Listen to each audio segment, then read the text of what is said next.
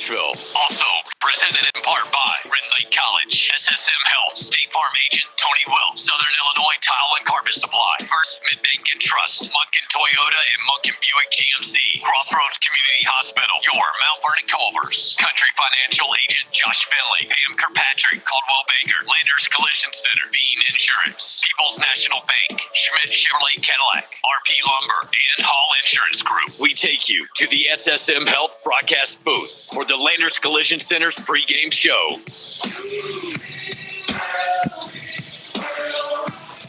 Mount Vernon Rams football starts now. The 2020 season ends tonight. Yes, you heard me right. 2021 it may be, but the 2020 season comes to a close here in April. I'm Chris Hugo, Jeff Lonan alongside for this Landers Towing and Collision Center's pregame show. Big or small, Landers fixes them all. It's Rams football tonight. South 7 action against the Centralia Orphans. The 1-4 Rams look to finish their season 2-4 and disappoint the 3-2 Centralia Orphans.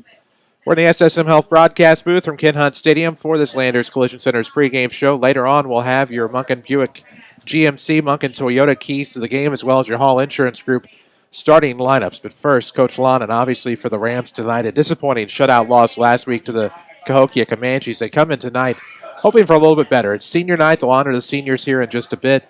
Of course, an emotional night anyway, with it being the final game of the season. No chance for the playoffs for anybody. The season comes to a close this weekend, and for many, 6 games is better than none, but you sure would have loved to have had the opportunity to play a full 9 and maybe see some playoff action. Yeah, no doubt about that. The lack of playoffs at the end of the year is kind of a hollow feeling for sure.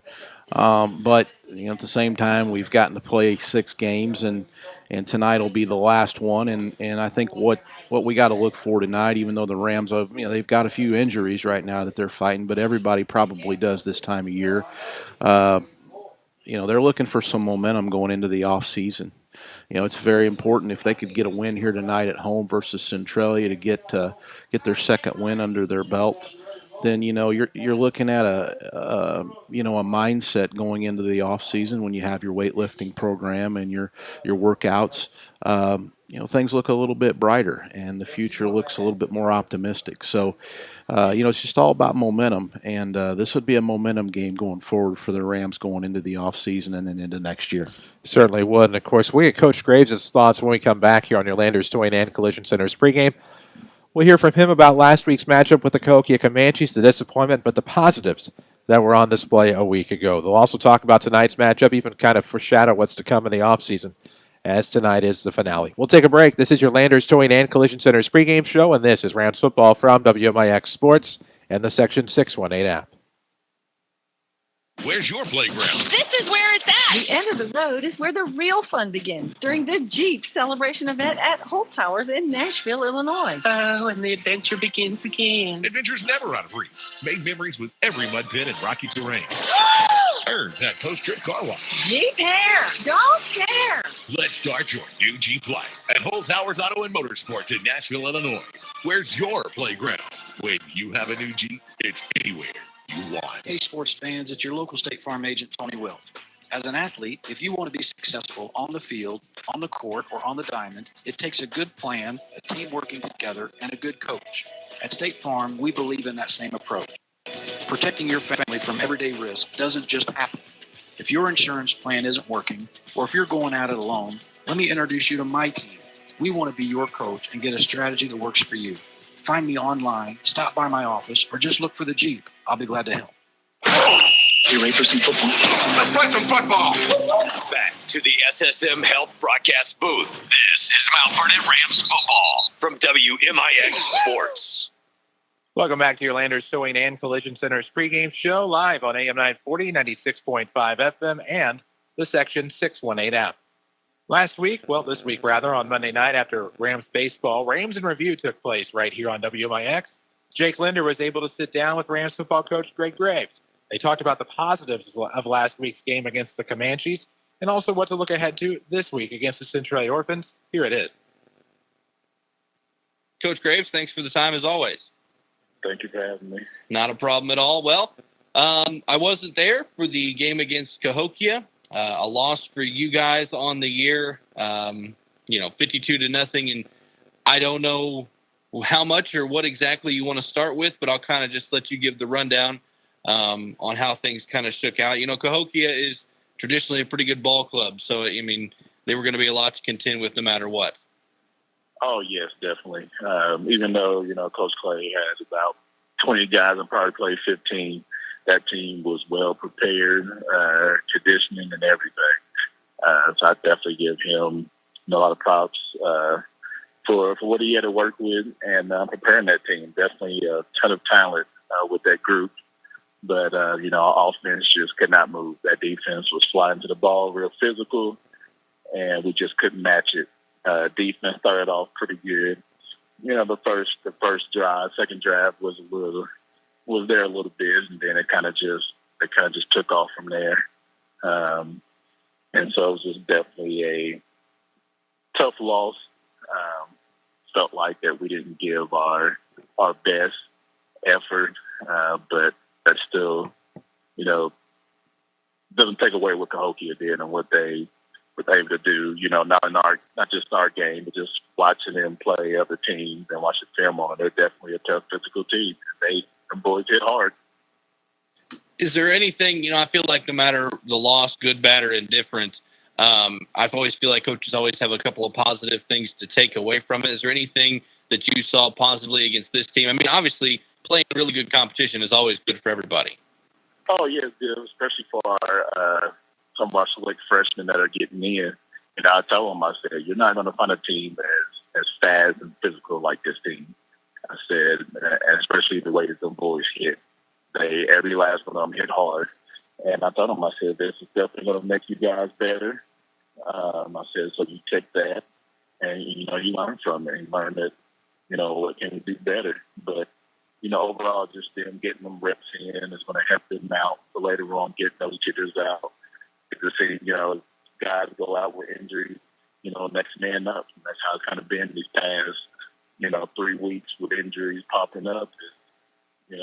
Freshmen and sophomores ready to come in and play. And getting those reps in that's going to prepare them for next season. So you've got 5 weeks in the books, 6-week season. So you finish up with Centralia at home this upcoming Friday. Before we kind of talk specifically about them and what they do, you've got a good sample size of what you've seen these first 5 weeks from your guys. We've talked all year long about the young talent that you do have. What is your biggest takeaway so far this year? And we'll get into it more obviously next week as we finish the year. What's been your biggest takeaway this year about your group in the 5 games that you have had? Just that they typically do not give up. They're really tough. They don't complain. These young guys don't complain. They go out there, you ask them, you tell them what to do, and they go out there and they do it.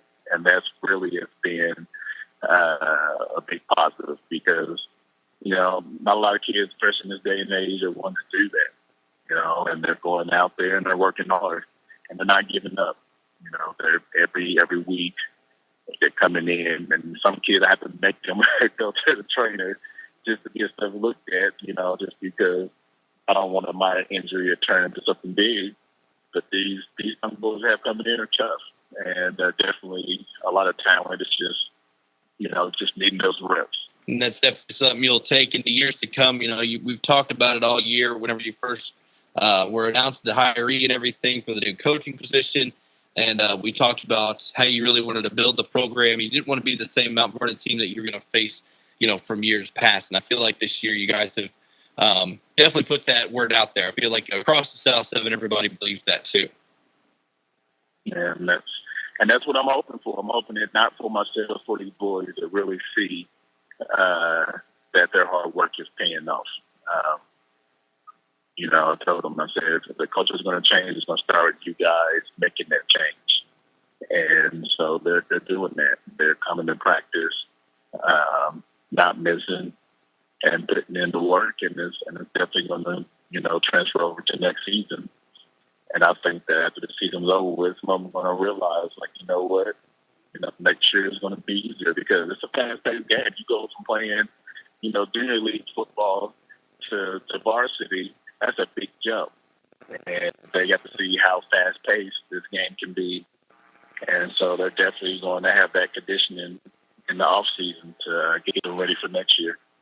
Yeah, next year's right around the corner too, which we'll definitely dive into more next week. Let's focus a little more on Centralia. It's it's your sixth game. It's your final game of the year. It's your I assume it's your senior night because it's the last home game for the year for you guys against Centralia.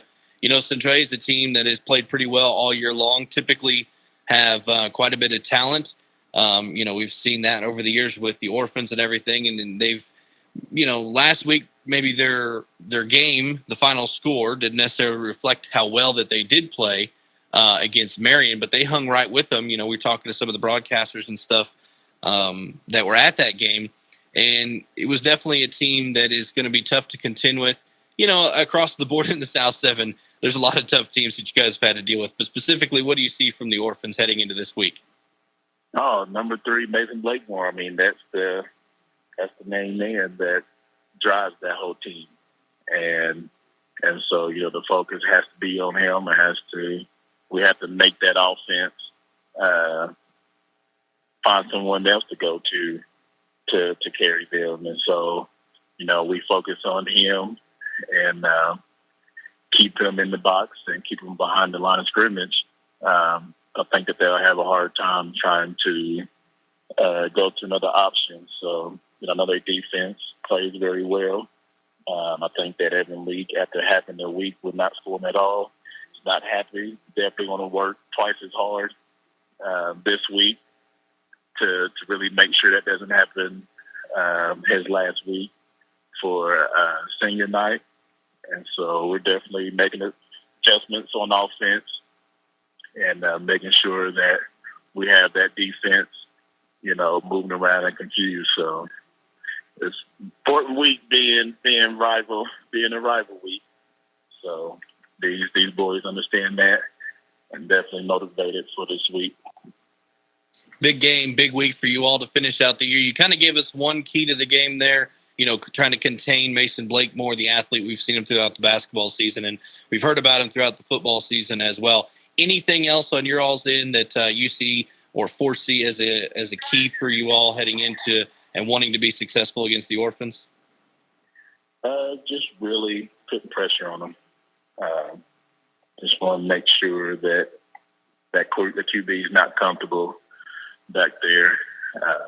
Just can't have guys having all day. You got a QB's got all day in the pocket, gonna pick you apart. So just really being aggressive and throw something different at them that they haven't seen this year out of us on film, or they haven't faced at all this season. Head coach of Mount Vernon Rams football, Greg Graves, joining us here on Rams in Review. Coach, we appreciate the time all year long and can't wait to wrap up the season with you next week, and good luck this Friday night. Thank you. That's Rams in Review. It was Monday night after Rams baseball. It'll be Monday night this week after Rams baseball as well, with a full recap of this 2021 campaign. We'll have your Munkin Toyota Buick GMC keys to the game coming up. We'll also have your all insurance group starting lineups. It's all still to come here on this Landers Towing and Collision Center's pregame show. Landers Collision Center's iCar Gold Class certified techs. Find out what that means at landersauto.com and read actual customer reviews. Call 1-888-LANDERS. That's 1-888-LANDERS. This is Rams baseball from WMIX Sports and the Section 618 app. Keeping up with yard work is never easy. Stop by RP Lumber and experience the new lineup of Milwaukee Tool outdoor power equipment at their free event. Product demos, free raffle, Milwaukee Tool discounts. Find the event near you at rplumber.com. Hi, I'm Dr. Peter Mulhern, an orthopedic surgeon at Crossroads Orthopedic Clinic. I'm excited to join Dr. McIntosh and Justin Northcutt to help provide orthopedic services to Mount Vernon and the surrounding areas. From knee and hip replacements to sports injuries and broken bones, Crossroads Orthopedic Clinic is here to get you back on the road to better. Give us a call at 618-244-9038. That number again is 618-244-9038. Thanks for listening, and I look forward to seeing you in the office. Follow us on social media at WMIX Sports. This is Mount Vernon Rams football.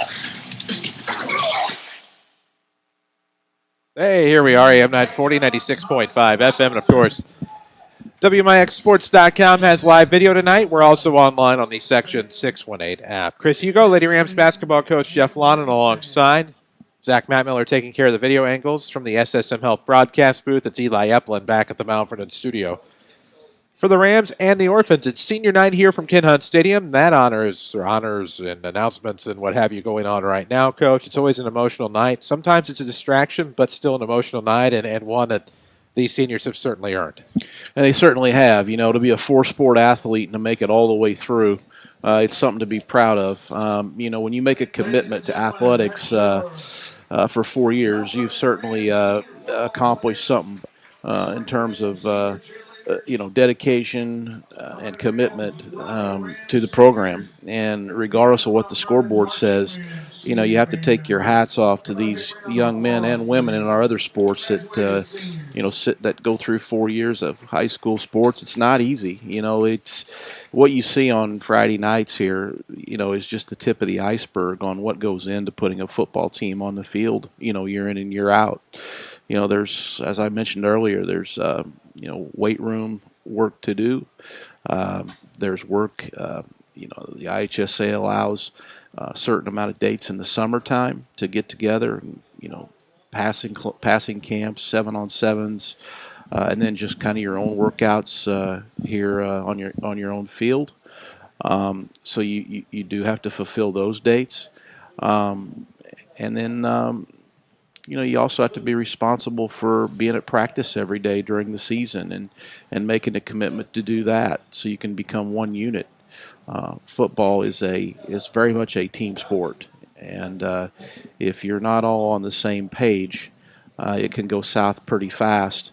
And attendance and commitment is one of the first things that you can do to ensure that happens. So, hats off to the seniors for making it through 4 years. And dedicating themselves to the sport. And let's just hope tonight that they can celebrate with a victory against their rivals, Centralia Orphans. It's a beautiful night for football. It feels a lot more like fall. It actually feels like a homecoming night with the cool temperatures. So a good night for football, and we'll see what happens here in just a few minutes. We certainly will. In fact, we need to step out for a couple of minutes here on your Landers Towing and Collision Center's pregame show. When we come back, we'll have your Munkin Toyota Buick GMC keys to the game. What do the Rams need to do to get a win the final week of this 2020 season? I'm Chris Hugo, Jeff Lonan alongside. We'll be back in a moment. This is Rams football from WMIX Sports and the Section 618 app.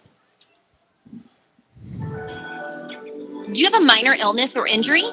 Get quick care at SSM Health Express Clinics. With locations in Centralia and Mount Vernon, they offer quality medical care that works with your schedule. Both locations are open Monday through Saturday, 7 to 7, and Sunday, 8 to 2. The Express Clinic in Mount Vernon and the primary care in Centralia are COVID-19 drive-through testing centers. To schedule an appointment, visit ssmhealth.com/quickcare.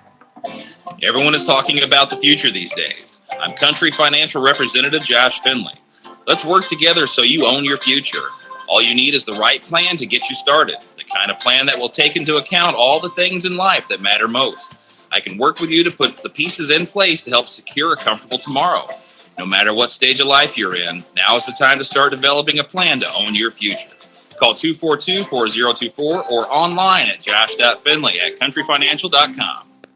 Raise a Warrior. Red Lake College's new program gives in-district students grades 3 through 12 the opportunity to earn up to $2,000 for future enrollment at RLC. Getting started is easy. Parents create an account, set up your child's profile, and then enter and track points for activities like making the honor roll, playing sports, community service, clubs and groups, and much, much more. Let RLC help you raise a warrior. Start by visiting micro.rlc.edu today. That's micro.rlc.edu. Your journey starts at Red Lake College. In today's environment, being able to do all of your banking from home is not only convenient, but a necessity. People's National Bank makes it easy for you to do your banking without actually going to the bank. From online banking, mobile banking, free mobile deposit, to transferring funds and paying bills, it's easy and convenient for you to do your banking all from your mobile phone or computer. Get started by going to peoplesnationalbank.com to sign up for online banking today. People's National Bank, making it easy to bank from anywhere. Member FDIC. Streaming worldwide on the Section 618 app. This is Mount Vernon Rams football from WMIX Sports. AM 940, 96.5 FM, and of course the Section 618 app tonight, where we're not going to be that far away from the national anthem. We'll get to that in just a moment. First, we'll tell you that Landers Collision Center is a direct repair facility for many insurance companies, and they boast a limited lifetime warranty on all repairs and refinishes, using only the highest quality refinish products in the market. The choice is easy, big or small. Landers fixes them all. Call 1-888-LANDERS.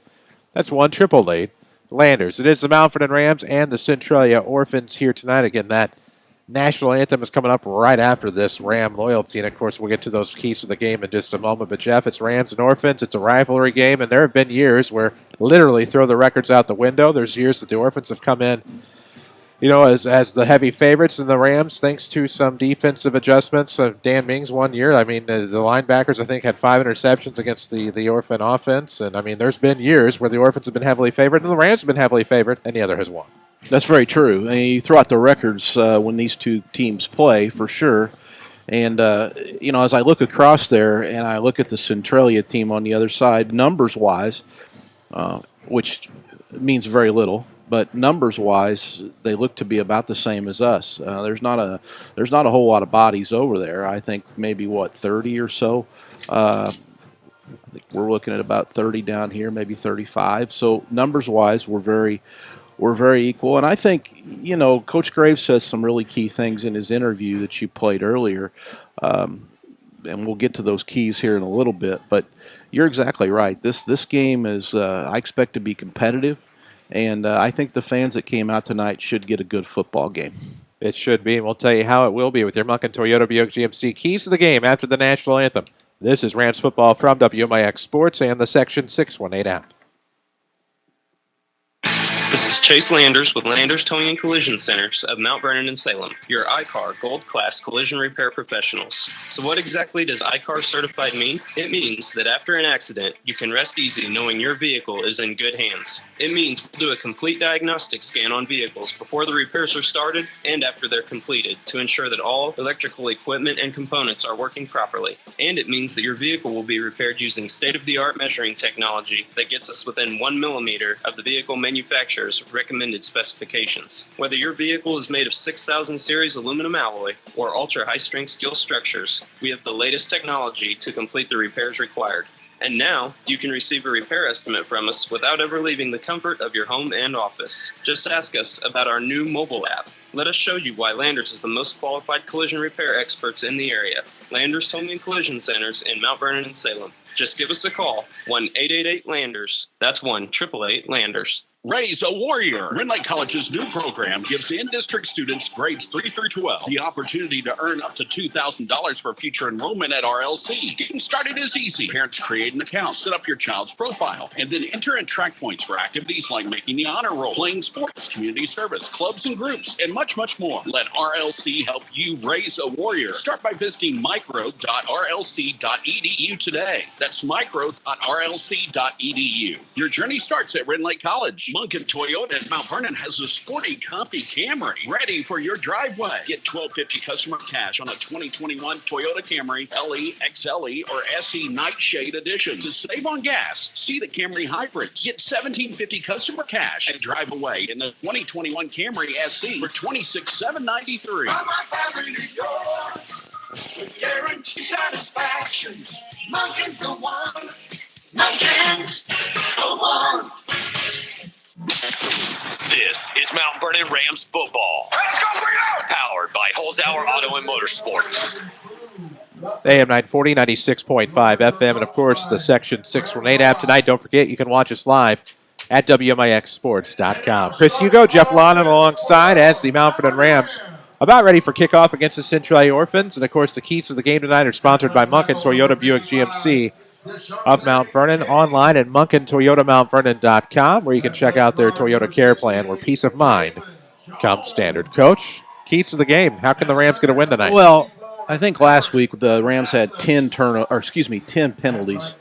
Yeah, just looking at my notes from last week today, 10 penalties is not going to cut it tonight against a team that you feel like you can compete with. That's definitely a deal breaker, and that can get you beat. So the penalties have got to get cut down from last week. I think more specifically to Centralia, they got to get some heat on the quarterback.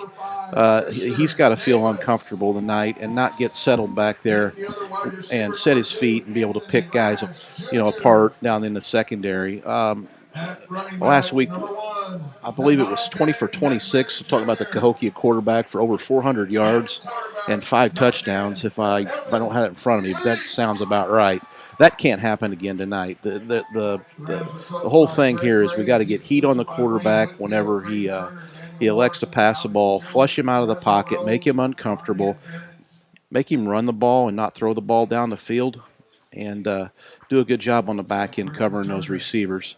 And I think the Rams will have a little bit better a better look tonight. And obviously, and this would be my last one, would be have a balance in the running game. The Rams at times last week really ran the ball pretty well. Try to mix the run pass, have a good balance, and move those sticks, get first downs, keep that clock running, and keep the Centralia offense off the field. So the Orphans will have the football first, and those keys to the game. Sponsored by Munkin Buick GMC. Let them show you how easy it is to buy a quality new or used car in Mount Vernon. The Munkin family believes in fair prices, superior service, and treating customers right leads to satisfied repeat buyers. Munkin's the one in Mount Vernon and Centralia. As the Rams trying a little onside kick, and it doesn't quite go 10 yards, and so that won't quite compute. And the Orphans will have great field position at the Mount Vernon 47 to start. The ball will be between the hashes, and I don't think that's going to be one for the execution column, Coach. I think it was a designed onside kick, but the ball's got to go 10 yards, and the ball went exactly 7. So that's a break for Centralia right off the bat. They get the ball in really, really good field position at the 47-yard line going in. So not exactly how they wanted to start that off, I'm sure. We shall see. As out of the gun will work the Centralia quarterback, Camden. No. Quarterback should be Carson Green. There he is. I didn't see the 1 in front of the 5. I just saw the 5. Like, that's not the quarterback. That is number 15, and he is in the shotgun. Green out of the gun with a couple of backs flanking him, and somebody flinched and or left early, or both, as the case may be. And we'll see what this actual call is going to be. It's going to be a false start on the Orphans. That'll push them back into their own territory. Should push them back to, I believe, the Orphan 48 between the hashes here as we are just underway. Top of the hour, WMIX Mount Vernon. Free service from Withers Broadcasting for those of you just tuned in. So Rams and the Centralia Orphans tonight. It is the high school football finale for both of these two teams. No playoffs even if they had the records to go with it. Only a 6-week season. Would have been tough to get to 6 wins, obviously. As it'll be an inside handoff to Mason Blakemore. Runs between the tackles and the hashes. At the 40, the 30 in Mount Vernon territory. 25-20. Pushed out of bounds finally by Evan Leake at about the Ram 19-yard line. So that is going to be a gain of 33 on the ground or thereabouts for Mason Blakemore. He's half Mount Vernon, half Centralia. He'll be full NIU next year. Yeah, just an impressive run, a little scissor action in the backfield. They run the back through there one time and give it to the second guy going the opposite direction. And Mount Vernon was not there to make the stop. 11:50 mark of the first quarter. Orphans really successful so far. One play, not counting the penalty, 33 yards. Now in the red zone. And an inside handoff. This will be to Blakemore. Right up the middle again. Pulled down at about the Ram 17-yard line. Gain of 2. So 2 carries, 35 yards for Blakemore. That'll cut into the average. But the Orphans threatening here. It'll be 2nd and 8. Moving the football about the 11:30 mark of this first quarter. No score, but Orphans threatening on the opening drive. Blakemore will remain the back. They'll have 1 to the left, 2 to the right.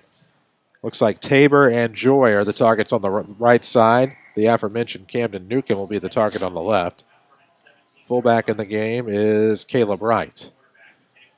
Out of the gun, the quarterback takes a snap, runs right up the middle, plenty of room. He gets inside the 10, inside the 5, down to about the 3, the 2. It looks like they're going to spot the 5-yard line.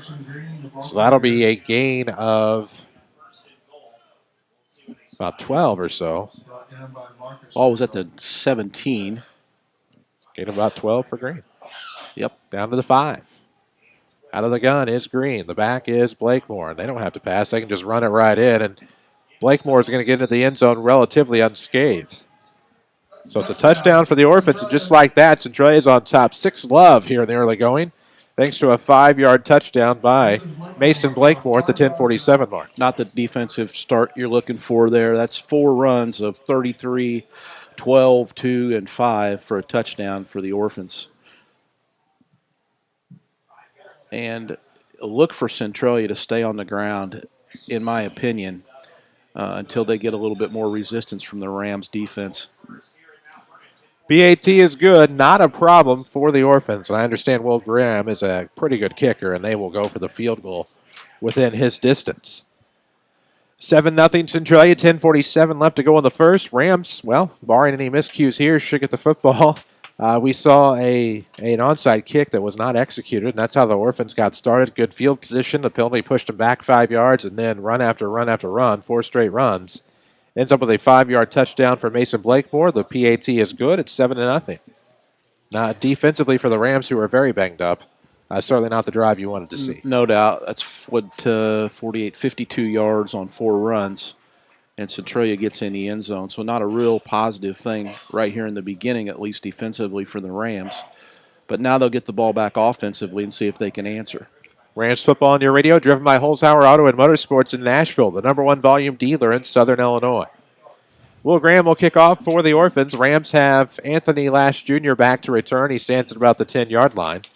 See if the Rams can get something going offensively. We've certainly seen the best out of Evan Leake, the quarterback, this year, and now a deep, booming kick by Graham will be end over end. It'll bounce at about the 1 into the end zone for a touchback, and the Rams will have it 1st and 10. After the touchback, 10:47 mark of this first quarter, obviously still plenty of time, but man, when the Orphans move that football that well on the ground in that short amount of time, that has the makings for a long night. Defense going to have to tighten up. Yeah, and it puts pressure on your offense as well. I mean, now you got to figure offensively, we got to get some first downs. We got to keep possession of this football because we didn't slow them down in that last possession at all. So the pressure now goes onto your offense to move the ball and try to get a score back or at least run some clock so that offense doesn't get back on the field for Centralia. Leake will be the quarterback. Looks like empty backfield out of the gun primarily. 2 left, 3 right. Actually, 2 right, 2 left. Tied on. Well, not really. It'll be Leake keeping himself, however, on the run. He gets to the 15, trying to break to the outside stretch of the field. He'll dive. One last-ditch effort shy of the 30, maybe to about the 28. Gain of about 8 on the ground, it would appear, for Leake, depending upon the spot. And for the Ram quarterback, a pretty good run there. Excellent run. Fake of a jet sweep. Little motion from left to right. He fakes the sweep, he keeps it, and he goes around the left side for 8 yards. That was easy, so that's positive.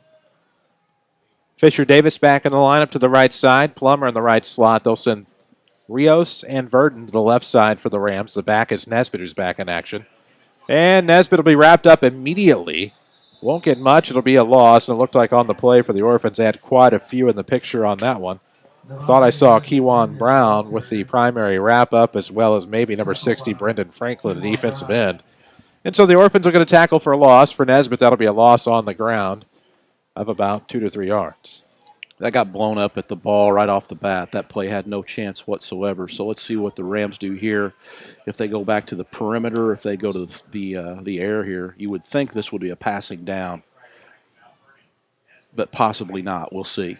Pistol for the Rams. Leake, the quarterback. Nesbitt will block. It'll give Leake a chance to decide what he wants to do. He'll run right up the middle, gets first down yardage. He's to the 35, looking for the 40. Still on his feet. To the sideline. He's at midfield. 45-40. He has a chance at the 30. 25-20. 15-10. 5. Touchdown Rams. And that's going to be a 74-yard run for Evan Leake on the ground. But there's a flag about midfield.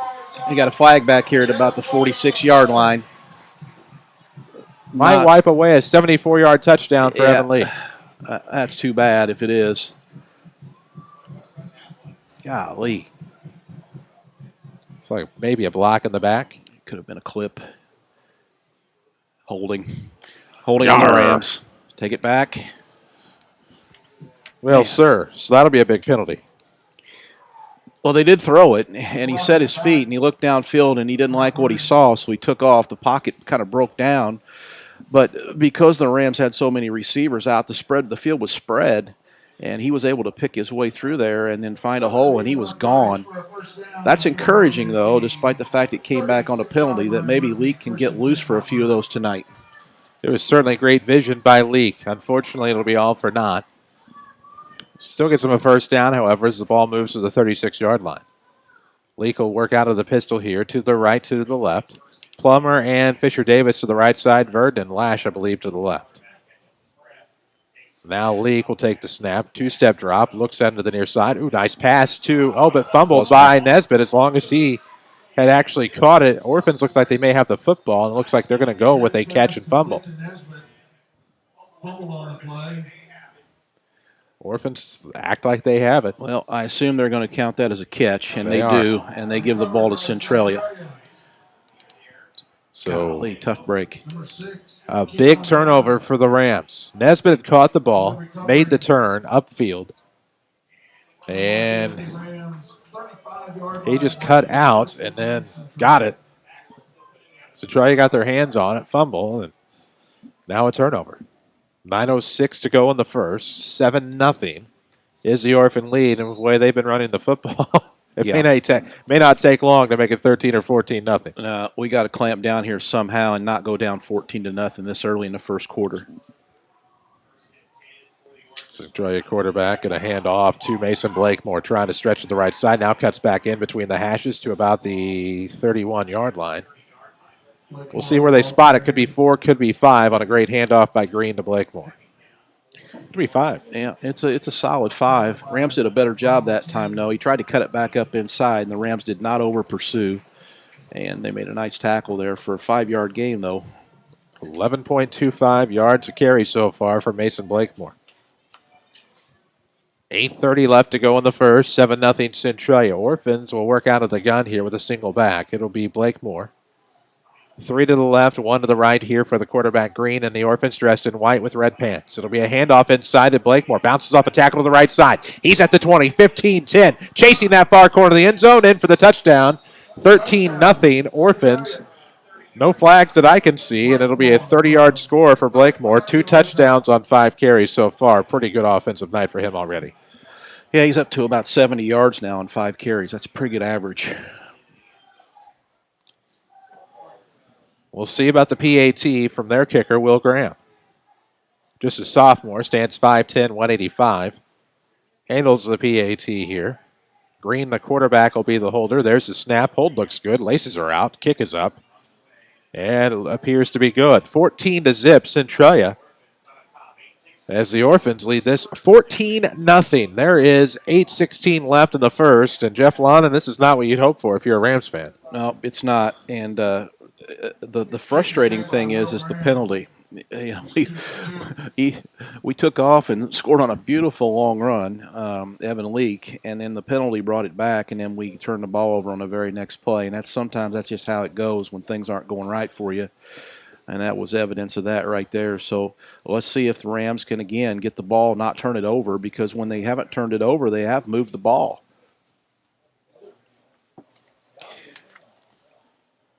You had one negative play. It was a handoff up the middle, and everything else has been positive. Well, interestingly enough, Mr. Blakemore headed to NIU, Northern Illinois, next year, where he will be a Husky, and showing why on 2 touchdown runs of a combined 35 yards. And the Rams, Marcus Garrett will pick it up about the 2 on the kickoff. What a boom that was. He's to the 20, now gets to the 25, pushes off, gets to the 30, tries to cut back. He's still on his feet between the hashes. He may stretch his field out to the far side. He gets to the 35, now to the 40. He cut back a little too soon. We'll have a late flag as he got to about the 43. Return of about 41 here for Marcus Garrett, and some would have let that go, but he tried to run up the field, and depending upon the flag, this could have worked out. Absolutely. That was a nice run. I think he ran about 70 yards to get 30 there, but that doesn't matter. The Rams have the ball now in a really, really good spot on the field. See if they can do something with it.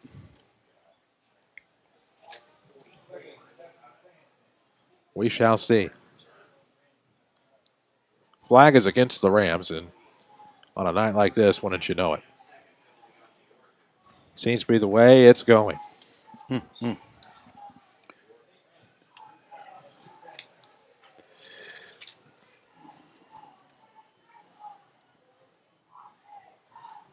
No, that's going to be on Centralia, Chris. Oh, they switched. Yeah.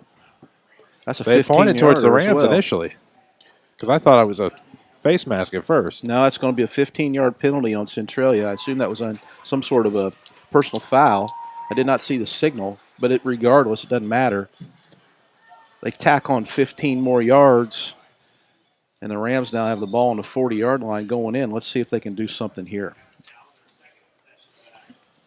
See if the Rams get something going out of the pistol. To the right side, 1, 2 to the left. It's going to be on an option for Evan Leake, and he's going to go ahead and keep it himself to the 40. He's to the 35-30, now looking at the 25-20 on the near sideline, out of bounds.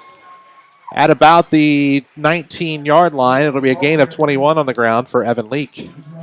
2 carries for 29. Well, he has 3 carries for whatever. I didn't even write down the other carry a moment ago because it should have been a 74-yard touchdown. Well, and they're not doing a very good job containing him, and if he can do that, the Rams can keep pace because he can get big chunks of yards with his speed and his athleticism in the open field. Rams trying to strike here, 7:54 mark of the first. It'll be Leake on the snap, trying to go up the middle of the near hash. Inside the 15, stays on his feet on a nice spin. Gets to the near corner of the end zone, and there's a flag. Will this wipe away another Leake touchdown with a flag at about the 2-yard line as the Rams trying to crack the goose egg with 7:46 left to go in the first quarter, but there is a flag. Well, it's going to be a holding call on, I think they're going to get Fisher Davis right at the goal line, and I watched, and man, that's a tough call. We'll see what's happening here. Would have been a 19-yard score. Yeah. And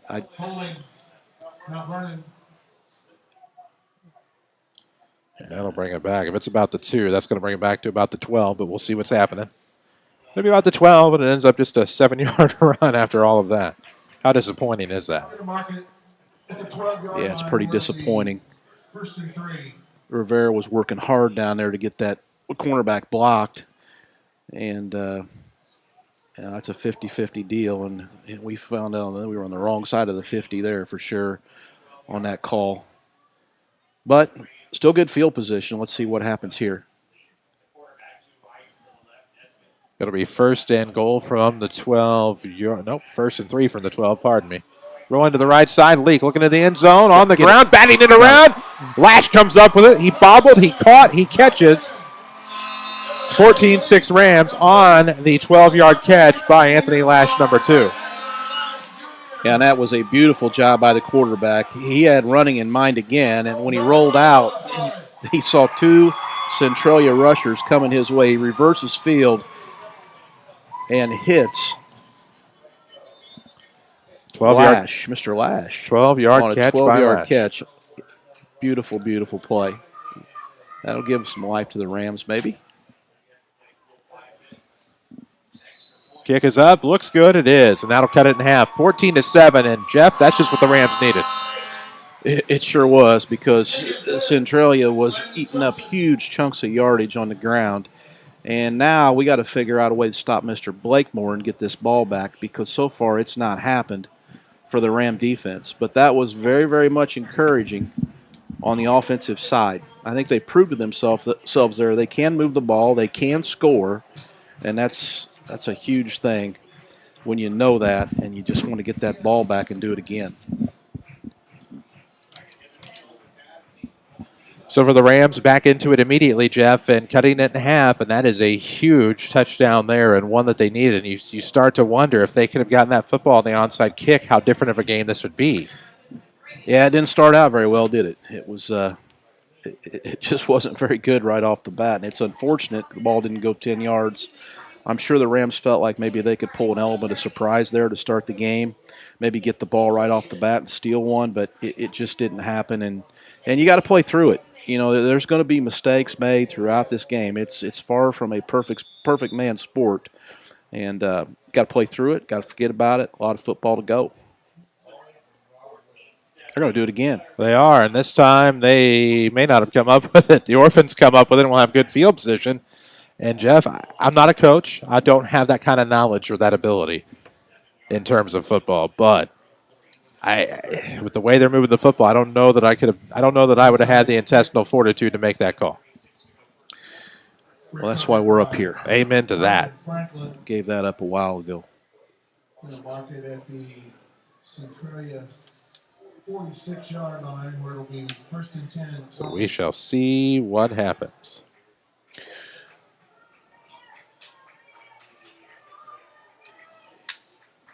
Orphans with the football out of the shotgun. The quarterback Green with his back of Blake Moore will have a timeout.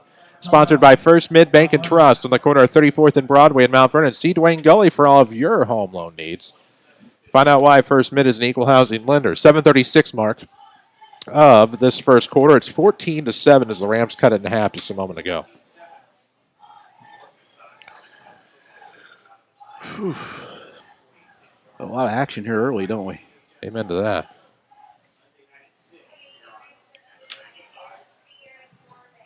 Getting you caught up on the Twitterverse. Some interesting stats passed up to me just a moment ago. Evan Leake has 4,400 all-purpose yards in his career and a total of 42 touchdowns. That's a bunch. That is.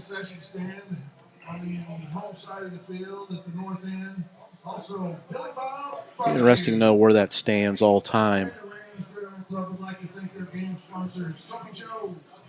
The 42 touchdown part and the total yards. It's got to be in there somewhere. Certainly. Only thing I don't have is if those are entirely varsity. Yes, he did get a lot of varsity action as a freshman, but I'm pretty sure still played a little bit of underclass. Nonetheless, that is still impressive. Yeah, it is. And he has certainly had a great career, been a frequent winner of our WMIX Sports Josh Finley Cutter Financial Ram of the Week. Here's a slant pass from the Orphans. Green, a nice completion there. I believe that to be David Tabor, and that'll be a first down plus, as that'll be down to the 39. Gain of... About 15. Yes, sir. Thank you. Needed that. That is Green's first completion of the game. They have stuck to the run so far, and rightly so.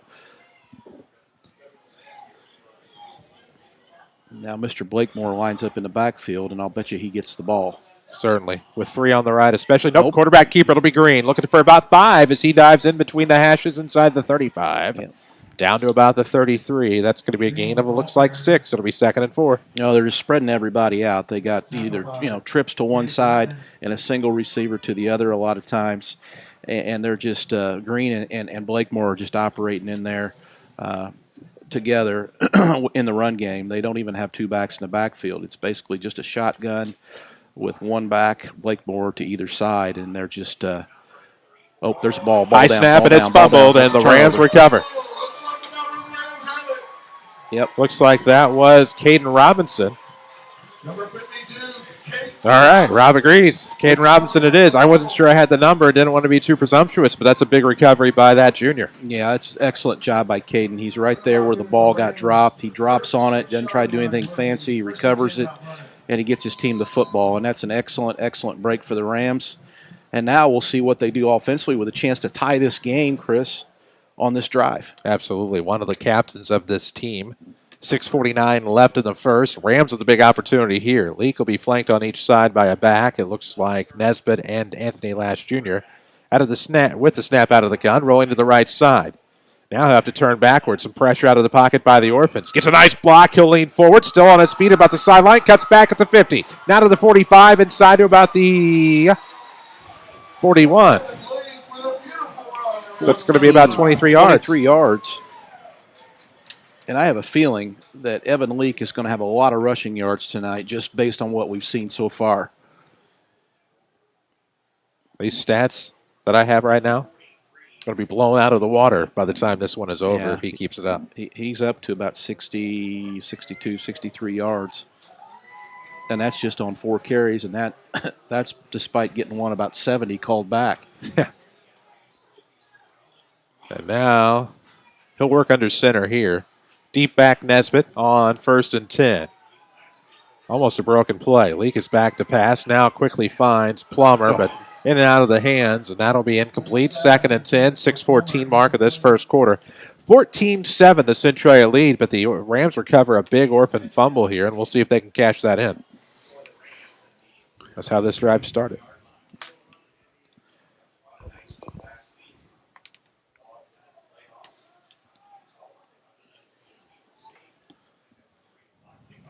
Interesting, he's back under the center again. He's been in the pistol or the shotgun. See if they can get a runoff here on 2nd and 10. Now the reverse coming to the near side. It's Anthony. Nope, that's Fisher Davis. He's at the 40. Inside of the 40 at about the 38. Gain of 5 for Fisher Davis. Cut it in half, 3rd and 5. And they tried to set that up on the play before, Chris. They ran the same basic action and then tried to set it up there, and they got 5 yards out of it. So Trey did a pretty good job of containing that and pushing that out to the boundary so there wasn't much damage done. Video streaming presented by Red Lake College. Log on to rlc.edu and read up on their more than 100 degree and certificate programs. Red Lake College, your journey starts here. 2 to the right, 1 to the left. It's Vernon on the left side. The backs are Nesbitt and Lash. The quarterback leak out of the gun. Gets a snap, 3-step drop. He's going to be pressured. Lobs one off to, that's a nice pass to Lash, but we have a flag. He'll dive forward just shy of 1st down yardage. Gain of about 4 for Lash if it holds. Yeah, flag way back here at the 50. I don't know. Yeah, that's going to be against the Rams. It's going to be a holding, Chris. Ooh. If you're looking for a new doctor, go to ssmhealth.com/doctors. SSM Health, the healing power of presence. Here in the SSM Health broadcast booth tonight, 5:23 left in the first quarter. 4th and something for the Rams. No, it'll be 3rd. They'll take the penalty. Pushes this one back quite the ways. Pass right at midfield? Right at midfield. So, no. Gosh almighty. The penalty occurred at midfield. So the 10-yard walk-off takes it to the 40. Huge loss. Yeah. This will be 3rd and Bonnie for the Rams. Maybe Nason would be more apropos. Yeah, you go from 4th and 1 to 3rd and 30. I don't know. 10, 25. Actually, it looks more like 3rd and 27. Ooh. So pull your best 3rd and 27 play out and let it rip, right? Now they're going to bring the ball back the other direction. Keep going. Yeah, so they gave the Rams about 7 yards back off the original penalty, and now we only have. Okay. So it's not as bad as it could have been. It's about 3rd and 17 now. I think they went 10 yards too far, so they moved it back up. 3rd and 17 for the Rams now. At midfield on the near hash. Rams moving left to right. Under center is Leak. He's way back in the backfield now, looking at the pass, looking to get one off. Off the right side, that one was almost picked, but instead it'll make it to Anthony Lash Jr. at the 30. Into the 25, now leaning forward to the 21. It got away. And they're going to give it to the Orphans. They'll say fumble, and they give it to the Orphans. So Lash got all the way down to about the 25, and now the Orphans will have it 1st and 10 from their own 19 on a Ram fumble. Oh, my. Well, one of the keys to the game was turnovers, and that's the second one. Just got to hold on to the football because we can definitely move the ball. The Rams are having some great offensive success here, but they continue to just kind of hurt themselves with these turnovers.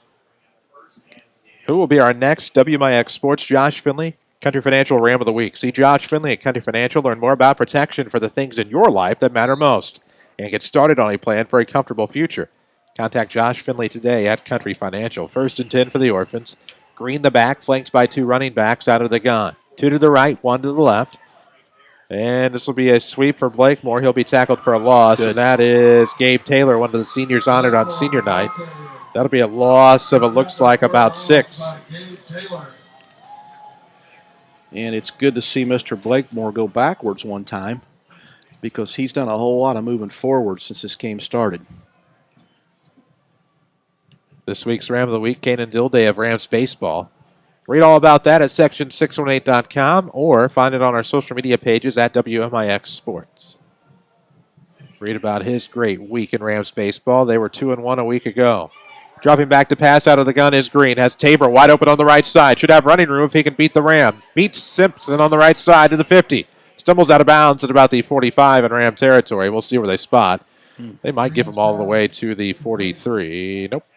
They don't even give him what I gave him. I don't know about that. But the Rams will take it. It's to the 40. Okay. I didn't get a chance to see where the ball was at the time. It was on the 15. Okay, so gain of about 25 yards. It looked like it was going to be about 45. It did. He must have stepped out back here a little bit. He did stumble. Kind of a break so for the Rams. 4:09 mark here this first quarter. Rams need to defend. Green with a high snap. He's able to control. Gives to Blakemore. Plenty of running room between the hashes. Now he'll bust to the outside. He might be gone. 40-30 to the 20. 15-10. 5. Touchdown. Turned on the booster, and it's going to be about a 60-yard score for Mason Blakemore. What else is new? Yeah, it's not a bad day at the office. 60, 90, 120. He's up to about 130 yards, and we're just in the second quarter here. They add up quick on those big runs. If you've been hurt on the job, call Hannigan and McGovern at 618-241-9251. And pride hurting a little bit here for the Rams. As this point after is good. It's now 21-7 Centralia. Wow. Wow-wee. Wood flooring can also add luxury and value to a home. Southern Illinois Tile and Carpet Supply at Mount Vernon has an amazing selection of traditional, distressed, sculpted, even reclaimed wood, all at exceptional prices. And that was an exceptional run by Mason Blakemore. Almost looked like he was on the carpet, but instead on this grass, and he really turned on the boosters. Yeah, he doesn't need much room. We've seen that early. Just a little crack, he seems to be able to get through and get to that second level, and then once he's there, he can use his speed to accelerate and outrun, the secondary to the goal line.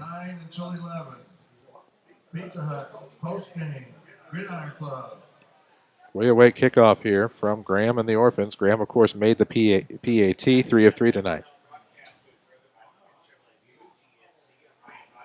Rams football on your radio, driven by Holzhauer Auto and Motorsports Group in Nashville. Log on to holzhauers.com to find the perfect vehicle just for you.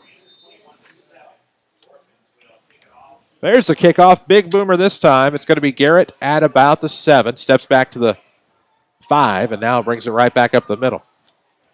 And he'll be brought down at about the 12-yard line where the Rams will have it 1st and 10.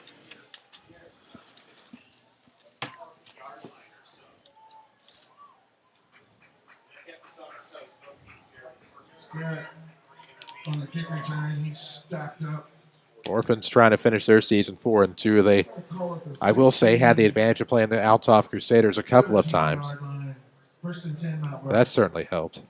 Didn't get to play Salem week 1. Of course, people wondering what's up with that. That still would have been on the schedule, but when the IHSA went from 8 games, well, they went from 9 to 8, then 8 to 6, and when they went 8 to 6, they cut off weeks. I've given up trying to figure it out. I had it figured out a moment ago. Because the Rams, even though earlier I said in error that they had 6 games, they only have 5, correct? Nope, this will be number 6. This is number 6, okay. Max Preps had one. We have a late flag. It was completed to Lash on the right side.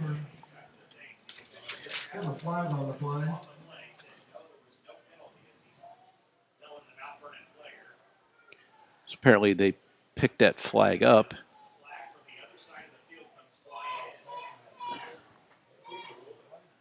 So we'll see. Right now it's about a 9-yard catch. Yep, that is a penalty. Face mask on the Orphans, and that's going to move the ball farther for the Rams.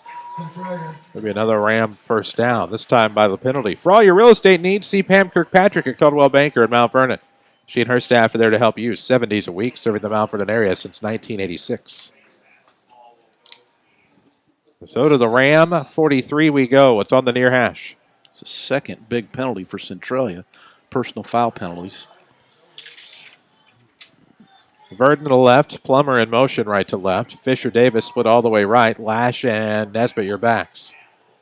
As Leak is going to be chased out of the pocket, but he uses his speed. He's to at least the line of scrimmage. Now it's going to be brought down hard at about the 46, maybe a gain of 3. That was a broken play. I think he was supposed to hand off. He was, and the running back did not go where Evan thought he was going to go to meet the mesh point. so the handoff could occur. So Evan just made the best out of it and actually didn't do a bad job. He got about 3 yards, so it's just 2nd and 7 now. Ball on the 46-yard line. Ram territory. 2 left, 1 to the right. Out of the gun works Evan Leake. He's been very effective tonight, as always, out of the gun. The snap is going to leave a lob, and that's a great pass to Lash. She'll get to the near sideline, 45, now to the 40-yard line. 39 is where he's brought out. And that is going to be a gain of 15, or a pass of 15 to Anthony Lash, number 2. That's a beautiful touch pass, too, wasn't it? Just kind of a lob over the top of the defense and fell right into the breadbasket. And Lash was able to pick up some additional yards after the catch.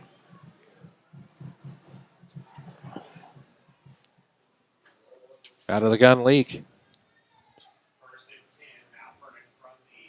From the Orphan 39-yard line, 2:52 left in the first, 21-7, Centralia on top. Leak, dressed in black. Yeah, keeps it himself, going to run right up the middle, has running room to the 30, now cuts to the far near hash, rather looking for the near corner of the end zone. Easy pickings for Evan Leak. It's a 39-yard touchdown. Leak has the answer for Blakemore, and it's 21-13. Yeah. And Evan Leak is not going to let him go down tonight without a fight. That gets it to 21-13, pending the extra point, but it's just a ball fake, and he puts it on his hip and kind of hides it for a half a second and then takes off and finds the seam, and he's gone. And he does have some speed. We just got to get Mr. Blakemore on the ground, Chris. That's exactly what needs to happen for the Rams. PAT is on the way, and it is no good. And what a run that was for Evan Leak. And just as soon as you think he's going to be pressured or brought down, he too has another gear. Kicked into that and was able to get to the near corner of the end zone with 2:42 left here in the first. And this has been a defense optional first quarter. Well, he's thrown for 1 and he's passed for 1 now. And like I said, I don't want to repeat myself too much, but it's the obvious truth. Rams got to figure out a way to keep Mr. Blakemore from breaking off another long run.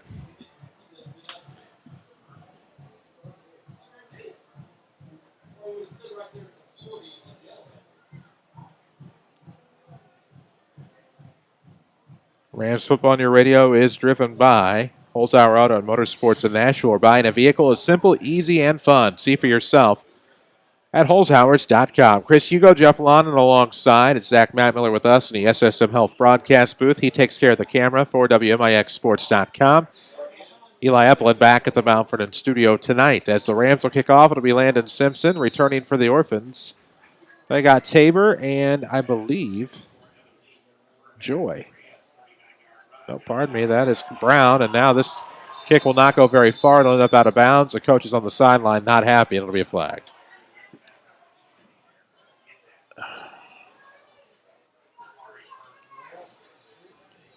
See what the call is here. I thought it was touched before it went out of bounds. Yeah, I'm uncertain what this is going to be.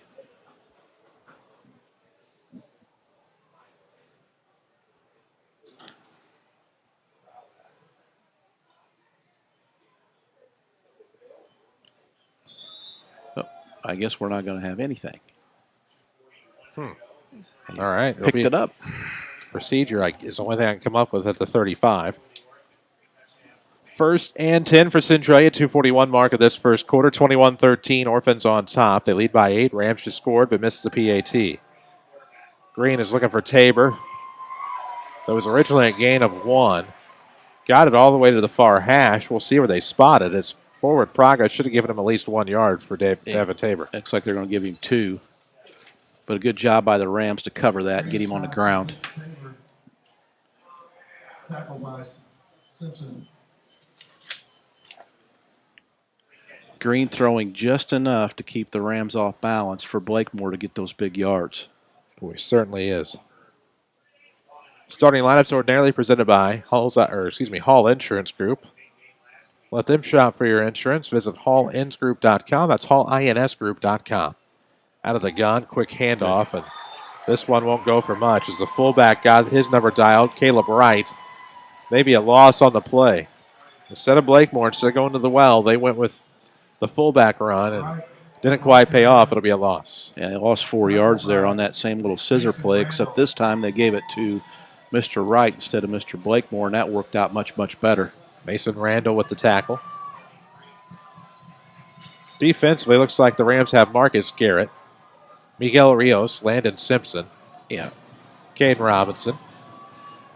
And at third and 11 here, this is a really, really, really big down for the Rams to get this ball back and have a chance to tie. Oh, boy. We'll have a man jump for the Rams. Big Tater out there defensively. Mason Randall, as we said a moment ago, Gabe Taylor. And also out there for the Rams is a, believe it or not, a number I've not had on my roster all year. And I've tried to acquire, but I haven't been able to do so. Got to watch the ball. Don't get drawn off sides by the quarterback cadence. Still got a 3rd and 6. Ram fans on their feet. The ones allowed to be here. 3rd and 6, minute 20 left to go here in the first. We'll have a flag. It's a motion penalty on the Orphans, and it'll be 3rd and 11. Quick Tony Wilt State Farm scoreboard update. The second time they've played this year. Marion leads Carbondale 16-8 with 9:42 to go in the second. Benton shutting out Heron after one, 14-zip. Tony Wilt, your State Farm agent of Mount Vernon, would love to show you why having a local agent matters for your insurance. His State Farm team is here to help. 3rd and 11 now, minute 11 left in the first. 21-13 Orphans with the lead and the football. As Green will work out of the gun. His back is Blakemore. 3 left, 1 right. Play clock is at 5. And now the snap. Rolling to the left side is Green, looking for the lob play on the sideline, overthrown out of bounds. It'll stop the clock with 52.9 seconds. And you can't help but wonder if the Orphans will punt since this is the first quarter. Yeah, I don't think they have a choice. They're at 4th and 11. Deep. They're deep. And I think you'll see them punt this ball, which gives the Rams an excellent chance here to get great field position. Or they can maybe tack on this tying score, or at least a score that gets them close. They are going to have to get a 2-point conversion now because they missed the extra point. It was blocked after that second touchdown. Wright is the punter. That'll work. The fullback, and it goes out of bounds. It bounces around. It looks like it may have actually gone out at about the 45-yard line in Centralia territory. So the Rams will have great field position here, maybe for the tying touchdown and 2-point conversion. We shall see. That'll be 1st and 10 from the Orphan 45. If I am not mistaken, that was officially an 11-yard punt. Went off the, not sure which part of the foot it went off of, but it went off the part you don't want it to go off. It was the wrong part of the foot. There's no doubt about that. Fisher Davis, and it looks like Nesbitt will go right. They'll send Lash and Baird, it looks like, to the left. Plummer to the right side, and Leak will bump into Lash, and it'll cost some yardage as Evan will be brought down at about the 5. And that was a great play by the Orphans. Well, we've run that play 2 or 3 times, faking the jet sweep, and then Evan keeps it. And that time the Orphans were not fooled. Pryor was right there. Yeah, he sure was, and Evan had nowhere to go, and he lost 4 yards. We drop below the 22nd mark of the first quarter, 21-13. Orphans on top. Out of the pistol for Leak. Lash will be in motion to the right side. Out of the pistol for the Ram quarterback. He'll keep it himself on the option. Runs it right up the middle to the 45 to the 44.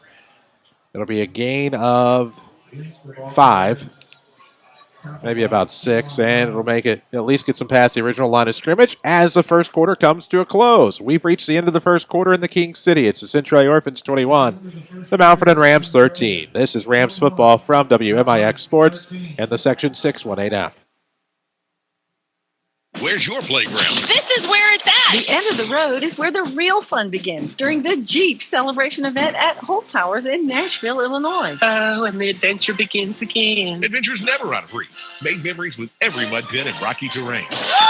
Earn that post-trip car wash. Jeep hair, don't care. Let's start your new Jeep life at Holtzhauer's Auto and Motorsports in Nashville, Illinois.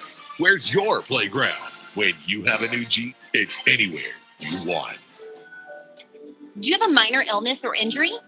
Get quick care at SSM Health Express Clinics. With locations in Centralia and Mount Vernon, they offer quality medical care that works with your schedule. Both locations are open Monday through Saturday, 7 to 7, and Sunday, 8 to 2. The Express Clinic in Mount Vernon and the primary care in Centralia are COVID-19 drive-through testing centers. To schedule an appointment, visit ssmhealth.com/quickcare. Back to Mount Vernon Rams football. Powered by Holzhauer Auto and Motorsports. AM 940, 96.5 FM, and of course the Section 618 app tonight. Have your audio. Watch us online at WMIXsports.com. We head to the second quarter from the SSM Health broadcast booth.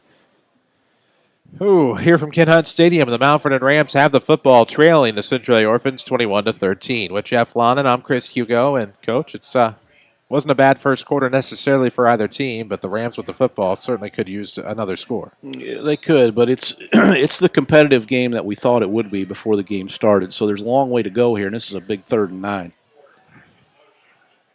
Lash looking for the deep ball to the looks like a flag route, and that'll be in and out of the hands of Fisher Davis, the intended target. There was a lot of pressure on the play from Tabor, among others, at about the 10. Had a good look, just couldn't come up with it. Yeah, Rams decide to take a shot there. He throws it about 50 yards down there to the pylon, and we just couldn't come down with the catch. Pretty good coverage by the Centralia cornerback. We're going to go for it here, right? Looks like. I think so. Might see a quick kick. Saw that last week, so we don't want to commit to that too soon. 4th and 9 from the Orphan 44 with 11:55 left in the half. 21-13 Orphans. And screen. It is a screen deep in the backfield. Nesbitt's going to have to go quite a distance, and that's lost about 8 yards there. That is a loss of about 8 on the catch. Yeah. I like the idea. Centralia just wasn't fooled. They just didn't bite, and consequently, when they don't bite on a screen pass, oftentimes you have a bad result. But if they bite and they go with your receivers and those linemen let those guys go up front on a hard rush, oftentimes you can get big plays off of those screen passes. That one just didn't work. The ball on the Ram 47-yard line for the Orphans. Near hash spot. They'll have 3 to the left, 1 to the right. Out of the gun, the back is Blakemore for the quarterback, Green. Quick handoff to Blakemore. Nice move there, spins, can't do much. Loss of maybe 1 on the play, and he still has plenty to spare, does Mason Blakemore. He caught the shotgun snap, and I don't think that was the plan, but he went into motion, and he kind of ran right into the football on the shotgun snap to the quarterback, so he just caught it and ran. Not sure if that was intentional or not, but it was definitely different. Never going to believe who I just heard from. Who's that? Former Ram football coach Jared Shaner. Oh, is he listening? Must be.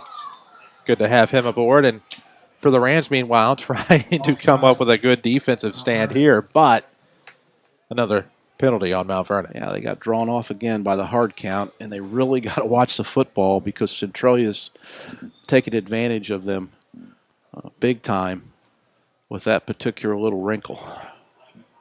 Well, we shall see what happens. Of course, Coach Shaner still at Dixon, now coaching football again. Good deal. Rams stymieing around. As the quarterback, Green, will work out of the gun with Blakemore his back. 3 right, 1 left of the targets. 10:49 mark of this second quarter. Back pedals on the shotgun snap. Finds Blakemore with plenty of running room. Gets to the far sideline, 30. And that's a great push by Marcus Garrett out of bounds as Blakemore runs all the way to the fence. He's got about 14. Garrett, we have a flag on the play. See what this flag does. Oh, on the Orphans. Not what you want if you're dressed in red. Take that off the board. A lot of penalties so far in this game. I can't think that either coach would be happy. As many yellow flags that have come out so far. Let's see. Is that a 5-yarder, Chris? Looks that way. Penalty recall and penalty viewing has never been my strong point. I get lost easily with my ADHD if you haven't noticed. 10:36 to go here. We are in the second quarter from Ken Hunt Stadium, live from the SSM Health broadcast booth. All the action presented by Holzhauer Auto and Motorsports Group in Nashville. 2 to the right, 2 to the left for the quarterback Green, having a pretty good night thanks to his running back, Mason Blakemore. 2nd and 11. Blakemore spent a couple of seasons in O'Fallon, came home to Centralia, headed to Northern Illinois University next year. And we'll have a timeout presented by First Mid-Bank and Trust in the corner of 34th and Broadway in Mount Vernon. And, the penalties right now are kind of making this a collection of... It's tough whenever you're going the wrong direction offensively due to penalties. I think that'll be something that's probably covered at halftime by both these coaches. Both teams so far, unofficially, I've got both teams penalized 5 times each. So there's been a total of 10 penalties so far in the game. And we still have 10:37 to go in the second quarter. That's a lot for just over a quarter of football. Rams honored just about 9 seniors. That's the key takeaway here tonight. So a lot of actual freshmen getting PT tonight. A lot of sophomores starting, a lot of freshmen starting, a lot of juniors starting. A lot of the seniors are banged up. Evan Leake, one of those seniors, obviously has had a phenomenal Ram career. And with 10:37 left in the second quarter, the Rams trail by 8, hoping to come up with a defensive stop. It's 2nd and 11 after the Orphan penalty. 2 to the right, 2 to the left. Out of the gun, the quarterback, Carson Green, also a sophomore, with a man in motion. And there's Gabe Luton in the picture, but getting away is the quarterback Green. Gets to the midfield, now steps out of bounds at about the Ram 46. Gain of 2. Yeah, just nowhere to go with the football there. The Rams did a good job in the secondary covering up the receivers. Green did the wise thing and just tucked it and got what he could. So now it'll be 3rd and 9 for Centralia. 10:29 mark of this second quarter. We'll have your Crossroads Community Hospital halftime show coming up after this. Talk about the first half. Talk about all these touchdowns. It's been the Mason Blakemore show for the Centralia Orphans. 3 to the left, 1 to the right. Quarterback Green with his back Blakemore, and the play clock at 10. He looks at the sideline. Yeah, Centralia tried to draw the Rams off again, and the Rams did a good job not jumping. Newcomb on the right side, 3 to the left for the Orphans. Maybe a quick pass. Trying to get a block from Blakemore, does, and Marcus Garrett and Evan Leake. It'll be Garrett who brings him down, but Leake got in the way, and that might be a no gain.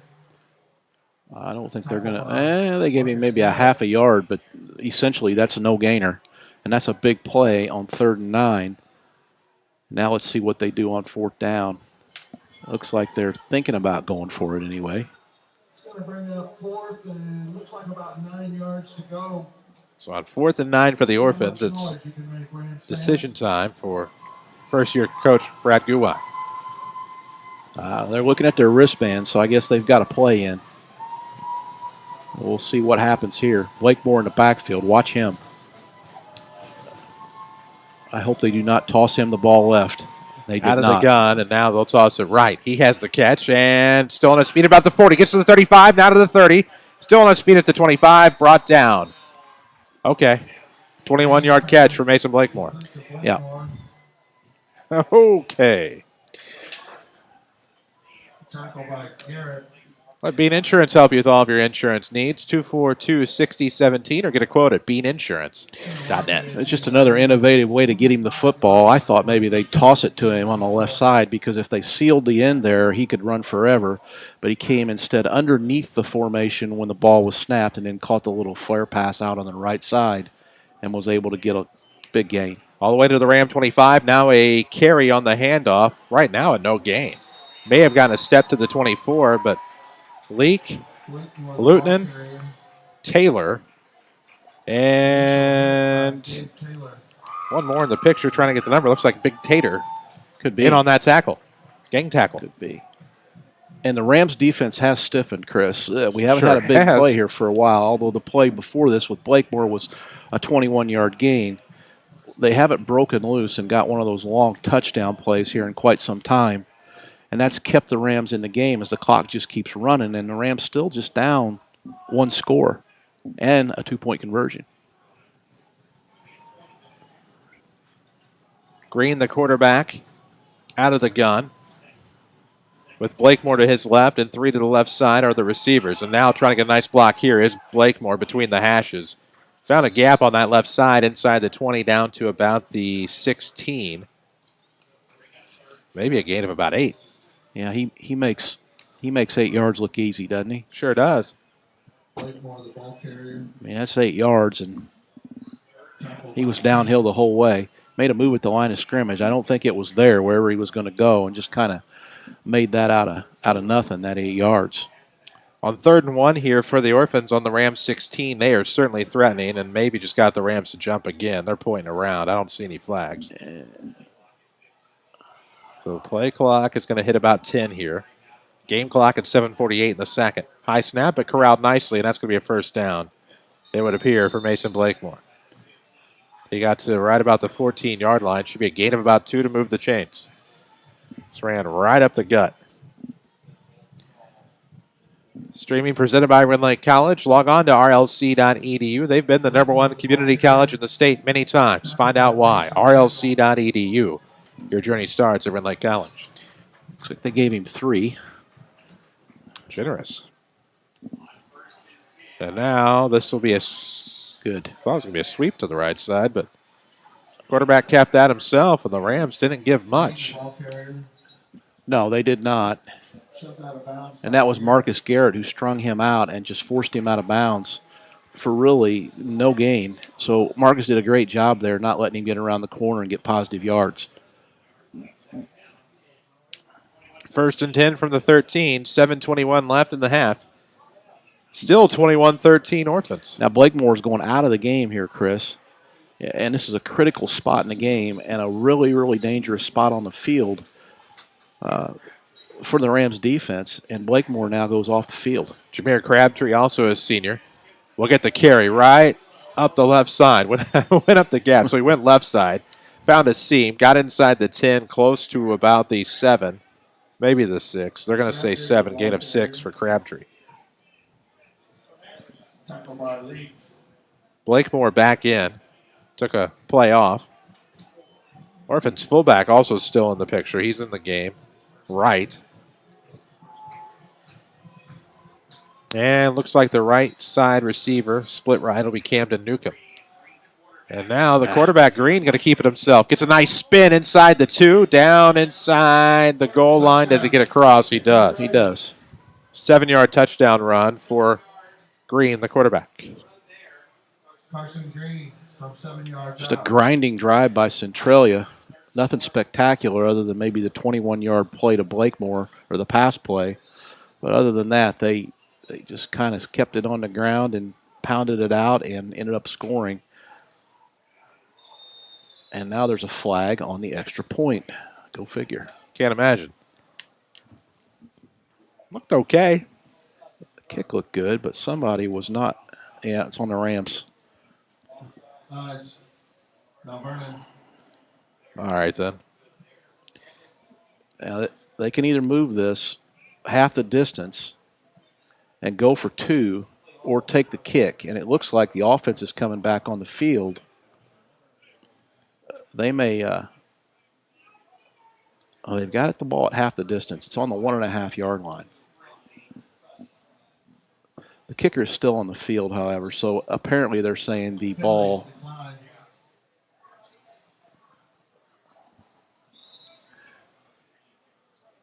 apparently the kick maybe wasn't good, and he's going to get another shot at it.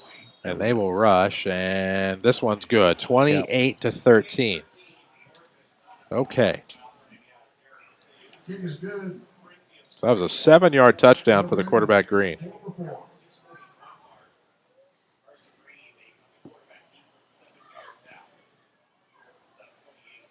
So 28-13 Orphans. We have 6:41 remaining here in the second quarter. Another big drive for Centralia, and they've just been able to. That time it was a grind, as you said. It was. They eked out yardage on carry after carry, and that time got another touchdown, and that's not what the Rams needed. But the Rams did make them work, and that's good. They got some time off the clock, And now if they just come back offensively and answer, you got 6:41 to go, and you put together a drive for yourself. Now you go in at halftime, you're just down one score, depending on what happens here with the extra point, if we would score. And, you're in the ball game. I mean, the head's got to be high at that point. So just a solid last 6:41 here from the Rams and possibly a score will really, really do something for them momentum-wise going in. Bouncing kick. It's a chopper to about the 25, and Rio's going to try to stretch it to the near sideline. Gets to the 30, 35, now to the 40. 45, looks to midfield, pushed out of bounds at the Orphan 49. No, sir, he was at the 49, not the 50, but that's okay. One of the rare times I have a better view. But that's a heck of a return by Miguel Rios. That's a good start to what we just talked about. Now there's 6:31 left to go. You're right at midfield. Be sharp. Oh, boy. No penalties. Move the ball. Carbondale with a 23-16 lead over Marion with a minute 51 left in the second. That's a Tony Wilt State Farm scoreboard update. Aye. Midfield for the Rams, however, near hash on the spot. Leak under center, Nesbitt the back. Deep back, 6:30 left in the half. Using him as a blocker here as he is looking downfield. Hash Lash up the left side. Now has Barrett at the left side, but let's run it. To midfield, 45 flag. Flag deep at about the 40-yard line, deep in Ram territory by comparison to the line of scrimmage. Yes. It's not good for business. Well, the flag is 11 yards behind the line of scrimmage, and that was all facilitated from the start when Evan took a extremely deep drop. I don't know what the play was, so I'm not going to guess what was happening there. But regardless, it was a deep drop, and then that put the holding call deep as well as the line kept backpedaling to try to protect him.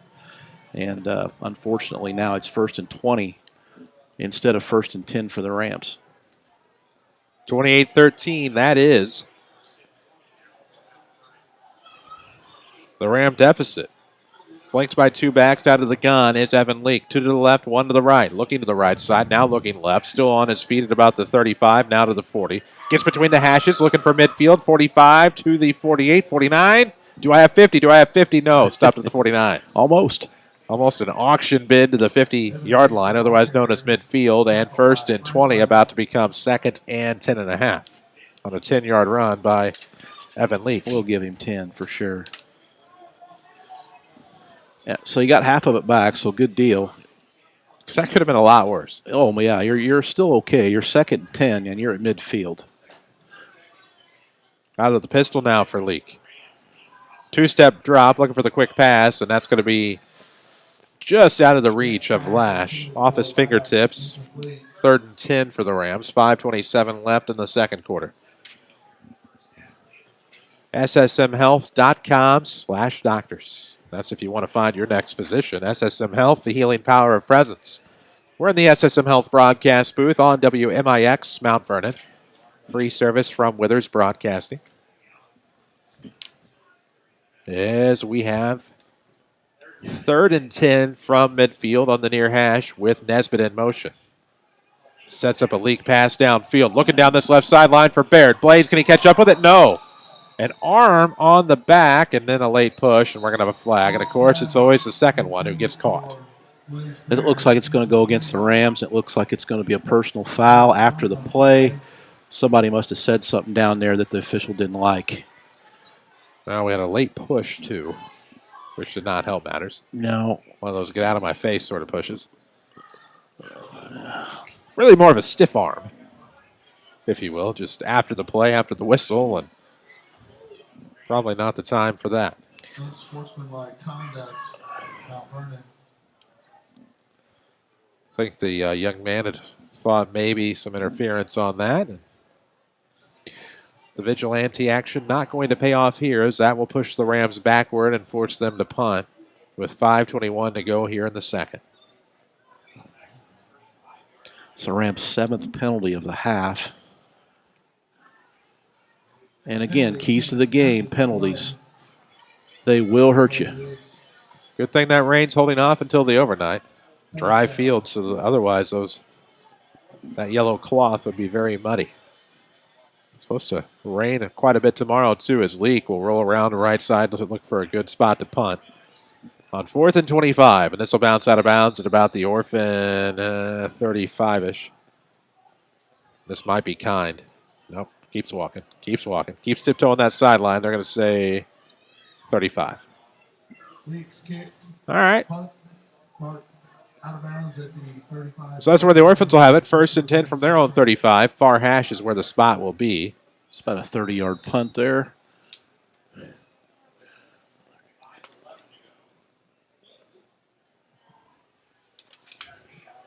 Tabor and Joy to the right side here for Centralia. Newcomb to the left. This is really big here because you're just down 2 scores right now. You don't want to go in down 3 scores. Unfortunately, the Rams were only able to hold on to the ball there for about 1 minute and 20 seconds. And now Centralia's back in business. Look out. Lob left side is to Blakemore. He'll chase that far sideline to the 30. 25, 20, 15, 10, 5. Touchdown. 65-yard pass is what it'll end up. Oh. And Blakemore this time gets the 65-yard touchdown. Yeah, he just wheeled out of the backfield and got behind the defender, and it was just a nice touch pass by Green over the top. Couldn't have thrown the ball any better. Hit Blakemore in stride, and once he gets green grass in front of him, there's not a whole bunch of people on the field that can catch him for sure. Got some speed. PAT pending here, 5:01 mark. Looks like the Rams got a block on that. I'm not going to lie to you. It's been a while since I remember the Rams blocking a PAT attempt because they don't see a lot of them anymore. I'll tell you who was good at blocking the PAT. It was Brian Sipe. He was. I saw him the other day. He's helping coach the Benton Rangers baseball program. I heard that, and he was a good little player for us, and he really knew how to block kicks. He just had a knack for it. It's one of those things where everybody's wearing masks, And so I'm down there doing Rams and Benton baseball, which is weird to do at the same time as football, mind you. Right. And I was like, that looks like Brian Sipe. And then I'm like, that looks like, I just keep saying to myself. And then finally he comes up to me at the table that I was broadcasting from, and he's like, you didn't think I'd come over here I'd see you and not say hi? And I was like, well, I couldn't tell that was you with the mask or not. I was like, that looks like exactly like Brian Sipe. So needless to say, it was. It was Brian Sipe. Absolutely. At one time, if you went to ihsa.org and looked under blocked kicks, his name was there. I believe it. Yes. As the kickoff, PAT was no good, by the way, because it was blocked. In case you're just joining us and wondering why we're talking about former players for so long, but it was a blocked PAT, which is why it's 34-13. And the Rams let it go into the end zone for a touchback. It'll be 1st and 10 from the 20. Yeah, and still 5 minutes to go in the game. It seemed like just 3 or 4 minutes ago we were talking about maybe the Rams getting one final good drive and going in one score down. But now they're down a lot more than that, and there's still 5 minutes to go. They've got to get some first downs and get this time off the clock at least, so Mr. Blakemore doesn't get his hand back on the ball along with Mr. Green. See what happens on 1st and 10 from the 20. Out of the gun for the Leak. Hands off to Nesbitt. Nesbitt left last week's game due to injury. Gets to about the 21 here for maybe a gain of 1. So back in the lineup this week, and they haven't dialed him up a lot. My records show, if I'm not, and I could be wrong, but 2 carries for a total of -1-ish. Yeah, unless I missed one. No, you didn't. I've got him for 2 carries, and right now he's in negative yardage by 1. We'll have a timeout presented by First Mid Bank and Trust on the corner of 34th and Broadway in Mount Vernon, taken by the Rams. First Mid Bank and Trust, where you can count on familiar faces, providing friendly banking service. Stop by First Mid at the corner of 34th and Broadway. Talk with Michelle Maher, Shelley Keeneth, and the entire First Mid team today. And right now, Benton all over Heron at the half, 41-0.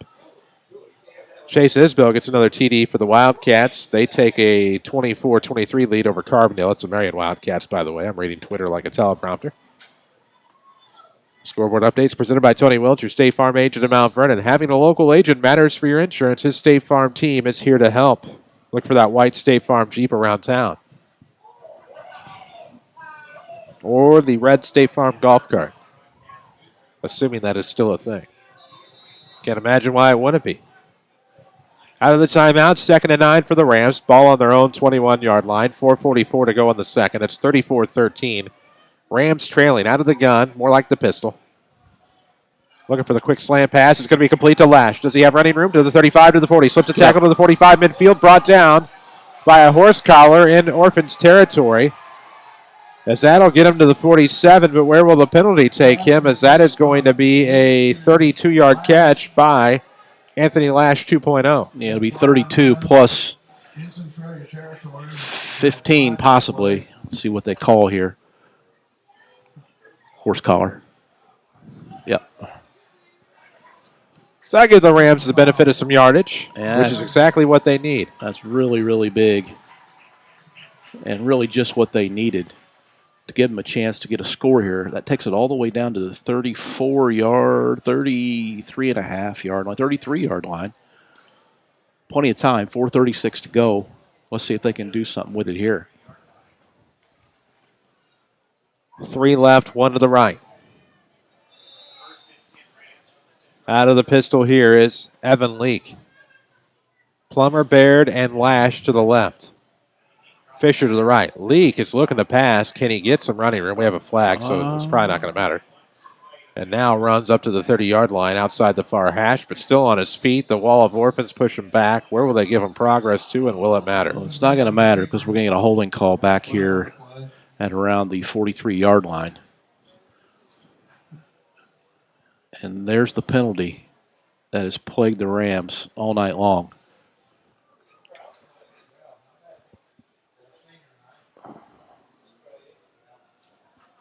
So it's coming back a ways.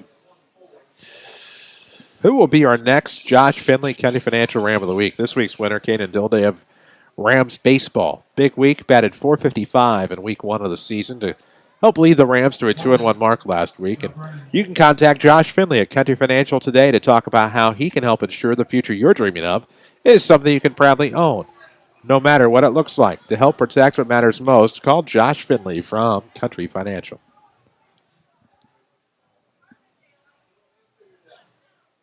Rams are starting to walk to the line as if that was going to be the line. It's like, hold up, fellas. And that's not going to be as bad of a penalty as it looked. It's like it's going to be about about 8 yards? Yeah. Takes him to the Orphan 41. 33 to the 41. Makes it 1st and 19. With 4:25 left in the second quarter, Leake is rolling to the left side to pass. Looking for the heave. Deep downfield, down the middle. Fisher Davis is there, but so is Davin Tabor. And it looks like we have an incomplete pass. And I thought I saw a flag somewhere. Yeah, it's out there. Covered by a Ram cleat. Well, sir. Yeah. And I don't know. Let's see what he's going to signal here. Holding again. Rams are pretty good at that tonight. Boy, oh boy. Unfortunately.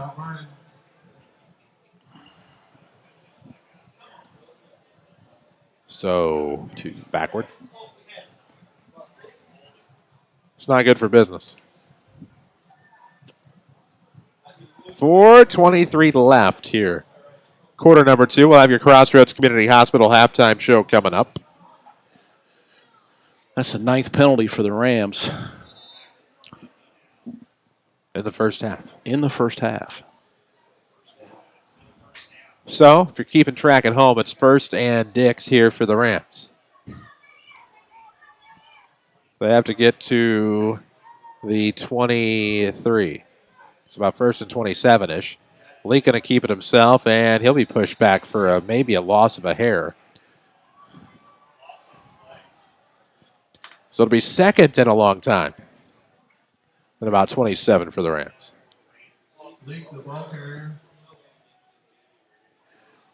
First, make that 2nd and 27.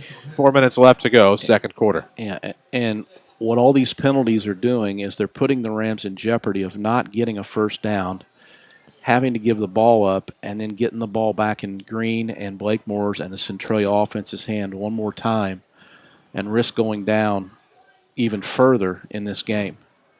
3:40 left. We're in the second. Lake is looking deep downfield, looking left, still on his feet, still not anywhere near the line of scrimmage. Now he may decide to go for it, gets a nice block there. Rolling right side past the line of scrimmage, and he's going to heave down to the end zone, and that's caught by Baird. But here's the problem. He was well past the line of scrimmage. Yeah. Line of scrimmage was the 50. He threw that from the Orphan 47, and that's not going to count. Another Ram penalty is going to bring back another touchdown after he was well past the line of scrimmage on the throw. Yeah, once he committed to running it, if he'd have just stuck with the run, he would have gained a substantial amount of yards, but I think he just lost track of where he was. Threw a heck of a ball down there. Absolutely. On the run. But he was just a little bit beyond that line of scrimmage. Just a hair. It's still a beautiful ball. Lest we forget, that was a great ball. It was. Great catch by Baird in the back of the end zone. Actually had to come closer to the front, but it'll only be another Ram penalty. Oh. We have a personal foul and an ejection. Illegal forward pass, Mount Vernon. Unsportsmanlike conduct, Mount Vernon. With an ejection.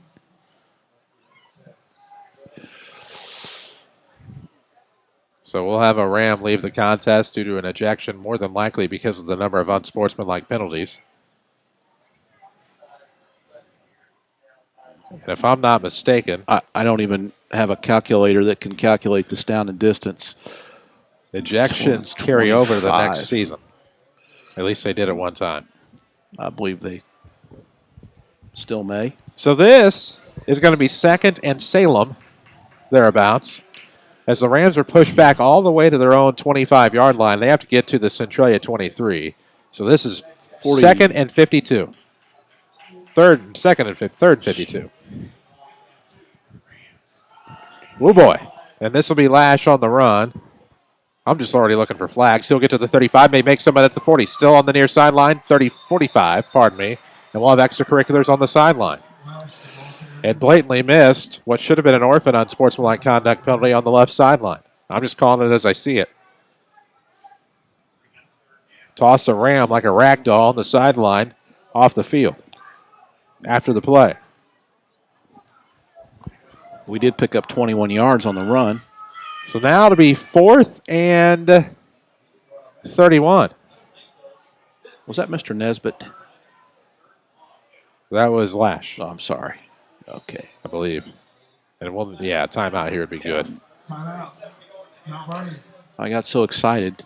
I did too. I was trying to add up the distance between I think it was about 20 the something? ball and the first down marker, and I missed the actual start of the play. How many yards was it? It was 21 yards. Okay.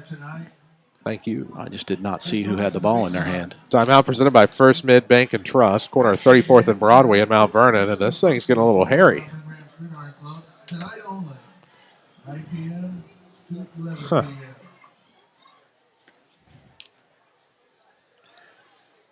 And still 2:37 to go in the half. You're 3rd and 31. It's a tough spot to be in offensively. I would think we would see Evan maybe do a little scramble and try to throw one down the field. 2:37 to go. It is 4th down, Chris. The scoreboard is not right. I always go by the down marker, or Yeah. try to. Yeah. 4th and 31 here. Ball on the 46-yard line, still in Mount Vernon territory. It is 34-13. Centralia leading. And the Rams are going to punt here more than likely with Mason Blakemore and DeAndre Joy back to return for the Orphans. No, he's looking downfield.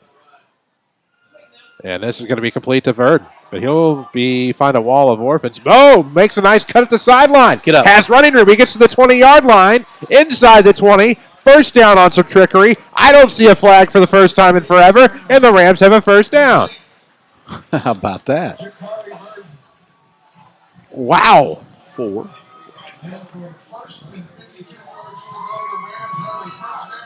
Unbelievable. Down to the 18. 37 yards. Unreal. Jakari Vernon with a nice cut. He looked dead to rights on the left sideline. Well, we thought they were going to punt. Ethan Yeah. was kind of in a punting situation, and they do that kind of that rollout punt. But when he rolled out, a Centralia defender was closing hard, so there's no way he could have punted the ball. I'm wondering if that was just a punt pass option where he initially maybe wanted to punt the ball, but then found a receiver wide open and went ahead and threw it. If so, that's a great play. Big toss. Minute 58 left to go. Second quarter. 34-13 Orphans. Rams out of the pistol. It's Leak looking left. Now looking toward the end zone. He's going to get a nice block in the backfield, and that's going to be Leak along the sideline 10. Steps to the 5. They call a penalty. And out of bounds. Oh, my gosh. This is about as bad as the Carbondale game in the second half. So where's this going? Oh, my gosh.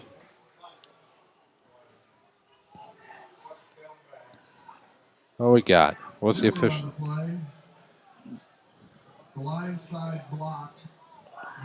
Oh, wow. I don't know about that at all. The blindside block penalty. You don't see that very often, but we just did. And we still haven't seen one tonight. Not the penalty, I mean the action. Unbelievable. That was a great block. I mean, the two unsportsmanlikes that we saw that led to the ejection were deserved.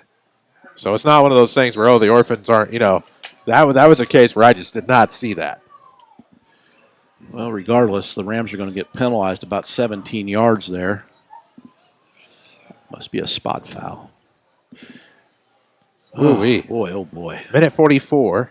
It's the Rams' 12th penalty. Left in the half. It'll now be 1st and 28 after a 1st and 52 earlier on the drive. Looking downfield. Leak going to be chased. He'll have to run right up the middle. Nice cut at the 30. Now to the 25, 20. Near the sideline, about the 18. Gain of about 17 for Leak. Let's scan the field for flags before we make an official ruling. It'll be a gain of 17 for Leak on the ground. And the clock's running, and we're down to 120, so let's try to avoid a penalty here and get this thing in the end zone, because this would be a really, really big score right before the half. At the rate both these teams are gaining yards, the Rams are in this football game, regardless of whether they score here or not, in my opinion. They'll empty the backfield here for Leak out of the gun. 2 left with Lash in motion to the right side. Leak is looking, being chased, now coming back to the near side. Rams wisely lay off a block in the backfield, and now Leak's going to run. He's on the near side, cuts at the 15 to the 10. There he goes. Now inside the hashes to the 5. Looking to lean in, and he's at about the 4-yard line. That'll move the change to pause the clock, and that is going to be a gain of...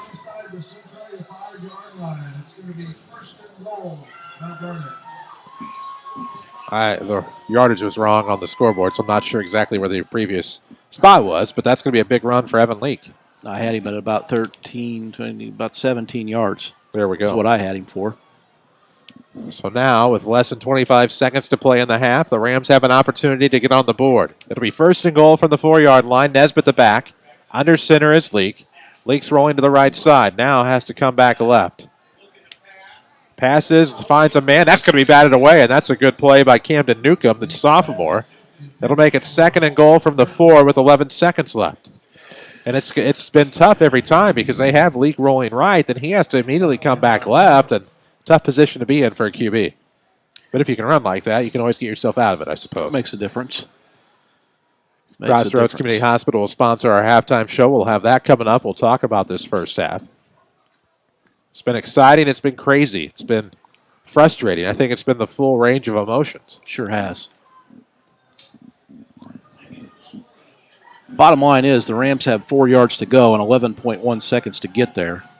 It'll be interesting to see what the play call is here. Went ahead and took a timeout, sponsored by First Mint Bank and Trust. Taylor into the game. Vernon comes out. Taylor will act as a fullback here for the Rams. He'll be tied alongside Plummer. Rams are unbalanced on the right side. And now it's going to be Leak rolling left. And he'll be brought down And I don't believe the Rams have any timeouts, and the clock's going to run out. Well, the Orphans survive. Heard that in the booth, and that is most certainly true. As we go to halftime, it's 34-13 Centralia after 2. This is Rams football from WMIX Sports in the Section 618 app. Here's your Orthopedic Center of Southern Illinois, MBT. Lance Bolt, a social studies teacher at Mount Vernon High School. His nominee says Mr. Bolt always puts his students first, is always willing to help others, and inspires students to want to follow in his footsteps. Nominate your most valuable teacher today at section618.com. MVT is brought to you by Ren Lake College, Munkin Toyota, Maderi Care Tenders, H&S Tree Service, Cafe Bloom, and Tony Wilt State Farm. Your time is valuable. You don't have time to call around to places and get insurance quotes or go online and enter all your info just for a robot to tell you someone will contact you shortly. It's so frustrating. Hall Insurance Group in Mount Vernon can help. They're an independent insurance agency, so they shop from multiple carriers to find the best policy for you. Call Hall Insurance today at 244-7500 or visit them on Facebook or at 1006 Main in downtown Mount Vernon. Hall Insurance Group, because there's a difference between having insurance and actually being insured. Schmidt Chevrolet Cadillac in Mount Vernon, Illinois has the #1 collision center in the area. They work on all makes and models and are rated top in customer satisfaction. Their highly trained technicians use only the highest quality paint and supplies, providing you with the top-notch repairs you deserve. Schmidt Chevrolet Cadillac Collision Center offers direct repair for most major insurers, saving you time and offering convenience. Schedule your appointment today at schmidtchevrolet.com. The Digestive Health team at Crossroads Specialty Clinic is dedicated to providing, diagnosing, and treating digestive diseases. If you have abdominal pain, bloating, or burning in your stomach, schedule an appointment right away, and our team will diagnose and treat your digestive health concerns, from heartburn and acid reflux to colon health and weight loss surgery. Digestive Health team is here to care for you. Schedule today with Crossroads Digestive Health team by calling 318-532-6337. 1, 2, 3. This is Mount Vernon Rams football from WMIX Sports. The Crossroads Community Hospital halftime show starts now. AM 940, 96.5 FM, and of course worldwide on the Section 618 app tonight as the Mount Vernon Rams trail the Centralia Orphans here at the half. The score is 34-13. The Rams had an opportunity on 1st and goal from the 4 to try to get a score before this halftime. Unfortunately, could not get in. Crossroads Orthopedic Clinic in Mount Vernon, proud to support the student athletes at Mount Vernon Township High School. Dr. McIntosh and Dr. Mulhern from Crossroads Orthopedic Clinic are here to help you take the next step for better hips, knees, shoulders, and more. The Rams had 1st and 52 from deep in their backfield at one point, still able to get a first down on a big 4th down play by Evan Leaks and Jakari Vernon. That set up, and then they ended up with another 1st and like 28 at some point that later became 1st and goal, thanks to Evan Leaks running on the ground, and just couldn't do much more than that. Ran out of timeouts, ran out of time. It's halftime here in the King City on your Crossroads Community Hospital halftime show. The Centralia Orphans 34, the Mount Vernon Rams 13. I'm Chris Hugo, Jeff Lonan alongside. Zach Mattmiller is with us in the broadcast booth. Eli Epplin back at the Mount Vernon studio where we will send it for a quick break. It's 34-13, Centralia at the half. This is Rams football from WMIX Sports in the Section 618 app.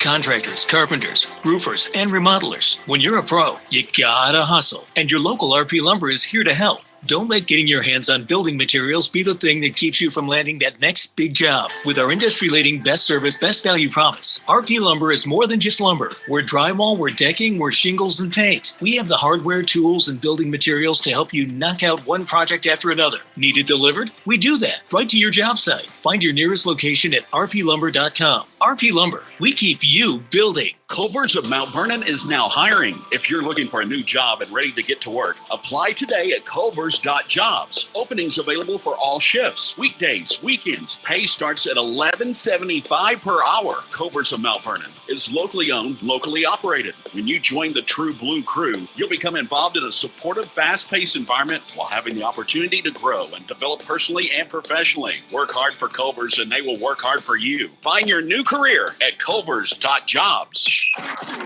Watch the Rams in stunning high definition at WMIXSports.com.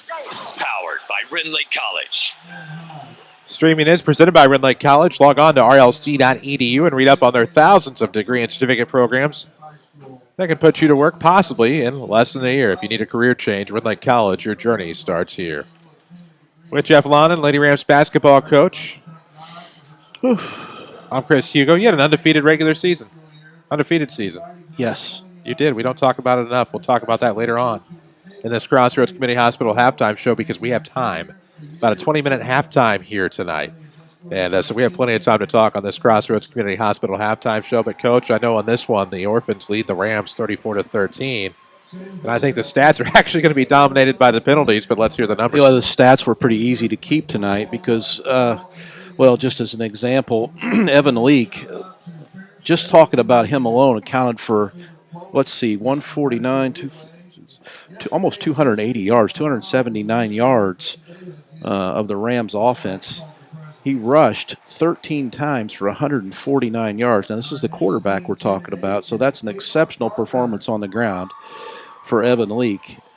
He also threw for 130 yards. He was 8 for 12 for 130, and he had a TD in there too, as he did running the ball. So he's accounted for 2 TDs and 279 total yards of offense for the Rams. Other contributors, Davis for Mount Vernon rushed the ball 1 time for 5 yards. Lash rushed the ball 1 time for 21 yards, and Nesbitt rushed the ball 2 times for a -1 yard. The Rams, and this is the big one, the Rams were penalized in the first half of this football game 13 times for 120 yards. And that's got to be something that they're talking about down there in the locker room now is just, hey, let's don't be our worst enemy, because we certainly were in a lot of occasions the first half. Centralia, what could we say? Mason Blakemore, 11 carries for 141 yards. The quarterback, Green, rushed 6 times for 26 yards. Wright for Centralia got the ball 1 time and lost 4 yards, and Crabtree got 6 yards late in the second quarter. Green, the quarterback, was 5 for 6 for 128 yards and 1 TD. Neither quarterback threw an interception. The Rams turned the ball or lost the ball on fumbles twice, and Centralia lost the ball once on a fumble. Centralia only penalized those 6 times for 45 yards, and I say only. At one point in time, they were even with the Rams, kind of penalty for penalty, and then Centralia just kind of got to kind of put the brakes on the penalties there, and the Rams just kept going. So Centralia ends up with just 6 penalties for 45 yards. And to me, that's kind of been the tail of the tape here in the first half of the football game, or one of those key things. We talked about that before the game. One of the key factors, and I'd probably say this every week, is, watch your penalties and watch your turnovers. And the Rams didn't do a very good job of that in the first half, and I think this lead that Centralia have is probably attributed to that more than anything, as the yards are very similar. We've got 2 players on the field, one for Mount Vernon, one for Centralia, who are both having outstanding games from a yardage standpoint. But the key, just the glaring thing when you look at this, is the penalties. So let's see if the Rams can clean that up in the second half and put some drives together and get back in this football game. The game's not over. This is a 21-point football game, and that's just 3 scores. And the way this game's been going, both teams basically running up and down the field, a lot of yardage. The problem is, for the Rams, only 13 points. It's just the fact that they've gotten so many penalties that have driven them backwards and putting them in really bad situations to continue their drives. So we'll see what happens. If the penalties could be cleaned up, I think we'll see some more scoring.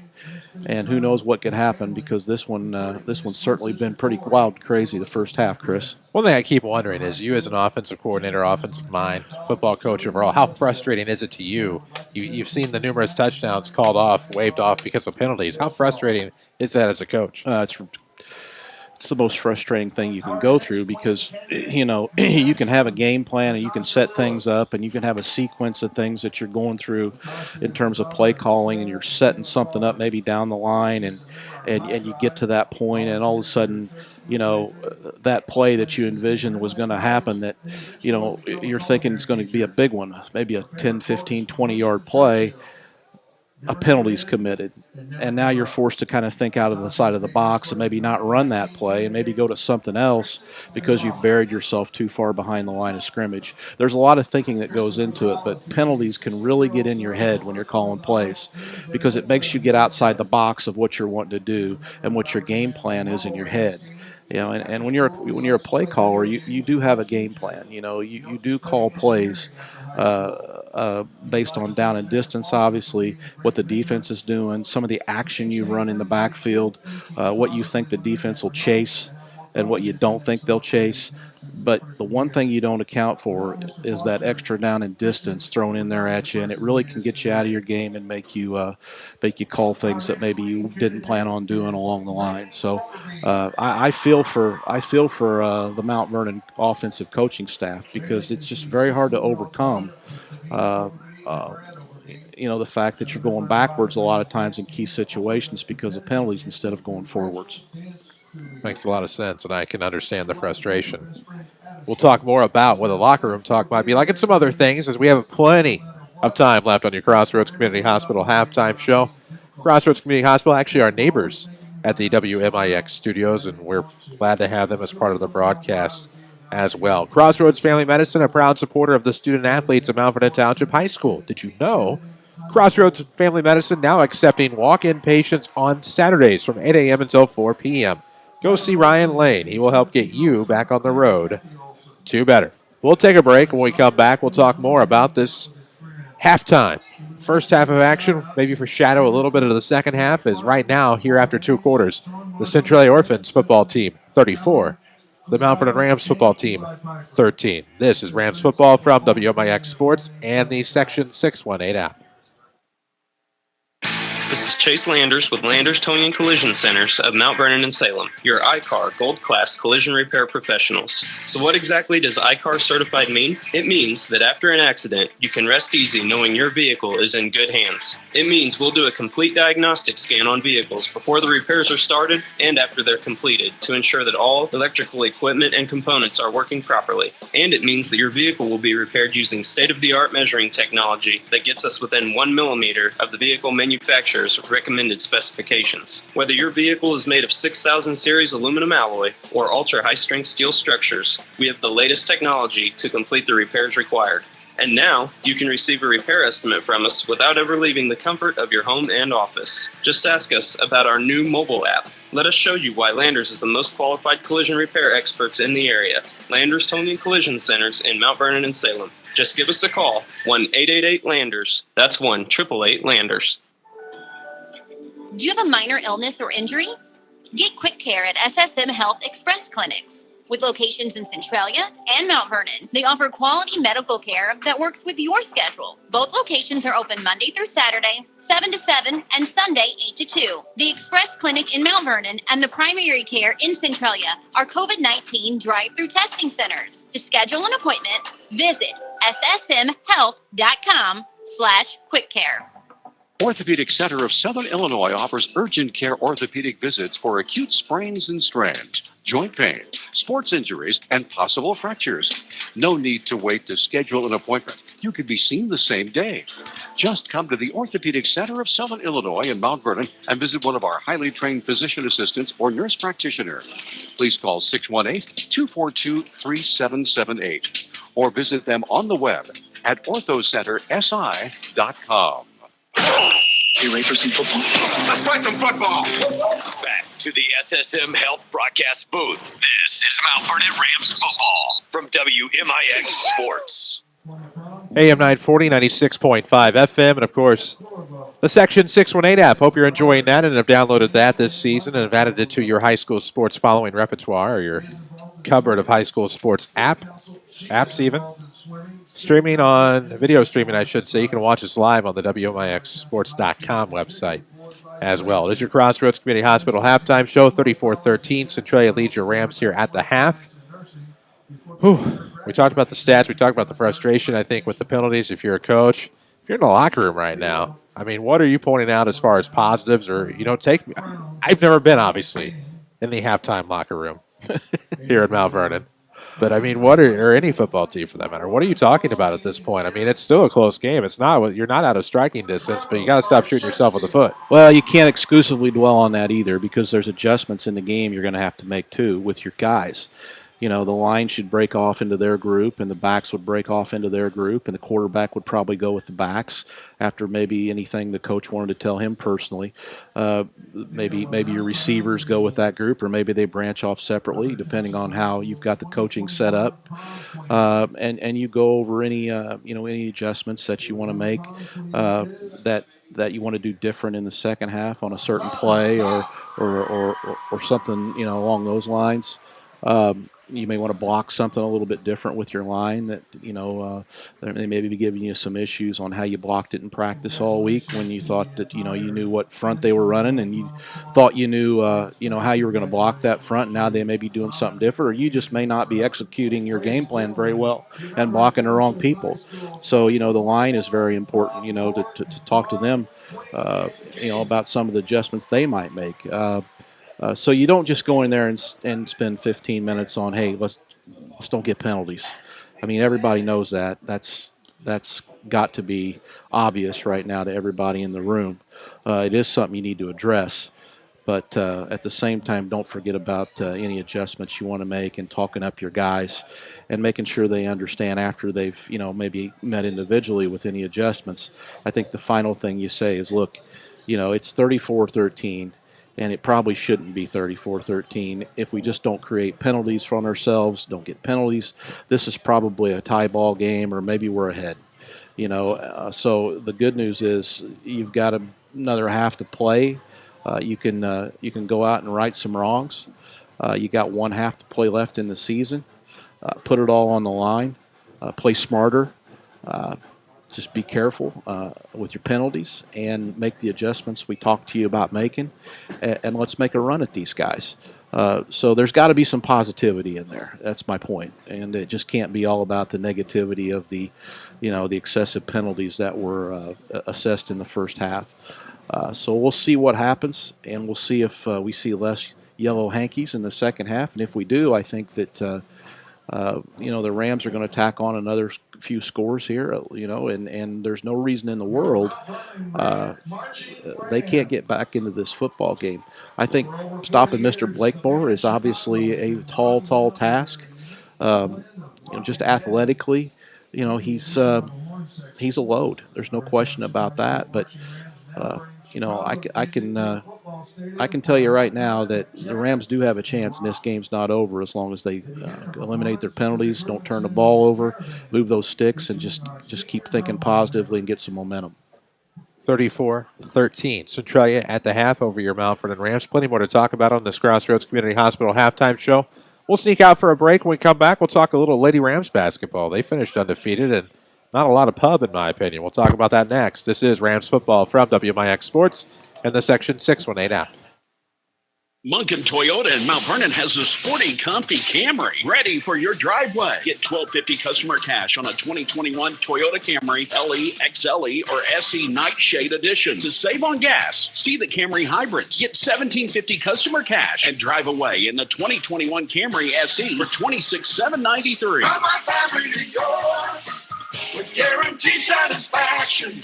Munkin's the one. Munkin's the one. Raise a Warrior. Red Lake College's new program gives in-district students grades 3 through 12 the opportunity to earn up to $2,000 for future enrollment at RLC. Getting started is easy. Parents create an account, set up your child's profile, and then enter in track points for activities like making the honor roll, playing sports, community service, clubs and groups, and much, much more. Let RLC help you raise a warrior. Start by visiting micro.rlc.edu today. That's micro.rlc.edu. Your journey starts at Red Lake College. Back to Mount Vernon Rams football, powered by Holzhauer Auto and Motorsports. Back at Ken Hunt Stadium on the campus of Mount Vernon Township High School. where the home team trails the Centralia Orphans 34-13. Crossroads Community Hospital sponsors our halftime show, and of course Crossroads Community Hospital and Crossroads Orthopedic Clinic. Proud to support the student athletes of Mount Vernon Township High School. Dr. McIntosh and Dr. Mulhern from Crossroads Orthopedic Clinic are here to help you take the next step for better hips, knees, shoulders, and more. Of course, Coach Jeff Lonan alongside head coach of Lady Rams basketball. I'm Chris Hugo. Matt Miller with us, taking care of the video. Eli Eplin back at the Mount Vernon studio tonight. And Coach, of course, your Lady Rams team finished the season undefeated. Unfortunately, last game of the year, which would have been senior night, canceled for whatever reason. It is what it is, but, still an incredible season by your team. But yeah, I mean, and it's a shame that senior night's canceled for Breyer and things of that nature, but you guys still had an amazing season. Well, it was certainly different, and it's not, not ideal for anybody who's going through this. But we did have a good year, and the kids responded very well, and they were obviously excited to get back involved in organized athletics after really being shut down for the better part of a year. We didn't get a summer like we would normally get, and then this summer is going to be modified as well. They're going to give us, 20 dates now instead of 25. And that's fair. I think that's good. That's getting back toward normalcy. Softball will run into the early parts of June now. So basketball will start a little bit later, and then we'll get 20 dates in between about the second week of June, and then I think July 20th would be our last date on the schedule right now as I have it. So that'll be important, and we need to challenge them in the summer. We need to make sure that when they play, we're not going to spend a lot of time practicing, so to speak, here. We do have 4, 5, 6 practices before we start playing, but once we start playing in the summer, I've got us figured at about 25 to 30 games in about a 3-week period. So we'll be playing, and we'll get in shape. I'll tell you that, and hopefully we'll get a little bit better. There's a lot of areas you can always get better at. Our record may have been perfect, but we certainly didn't play perfect, and we've certainly got room to improve in a lot of areas. And those are the things you just try to chip away at and try to get better, and hopefully then you get we get a normal season. Everybody gets a normal season next year, and we get back into a regular, traditional conference championship situation where everybody's playing for a championship, which didn't happen this year. And we get a full season of 30, 35 games, which will involve a lot of very, very quality difficult opponents for us. So it was a great year. I'm sorry it was so short. I'm thrilled we were 10-0, but we've got some growth to accomplish between now and next year, and I'm looking forward to the second week of June when we can kick it off and get the kids back in the gym again. Absolutely, and of course, everybody should know that I've put you on the spot, so I'm not going to ask you too detailed questions because obviously not prepared to necessarily talk about this. I know you know your program, but you have the returning South 7 Player of the Year and a great nucleus returning as well, and you hope with some normalcy, and with the hope of normalcy comes the hope of maybe we'll get a state series next year and a chance to prove something there. You don't have a chance to defend your regional crown, but still you do what you can with what you have, and I think deserve the recognition of a superb season. Well, like I say, you do this one day at a time and one season at a time, and right now we're just thinking about the summer and what the best thing is for them to get better this summer.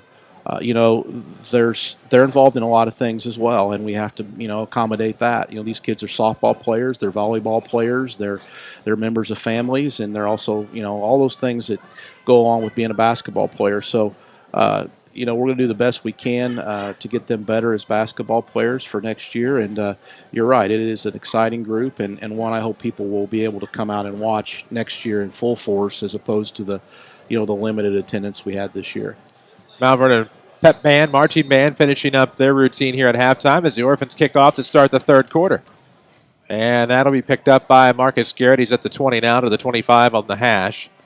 And he'll be brought down, of course, in that WMIX. We don't own the marching band.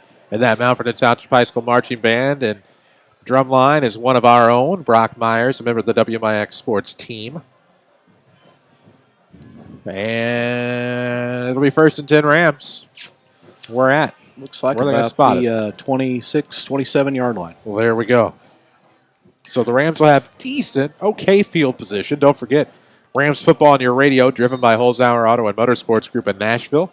#1 volume dealer in all of Southern Illinois. Check them out at holzhauers.com. The Rams hoping to check into the end zone here in just a moment. 11:53 to go. Just started the third quarter.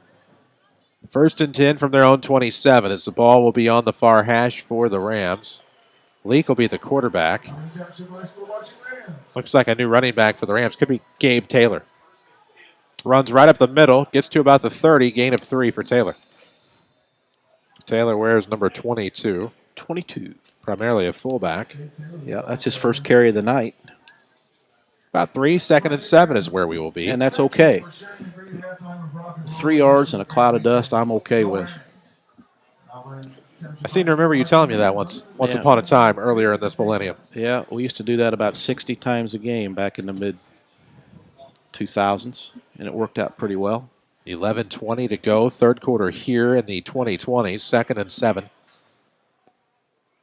Pistol set here. Taylor the back for the quarterback. Nope, it'll be pistol. Leak the quarterback. Lash split left, and looks like a Leak runner here is going to run into trouble. Might get a gain or a no gain if he's lucky. 10:57 mark of the third quarter. 34-13 Orphans if you just tuned in. Of course, we'll run down some scores on a Tony Wilt State Farm scoreboard in just a moment. There were halftime scores when the halftime show started, but I know Cahokia led Althoff at the half 44-0. Cahokia is going to roll to a win. Marion and Carbondale close at the break, 24-23 with the Wildcats on top. Murphy was leading Massac 34-13. Benton leads Heron 49-0 after 3. Under center is a quarterback Leak. His back is Taylor. We'll have a penalty, and I'll finish this Tony Wilt scoreboard as Carterville doubling up DeQuinn at the half 12-6. Nashville leading AJ in the third quarter 35-7. In the BDC, Johnston City leads Edwards County 30-8 at the half, while Chester leads DuQuoin. 20. What? Yeah, it would be. That's going to go against Centralia. That's not DuQuoin. It can't be DuQuoin. DuQuoin can't be playing 2 teams. Huh. That has to be CZR. Must have to do something else DQ on the mind. Tony Wilt scoreboard. Rams, meanwhile, have it 3rd and 2, second. As Leak is looking to pass. Throws downfield. That's going to be completed. Far sideline on the run. Looks like maybe Plummer, 40-30 in Orphan territory. Pushed out of bounds to the 25. Nice play. Big 3rd and 2 conversion there as well. When I saw him go back to pass, I questioned that one, but typically 3rd and 2, maybe a running down, but it worked out. It was a good call. It'll be right around 40 yards, a little less for Caden Plummer and Evan Leak. 9:56 mark of the third quarter. Fresh set of downs. It's 1st and 10 for the Rams in Orphan territory on the 27. Ball on the far hash. We will see Nesbitt check back into the game. Taylor will check out.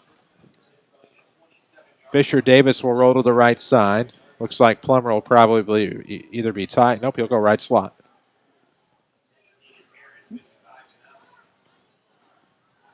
And now, Lash and Nesbitt will be the 2 backs. For the quarterback, Evan Leak, with 9:56 left in the third.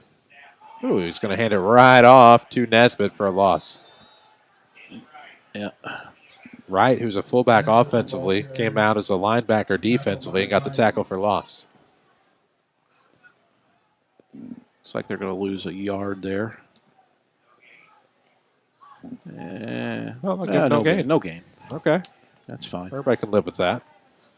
2nd and 10 for the Rams. Maddox Randall will check out. 2 to the left, 1 to the right. Double back set here out of the gun for the quarterback Leak on 2nd and 10. Looking downfield, this will be complete to Lash. He's at the 15, down to the 11. Gain of 16 for Anthony Lash Jr. Nice pass. It was. And the Rams roll through the air here on this first drive. And so important to tack one on here early in the third quarter to get you to 34 to, at a minimum, 19. And if you get an extra point, it'd be 20 or 21 with the 2-point conversion. And that puts you right back in the game, and you still got a lot of time to go. If you've been injured on the job, call Hannigan and McGovern at 618-241-9251. 8:50 mark of the third. 1st and 10 for the Rams from the Centralia 11, trailing 34-13. 2 right, 1 left. Looking over the top, and that's going to be complete to Jakari Vernon in the end zone. Another touchdown pass for Vernon on this 2021 season. And that'll be an 11-yard TD to Jakari. And the Rams are a little bit closer, 34-19, looking for that PAT. Will they go for 2? What a bullet from Leak. Absolutely. Running left, throwing right, hitting the guy in stride in the back, the middle part of the end zone. And a great catch. Phenomenal catch. That had some mustard on it, Chris. Because I don't mean this to come across how it may sound, but I thought he was going to drop it because that's how hard it was thrown. It was thrown hard. And that was a great throw, a great catch. That was a fastball. Rams will go for 2 as Landon Simpson's orange feet are still on the sideline. Leak going to fake a handoff and roll to the right side. Near corner for 2, and that'll put the Rams within 7. Or 13, rather. 34-21. Still had visions of 28-13 dancing in my head, but it's 34-21. They're within 13. At least you set yourself up to where if defense can hold and you get a couple of scores and just make a couple of PATs, you put yourself in a position to get the lead. Yeah, and, no penalties there. One on Centralia. But good things happen when you don't hurt yourself with the yellow hanky. And that time the Rams just took that ball and drove it right down and scored. And that's what they can do each and every time they touch the ball. This Centralia defense has not had a very effective time tonight stopping the Rams. The Rams have just stopped themselves. Wood flooring can add luxury and value to a home. Southern Illinois Tile and Carpet Supply in Mount Vernon has an amazing selection of traditional, distressed, sculpted, even reclaimed wood, all at exceptional prices.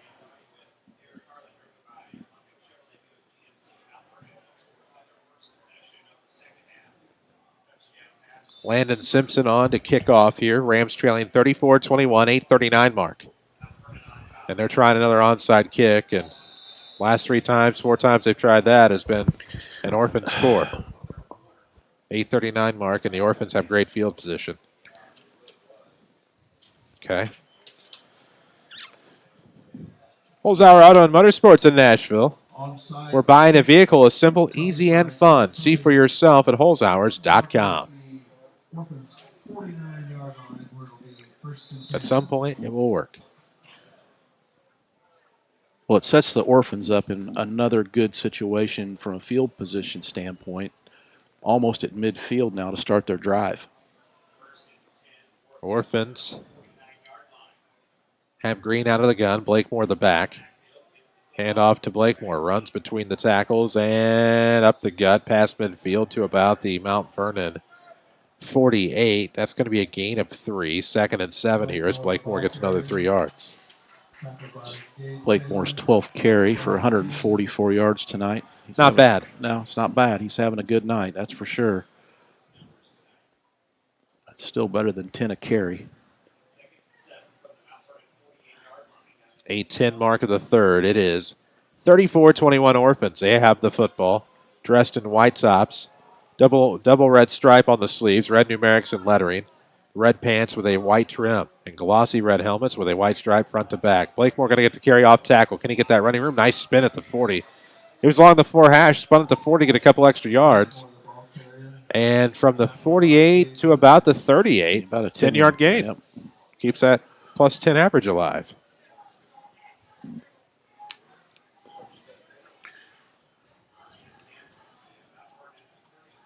And the Rams got to know if they can make a stop here, they can make this game real interesting if they can get the ball back. Boy, they could. You talk about Evan Leak and what he does offensively. He plays both ways. He has an energy level that is incredible. Yeah. I'm jealous. Yeah. I get exhausted just walking up these stairs anymore. It is a hike. Whew. If you'd have told me when I started broadcasting these games at 23, by the time I was 37, I would be exhausted walking up the stairs. I don't know that I'd have believed you, thinking I was superhuman. 1st and 10 from the 38-yard line for the Orphans. They're in Ram territory on the far hash, 34-21 Orphan lead. Green going to carry it himself, going to the right sideline and pulled down at tripped at about 35, but I think propelled himself to the 34. And we have some extracurriculars. We're going to have some ejections. Maybe. I shouldn't assume. But that, I mean, cooler heads got to prevail there.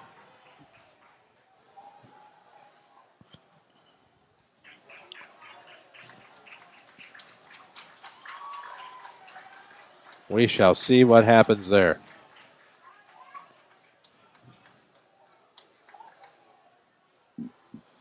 It's going to be interesting.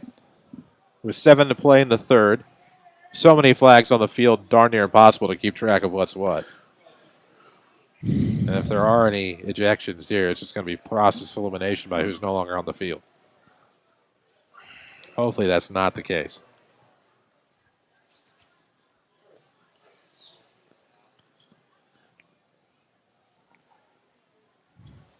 Top of the hour, close enough. WMIX Mount Vernon, free service from Withers Broadcasting as the officials talking it over. 7-minute mark of the third, 34-21 Centralia. And here we go, penalties. Personal foul on Mount Vernon with an ejection. Personal foul on the Orphans. Okay. Only one ejection. With an ejection. So the Rams will have their second player ejected on the night. And unfortunately have lost count this season, and that is unfortunate. Just got to be smarter. Play within yourself. Don't let the emotions of the game get to you. Well, players ejected this season. We've had assistant coaches run this season. That's not what you want to see out of Mount Vernon football. It's Mount Vernon's 13th penalty, according to my unofficial stats. 1st and 10 from the Ram 38 for Centralia, dressed in white. Red pants. Green looking for the fade route.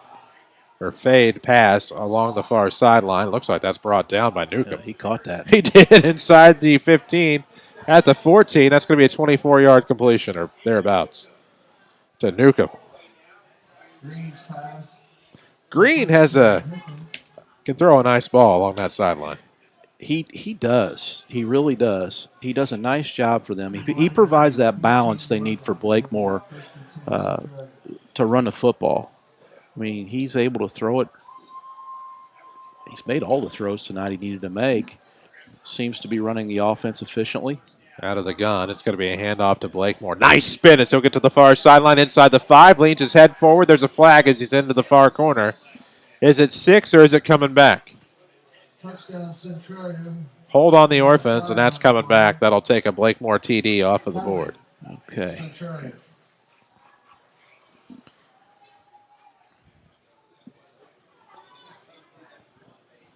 Looks like the foul occurred at about the 7-yard line.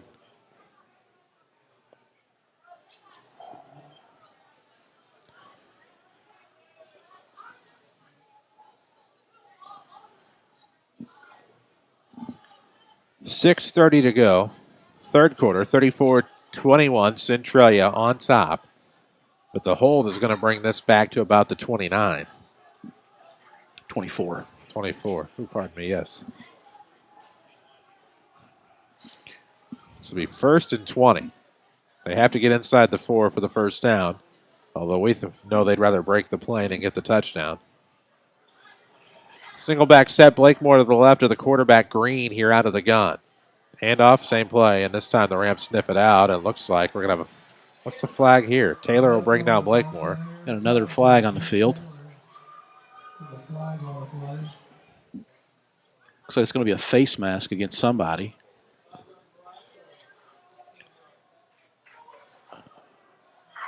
It's going to go against Centralia. It'll be against the Rams. No. That's the direction he pointed. Yep, I'm sorry. You're right. Face mask penalty. So it'll be a 5-yard face mask. Jeez.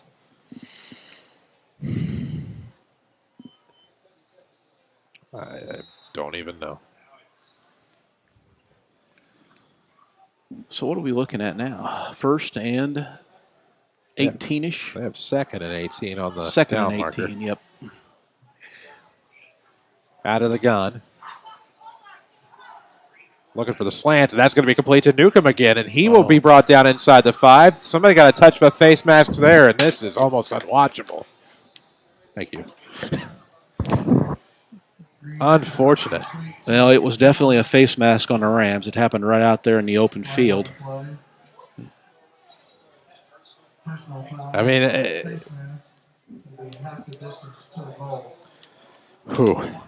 so that's half the distance.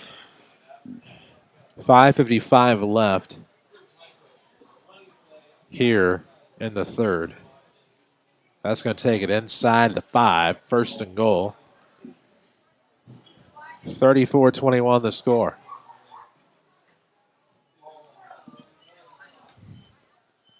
Inside handoff, Blakemore should have an easy path to the end zone, and he gets in for the score. I don't see any flags. It is 40-21 with the PAT pending, as that'll be a 2-yard touchdown for Mason Blakemore. That'll hurt his average, but he couldn't run any further because he was only 2 yards out. That's right. So at the 5:50 mark, Blakemore another score.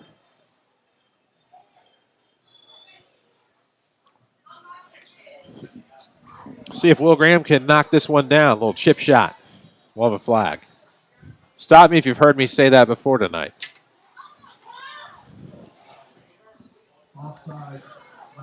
Mount Vernon's offsides.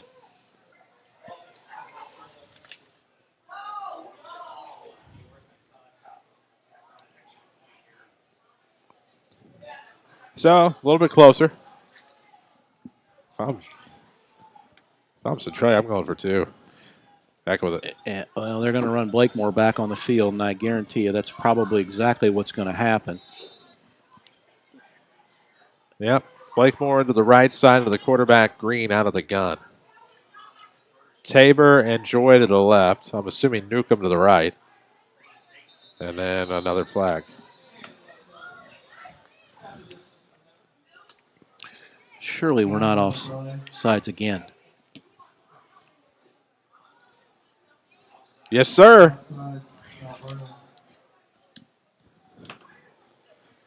Yes, sir. That is the case. For all your real estate needs, see Pam Kirkpatrick at Coldwell Banker in Mount Vernon. She and her staff are there to help you 7 days a week, serving the Mount Vernon area since 1986. So under center. Single back set. Quarterback going to keep it himself, and guess what? Mr. Green gets in the end zone. It's 42-21.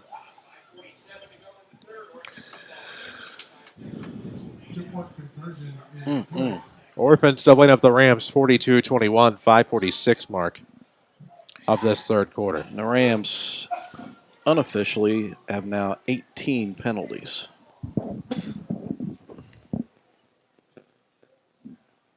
Quick Tony Wilt State Farm scoreboard final scores. Benton all over Heron tonight, 55-8. Hamilton County beats Carmi White County 28-6. All of those games were available on the Section 618 app tonight. As our Nashville AJ, Mount Vernon Centralia, 2 different spots. Harrisburg, West Frankfort, 2 different spots. El Dorado Fairfield on the app tonight. We are the only one with video, however. 5:47 left in the third, 42-21 the score.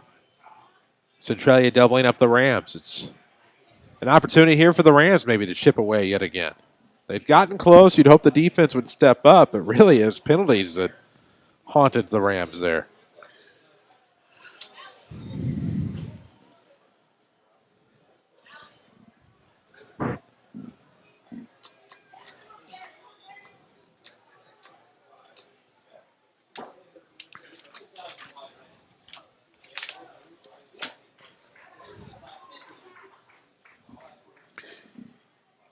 So we await the kickoff here from Will Graham. Probably going to be a boomer. It is. Garrett will let it drop to about the 8. Picked it up. He's at the 15, now to the 20. Looking to the 25. Breaks a tackle, now down to the 30. Brought down by 3 Orphans. Great effort there by Marcus Garrett to about the 31-yard line. It'll be 1st and 10 for the Rams. Marcus has done a good job returning kicks tonight. That has been a bright spot.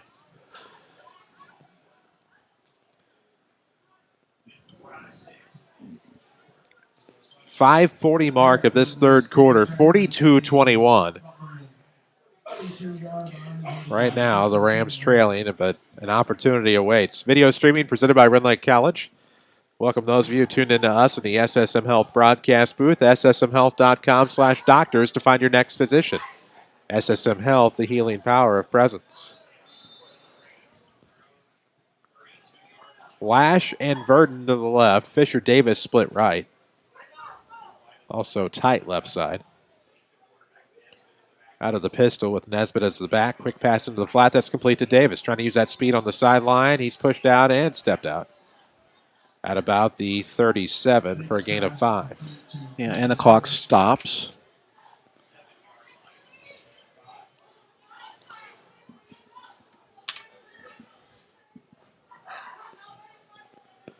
Let Bean Insurance and Chris Bean cover you today. Call 242-6017 or go to beaninsurance.net. After 3, Marion leading Carbondale 32-23 in a close game. Carbondale, we saw the best of them a few weeks ago. We saw some great Ram offense that night, too. Evan went over 200 yards there. Yeah, he did. He had a big night offensively for sure, on the ground and through the air. Out of the pistol here. Snap out of the gun and hands it off to Nesbitt, who might have gotten a no-gainer on the play. That's if you're friendly. Yeah. Easy to forget with how he's run in earlier instances this season. Easy to forget that Navante Nesbitt Jr. is a freshman. Yes, he is. He did get one there. So we're looking at long, let's see, third and a short 5 or a third and a long 4, however you want to describe that.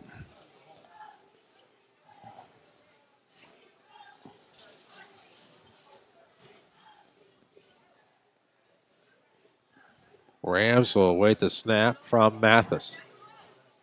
Out of the gun to Evan Leake. Pistol more than likely.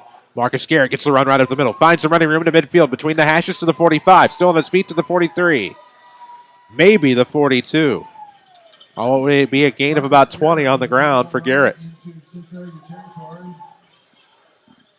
Down to about the 43. Nice run.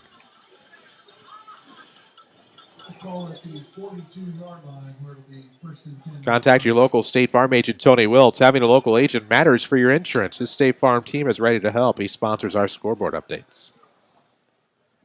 We will drop below the 4-minute mark on this drive. 1st and 10 for the Rams in Orphan territory between the hashes at the 43. 42-21 Centralia. Rams out of the gun with Leake. The back is Taylor.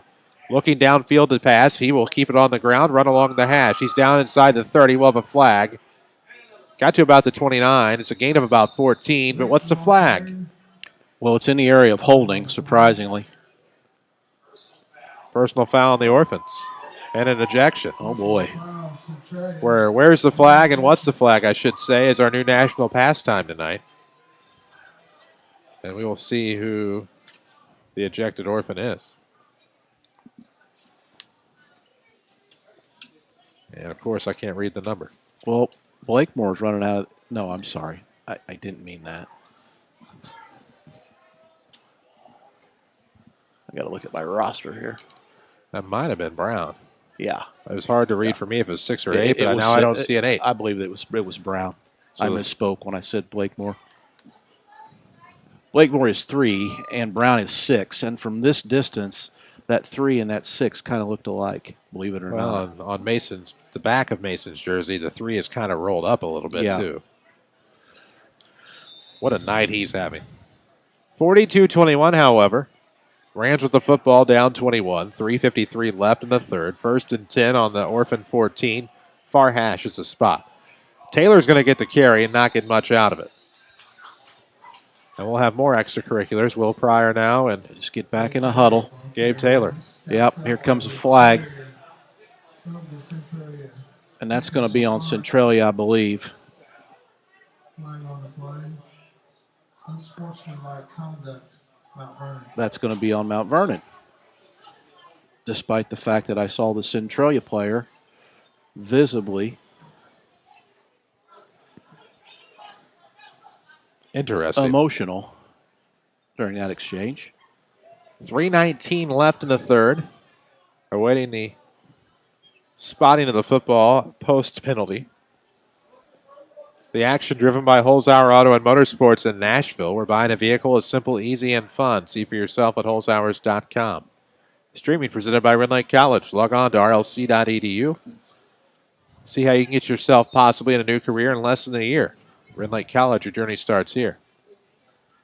Flanked by two backs is the quarterback, Leak out of the gun. Two to the right, one to the left. It's going to be a sweep. No, it's going to be quarterback keeper. Leak's going to break to the far sideline. He'll get off to the races. Still on his feet inside the 10, but there's a whistle. Maybe he stepped out of bounds at about the 15. Yeah, it looks like it, but it's still going to be about a 14-yard gain. That will make him feel a little bit better. 3:12 mark of the third, 42-21 score. Rams will have third and about 11 after the 14-yard gain by Leak. Fisher Davis will be sent off to the right side. To the left side, it'll be Vernon. Also Plummer. Backs are Lash and Taylor with the quarterback Leak working out of the gun. Waiting for the snap from Mathis. There it is. Leak looking for the pass into the flat to Davis. Completed about the 16. He's inside the 15 to the 10. Still on his feet inside the 5. Leans toward the pylon. They say stepped out at about the 3-yard line, which would be a gain of about 12. Sure. Let's go with that math. Okay. Yep, that's 12.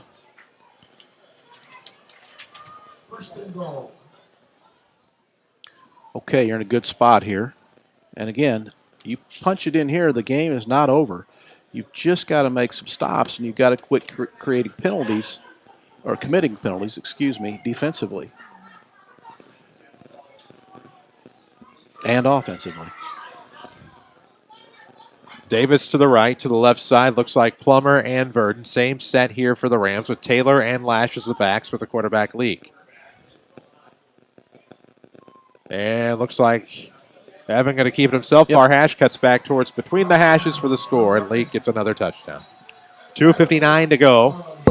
Third quarter as the Rams score again, trying to cut it a little bit closer. It's 42-27, looking for the PAT as Leak gets into the end zone for an easy score. How many yards was that? 2, 3? 3. Thank you. We await the PAT here. Our next Ram broadcast is Rams baseball on Monday at Salem. Big Jake will have the call of that one here on AM 940 and 96.5 FM, or stream it live on the Section 618 app. Pretty busy week for us next week. Still baseball and softball seasons ongoing concurrent with football and volleyball. Leak going for 2. Gets into the near corner. Easy 2-point conversion. It's 42-29. The deficit for the Rams, they hope, is a lucky 13. Me being the food person I am, we'll just call it a baker's dozen. Well, despite the penalties, the Rams are still in this game, 42-29. Still got 3 minutes to go in the third quarter. And it'll be interesting to see, Chris, on this kickoff if they attempt to do this onside short kick again, because in my opinion, that's hurt them a little bit in this game in terms of giving up good field position to the Orphans to start drives. It certainly has. We'll see if fifth time works, if that's what they elect to do. We'll look for our 3 stars of the game of the Schmidt Chevrolet Cadillac post-game show. Of course, that's presented by your Mount Vernon Culver's. Swing by Culver's and try a juicy Butterburger or treat yourself to a frozen custard. Your Mount Vernon Culver's near the intersection of Veterans and 42nd here in Mount Vernon.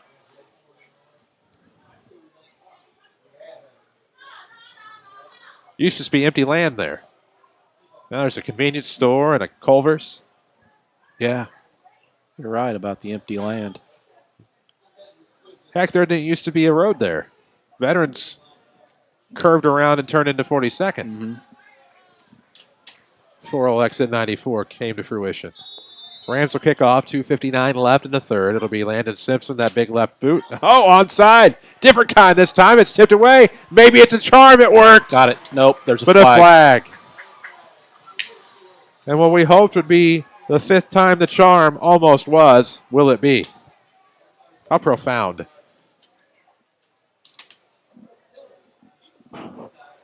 Boy, that looked awful good to me in terms, I don't know. Man, I don't when know it kept getting batted around and tipped and this, that, and the other, you hoped for the best.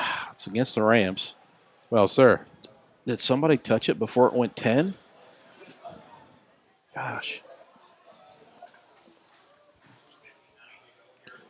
Well, Ram of the Week this week is Kanan Dilday, of course, for his actions on the field for Rams baseball. A .455 average, 6 runs batted in this past week. Helped lead the Rams to a 2-1 mark with wins over Belleville East and Benton. A tough loss to always good Freeburg. Now always good Freeburg would be a better way to say that. Sponsored by Josh Finley at Country Financial. Contact him to learn more about protection for the things in your life that matter most and get started on a plan for a comfortable future. Contact Josh Finley today. I'm sure he'd reply tonight. We might wait till Monday.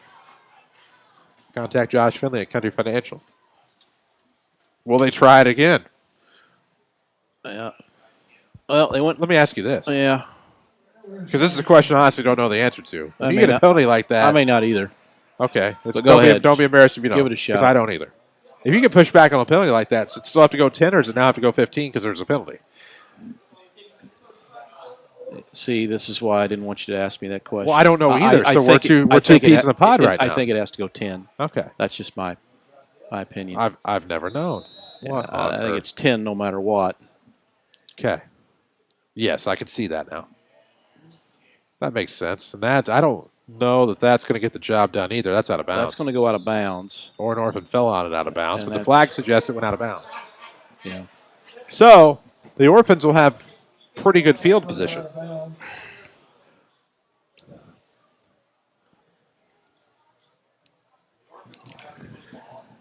Well, sir. SSM Health broadcast booth tonight. Chris Hugo, Jeff Lonan alongside. Of course, you can get quick care for you and your family at SSM Healthcare Clinics. It's wellness that works with your schedule right here in the King City, which is where we are at Ken Hunt Stadium. About said J.D. Shields.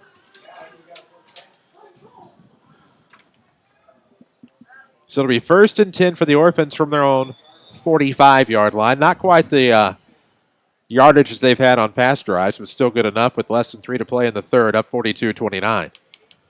Quarterback out of the gun is Green, looking downfield. Uh-oh, there it is to Tabor, and that's going to be completed about the 29. It's a pretty good pass. Yeah, it's a great ball. 29 plus 5, they tell me it's 26. What a completion.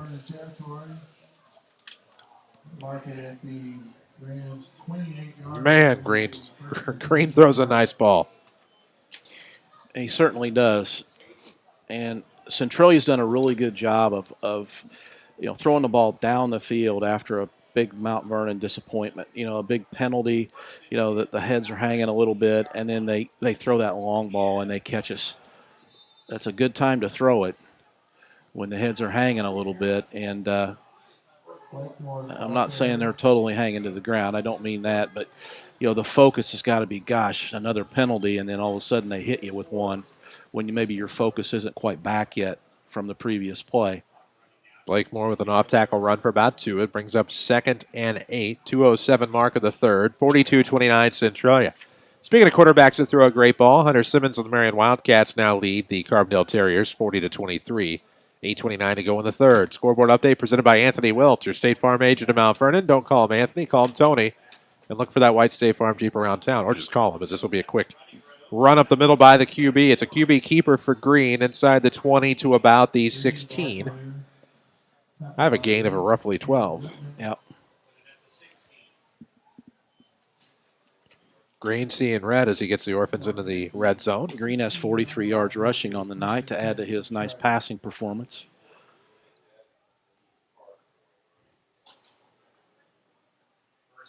Out of the gun, single back is Blake Moore. To the right side is Newcomb. Left they have Tabor and Joy. They look to Brad Guwai on the sideline for the play. He's in his first year, I believe. Might be second. No, it's his first. Easy to forget whenever. This is still technically the 2020 season. Handoff will go to Blakemore right up the middle. He's between the hashes, gets inside 15 to about the 12, maybe the 14, maybe the 11, rather. Gain about 3, maybe 4 by Blakemore. That average is dropping. Or yards per carry, I should say, is dropping. He's up to... He might get below the 10 mark now. He's up to 162 on 16 carries. Ooh. So he's right at just a hair How over depressing to have a yards per carry of only about 10 now. What a night. Less than 42 seconds to play. We're in the third from Ken Hunt Stadium. Fullback will be on the left side. He is Caleb Wright, a junior. Blakemore, the back on the right.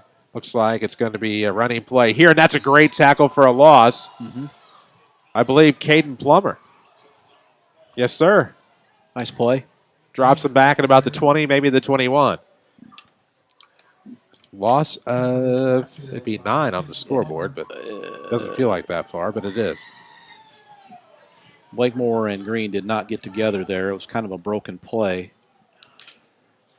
The Orphans are going to be content with taking this one into the fourth. After 3 in the King City, it's the Centralia Orphans 42, Mount Vernon Rams 29. This is Rams football from WMIX Sports and the Section 618 app.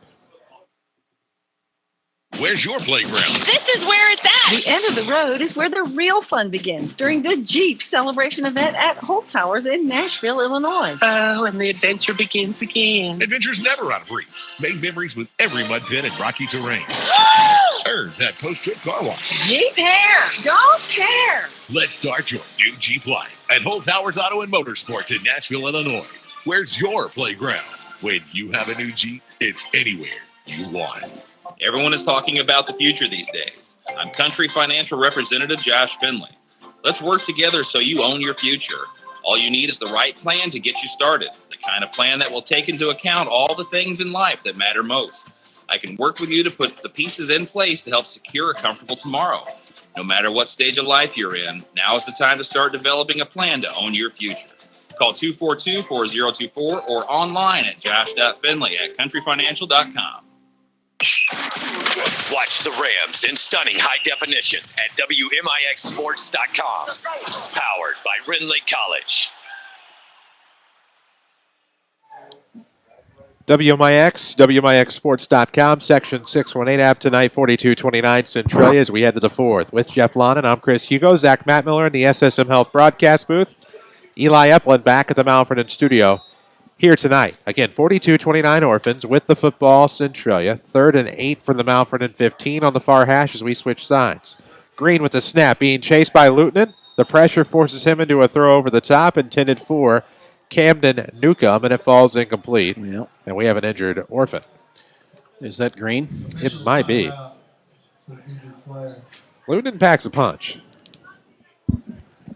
Well, they ran Blakemore. That was a big hit. They ran Blakemore out of the backfield. They kind of just wheeled him out toward the pylon out there, and I think Blakemore wanted the ball, and Green didn't look to him and instead threw a little crossing route and missed, and that's probably a good thing for the Rams. And he certainly hope that he is okay as some of the players will take a knee. Whew. Not sure who our next Ram of the Week will be after this week. Certainly have to look back to this week at some of the games that we had, maybe even some track and field and some soccer. Certainly some contenders out of Lady Rams softball and Rams baseball. Also, Lady Rams volleyball finished up this week. Tough loss last night to the Centralia Annies. Rams football finishes up tonight. They may be some contenders. But the Ram of the Week sponsored by Josh Finley of Country Financial. Contact Josh at Country today to talk about how he can help ensure that the future you're dreaming of is something you can proudly own no matter what it looks like. To help protect what matters most, call Josh Finley from Country Financial. 11:57 to go. We're just 3 seconds into the fourth. 4th and 8 now for the Orphans. After the tackle for loss. Ball is around the 15 on the far hash. Each team has 3 timeouts left, by the way, should that be a factor later.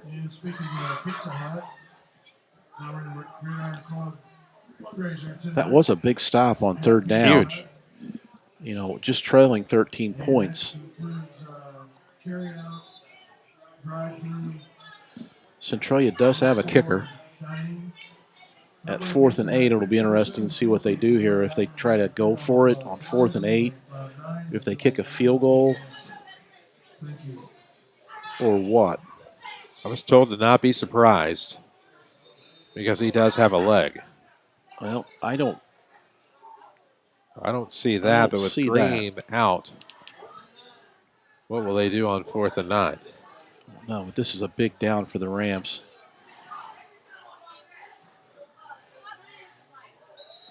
We'll have a direct snap and out of the gun, but a flag here. Looks like it'll be false start on the Orphans to make it 4th and 14.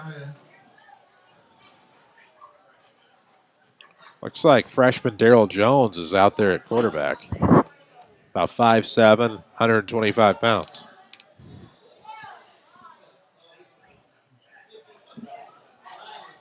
Yeah, Green's back in the game. Probably a good thing for the Orphans. That experience. Rams got a hold here if they have any chance at all, Chris. Without a doubt. 4th and 14, ball on the 20, and we'll have an Orphan timeout. Yeah. Sponsored by First Mid Bank and Trust, corner 34th and Broadway. Well, sir. If you're looking for your first checking account with a convenient debit card, stop by First Mid Bank and Trust and ask about basic student checking. It's a checking account designed just for students. As right now, 11:56 left in the 4th. It's 4th and 14 for the Orphans out of the timeout. Ball is on the Ram 20-yard line, far hash spot, with the Orphans up 13, 42-29. 4-2-2-9.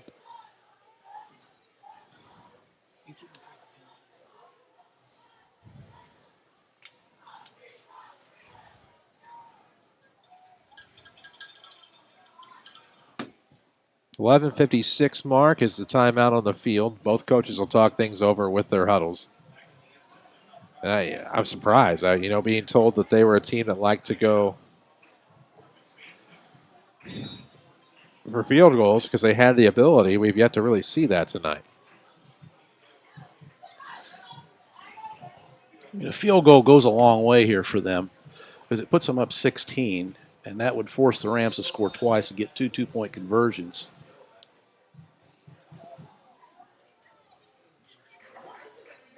Jones back out at QB, and we'll have a flag. Stop me if you've heard this.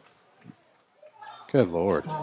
This will be another 5-yard penalty on the Orphans. 4th and 19 on the false start. How much better is that field goal looking now? Yeah. At 4th and 9 or 4th and 4? And you were up there for about a 30-yarder, and now you're looking at about a 42, 43-yarder.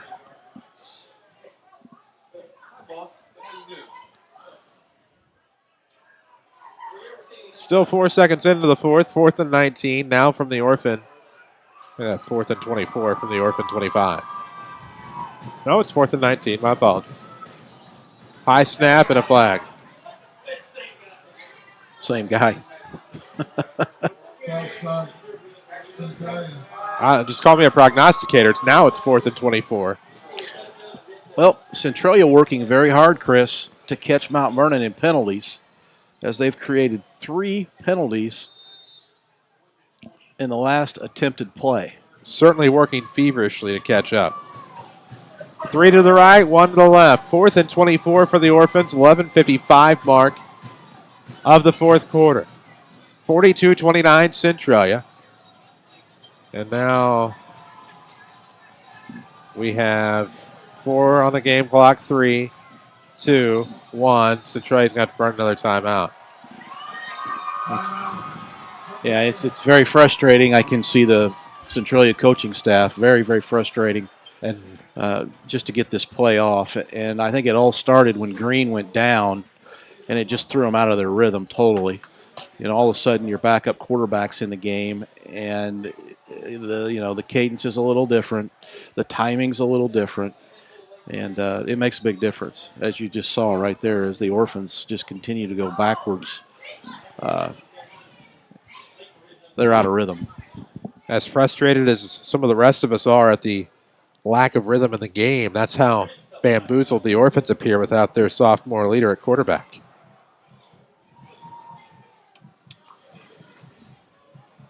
Streaming presented by Red Lake College.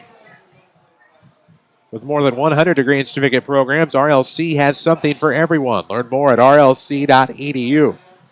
Your journey starts at Red Lake College. The journey to a first down started a while back, but now it's 4th and 24 for the Orphans. Ball on the Mount Vernon 30. Far hash is a spot. Gerald Jones, the freshman, still the QB. Tough on the snap and somehow recovers. Dumps one off to Tabor deep in the backfield. He'll get a block. Block in the back and a penalty. Assuming it's against the Orphans, it'll be Ram football. Assuming it's not against the Rams, it'll be Ram football. I believe it's going to go against the Orphans, according to the Mount Vernon coaching staff. Pulling the defense off the field, it is. Penalties just killed Centralia there. Absolutely. And that's big for the Rams because now they get the ball with a chance to cut into this lead. And you still got about 12 minutes to go. Let's see if we can get some momentum going here. Rams fans making noise on the metal bleachers here at Ken Hunt Stadium. And there's a lot of fans here and a lot of bleachers. I believe there's 852 steps from the bottom to the top.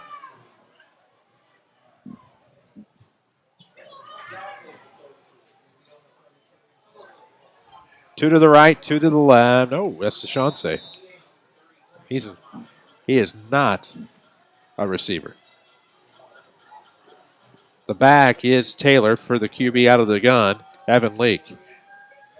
He's looking downfield. He's looking left. He's looking for the deep ball down the right side. It's Fisher Davis, and he will be pulled down. That's blatant. There it is. And that'll be a 15-yard penalty on the Orphans. Yeah, that was right out in the middle of everybody, and there's no way that's not going to be pass interference. Of course, some of the younger Rams are going down to that side of the field as if it's a spot foul. That's just a 15-yard penalty. Yeah. Pass interference. I mean, they're all down there like, sorry, fellas, that's not where it's going to be. There's a lot of youth on that field. Absolutely. Let's come back towards midfield here. Yeah, about the 48 to be precise. 15-yard penalty will put it at the 48, still in Ram territory, and I see some confusion on the sidelines for some of the younger fellas.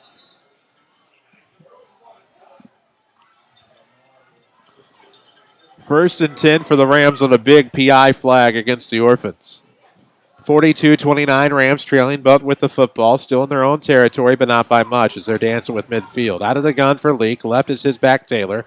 Quick pass into the flat to Lash. He may not get much, but he does. Stiff arm his way to about the 46 in Orphan territory. That's be a gain of about 6. I'm giving him 7. Sure. It looks better than 6. Going to see a lot of people out and about for this one. Good to see a lot tuned in online as well at WMIXsports.com via our YouTube channel. Online at the Section 618 app as well. This will be the final night of high school, final Friday night of high school football. There's still some games tomorrow. I take that back. It's 6. Okay. Almost 5. Not a very good spot. Not a very generous 6. Plummer and Vernon to the left side. To the right's Fisher Davis. Lash is in the backfield along with Nesbitt. Kind of play action. Now they look ahead to Lash. There it is out of the backfield. He's at the 40. Now to the 35. Leans ahead to about the 32. Now to the 30. Closer to that far sideline. I see an official standing on the 30, so we'll give him 16. Yes, sir. Yep. And again, when the Rams don't commit penalties, they move the ball.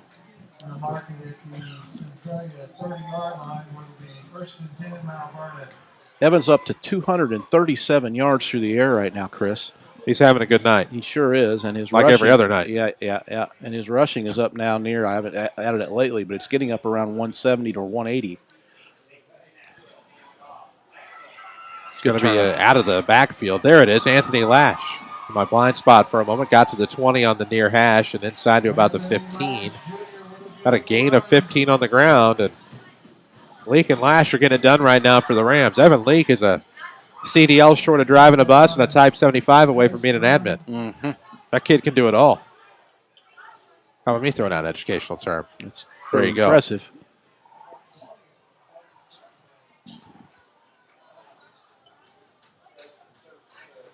.10:42 to go. We're in the fourth from Ken Hunt Stadium. 1st and 10 for the Rams from the 15. They're in orphan territory inside the red zone. Snap is to Leap. Oh, and Leak finds a seam. He's going to run right between the hashes for a score. 15-yard score for Evan Leak. Gets it done on the ground again. Increases his total touchdowns in his career into the mid-40s. And gives the Rams a deficit now of only 7. They're down, but they're not out. That's exactly right. For everything we've gone through, it's going to be a one-score game no matter what, pending this extra point. Let's see what Lefty Landon gets done here. Kick is up and good. Yep.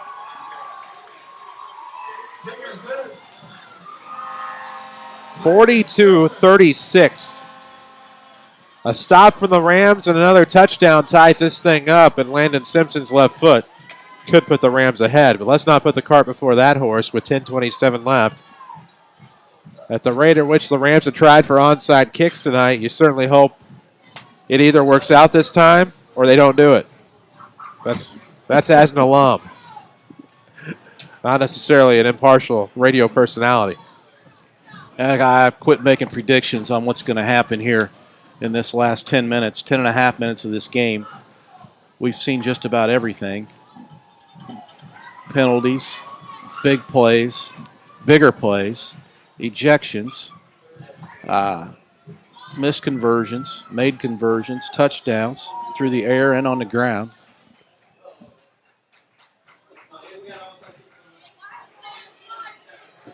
Ten minutes, 27 seconds of football time to go. At the rate this is going, that'll be another hour. Does Landon attempt the onside kick? Is that the barking order from the sideline? There's plenty of time. You don't necessarily need it. Maybe that was an attempt at one. Ball.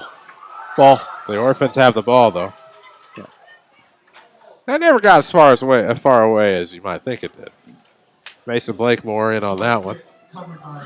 And the Orphans are in between the 40 and the 45. Nope, they're going to say 39. I don't know. I give up trying to figure that out. I can tell you Hunter Simmons another touchdown pass for the Marion Wildcats tonight. They have really dominated the second half. It's 54-29 over with Carbondale tonight in South 7 play. I wasn't sure how long that first half score was going to hold up when you talked about it earlier. Another Tony Wilt State Farm scoreboard. Look for the white State Farm Jeep around town as we look for Blakemore spinning. He's at midfield, coming to the near sideline. He's at the 40, 35-30. Off to the races, 25-20. 15-10, touchdown. 61 yards, no flags allegedly. First time in forever that it's been a clean play. So it feels, and that's a 61-yard score for Mason Blakemore, who's run for about 1,000 yards alone tonight. Well, that's a heartbreaker for the Rams right there. The Rams get within one score. They work so hard, and then one play, and that's gone.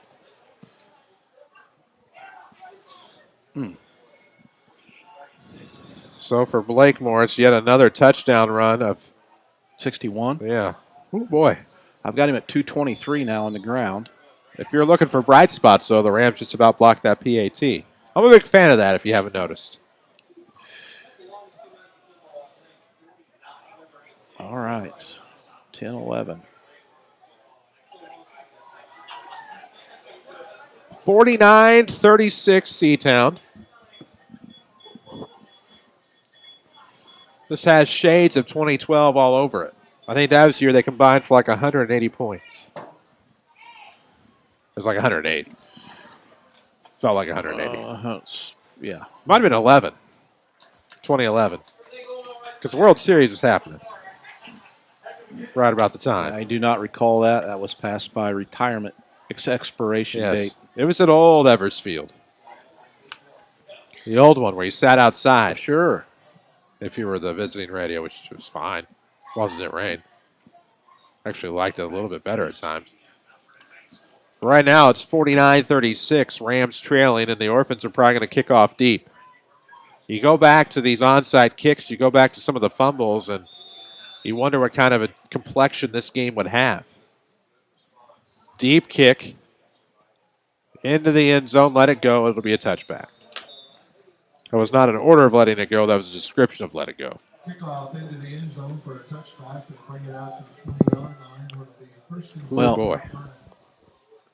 It's back to a 13-point game. Yeah. But again, if the Rams can put together another drive like they did on their last possession, fairly quick, and they get a score, there's still a chance.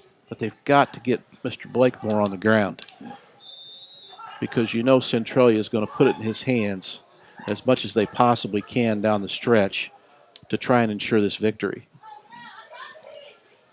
Does Evan Leake have a deep ball in him? Don't really need it. Battle of the pistol, we'll see. Nesbitt going to get the carry. It's a reverse. Nope, flea flicker. Here it is. Looking deep downfield. They have Plummer. They have Vernon. It's there. And it's going to be Plummer, but he can't hang on at about the 34. Two guys looking like it was a crossover route. Some deep cuts. And it worked. It was a double handoff and a toss back to the quarterback, and Mount Vernon had two guys flying down the middle of the field, wide open, plus an official who I'm not so sure didn't get in on that play just a little bit. Oh, he was on in the route. way, but that's here nor there. It happens. Yeah, Part of the game. But the ball did hit our receiver in the hands, and he dropped it.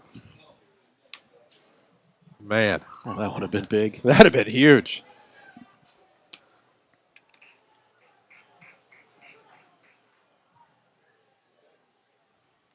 (49-36) Rams trailing. Now they look for the pass into the flat, and that's going to be incomplete. It was a forward pass, however. 10 minutes left in the fourth. It'll be 3rd and 10. 49-36 Rams trailing. And in an instance where you don't necessarily need passes right now, the Rams find themselves with a couple of quick incompletions. One was a gutsy call downfield, which that was fun to watch. It was, and I'm okay with that because Centralia played the run and got totally toasted in the secondary, and good time to call it first. I just like that call. Unfortunately, it just didn't make the catch. Leak looking deep again. This time looking for Lash down the left sideline past midfield, and that one's going to be batted away by an Orphan. That time was Camden Newcomb. Pardon me, Newcomb family. I apologize. And that'll be 4th and 10. Rams fans clamoring for a flag and not getting it. Played the man, not the ball. Sometimes that'll get you a PI, but not in this case. Yeah, it was almost a face guard situation where he threw his hands up in front of the receiver. Fans wanted the call. And I'm actually surprised we didn't get it. As many flags that have been tossed tonight. There have been flags for less. Both sides. Ejections for less, too. Leak is not punting here. Fake punt, and he will run. We have a flag deep in the backfield. He's not going to get the yardage. This will probably, against the Rams, this could be a turnover on downs if I had to guess. As Leak ran to about the 27 for a gain of 7, but it just wasn't enough. If this flag is on the Rams, and it is, it's going to be declined. It'll be Centralia football. Ran just short. Just short of the first down. Just short. I say that now. It's probably about a couple yards short, but still, by comparison, just short. Yeah, he definitely made something out of nothing there. Absolutely. And of course, it was 4th and 10, so it felt like further away than what it was because we've had 4th and longer. He has left it all on the field tonight. There's no question about that. He's done everything he can possibly do. And it's unreal to think that this will be his last game as a Mount Vernon Ram. Yeah, they're going to miss him. Absolutely. Playing both ways, as a matter of fact. Run for Blakemore up the middle, now to the far hash. He's going to get in. And that's a 28-yard score for Mason Blakemore. Blakemore from 28 yards out. Oh, started right him on the Mount Vernon side. Whoops. 9:37 mark. Blakemore with a 28-yard score. I put him officially at 251 on the ground for the game. 6 touchdowns for Mason Blakemore and another point after. Makes it 56-36 with 9:37 to go in the fourth rather. Oh boy. Rams football on your radio, driven by Holzhauer Auto and Motorsports Group in Nashville, the #1 volume dealer in Southern Illinois. Find out why at holzhauers.com. Jeff Lonan alongside, I'm Chris Hugo in the SSM Health broadcast booth. Zach Matt Miller is with us. He takes care of the camera for WMIXsports.com and the Section 618 app. Eli Epplin back at the Mount Vernon studio as well. We get deeper and deeper into the fourth, but we're still not halfway through. 9:37 mark, and it's 56-26 Centralia. They've scored a couple of quick touchdowns. Yeah, something tells me we're not done with the touchdowns either. I think we're going to see a couple more before this game's over. I don't know who's going to get them, but these two teams have now combined for 92 points.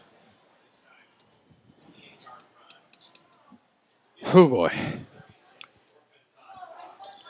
92 points. Will Graham on to kick off. Line drive. It'll take a bounce to Miguel Rios at about the 10. He's coming to the near side past the hash. He'll get to the 30. Now to the 35. Looking to dart toward the sideline. He might get an extra 3 yards for his trouble, and he will down to the 38. Extracurriculars way away from that. Unreal. Be careful there. Got a couple of Rams and a couple of Orphans going at it, and this is silly. Miguel Rios fighting for extra yards on the kick return. We have several flags on the play. This is not going to be pretty by the time it's all said and done. It's not, and we may have another ejection, or we may not. I don't know. That last one came in awful late. Let's see what they claim.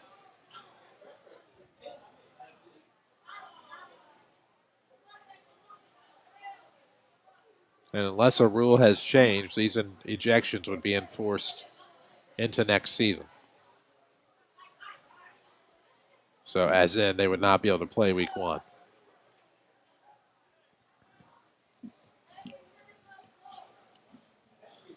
So some days are going to be done and some seasons done a little prematurely perhaps, at least from the way that they're acting.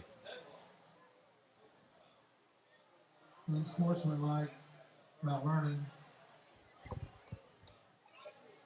Unsportsmanlike with an ejection. An ejection from Centralia. An ejection for Mount Vernon. With an ejection, Mount Vernon. So Crabtree has been ejected for Centralia. And I'm unsure, maybe Nettles ejected for Mount Vernon. My apologies if not.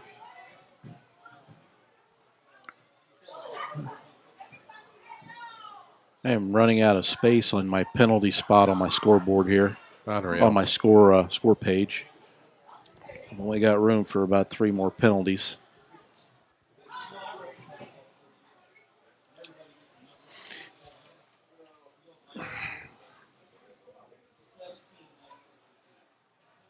.926 left, 56-36.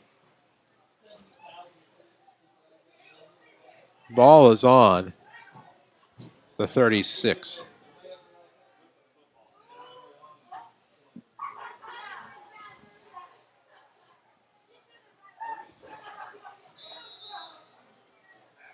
So the Rams have it at the 36 in their own territory, ball in the near hash. Momentarily forgot who had the ball. My apologies. It feels like it's been a while since we've had football. Rams will put Davis in motion to the left. Vernon is a left slot. And Leaks looking downfield over the top for Jakari Vernon. That's almost caught but dropped at about the 37, and that would have been a tough catch, and he almost made it. Jakari Vernon's had a good night. Yeah. He had a good night against Carbondale, too. 9:21 left. It's 2nd and 10 for the Rams. Ball on the 36. Far hash, same spot.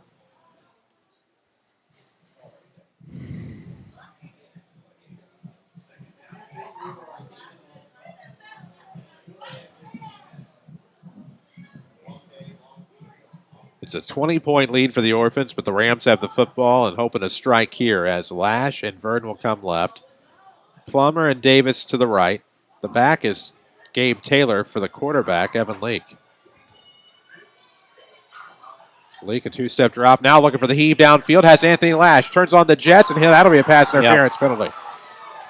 That is a no-doubter there. And that'll be a 15-yard penalty and a first down. That should take it to the 49. We'll wait to see what it is. That's Centralia's 11th penalty of the half. Just 6 in the first half. So now they're up to 17 penalties. They're catching the Rams quickly, although they do have a little ways to go.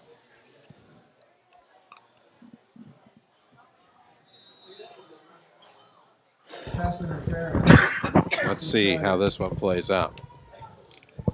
Took him right to midfield. 1st and 10 for the Rams. Ball is spotted on the near hash. 9:14 mark of the quarter. 56-36 Centralia. Out of the gun with Taylor as his back as the quarterback Leak. And he is looking downfield. Has plenty of time, and now completes to Plummer. He catches it inside the 50, gets down to about the 46. That's going to be a gain of roughly 4 for 2nd and 6.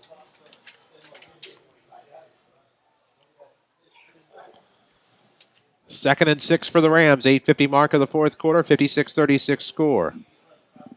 Rams in Orphan territory now. This action is driven by Holzhauer Auto and Motorsports Group in Nashville. Well, the Rams come from behind to win this one tonight. They've had their chances, but between turnovers and penalties for both of these two teams, it's amazing anybody's on top.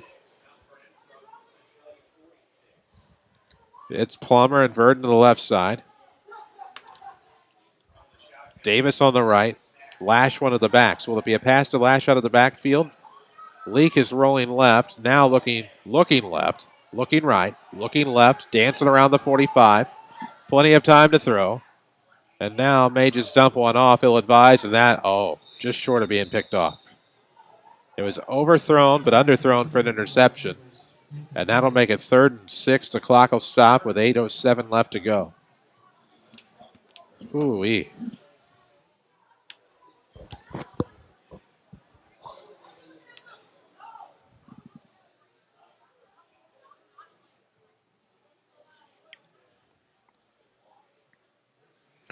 This may go down as the longest football game in this year's IHSA football series. Game at Carbondale went 3.5 hours. This one is pushing that one. I remember being on the air for over 4. Solo. 2 to the left, 1 to the right. Nice fake handoff by Lee because he has a seam right up the middle. Has a nice gap. He'll cut to the sideline. Nope, cuts back to the hash. Stays on his feet between the hashes inside the 20 to the 18, 19. That could be a gain of about 27 depending upon the spot. If it's to the 18, it's 28. And that's a big gain for E-Leak, who is elite. That puts him over 200 yards on the ground, Chris. What an incredible night he's had. Absolutely.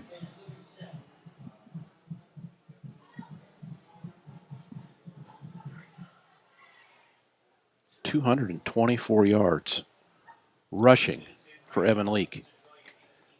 Lash and Taylor the backs for the quarterback Leake. And this is going to be a sweep play to Anthony. And he'll be pulled down. That's a big tackle there by Will Pryor, who is pulling Lash down to about the 23. Yeah, he's going to lose about 4 there. It's going to put the Rams in about a 2nd and 14. That's a tough down and distance. Look for a pass here or maybe a Leak scramble. Clock rolls below the 7-minute mark. 56-36 Orphans on top. Rams in Orphan territory at the 23. See what they do with Lash. Will they go all? Nope, they'll put him near the left slot, along with Jakari Bird. Now Lash in motion. Leak dropping back to pass, out from under center. Looking left, has Lash sneaking along the right side. We'll see if he looks that direction.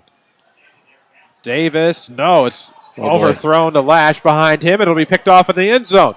Newcomb is going to be the interceptor. He's trying to fight off Nesbitt, and he'll run it all the way back to about the 34.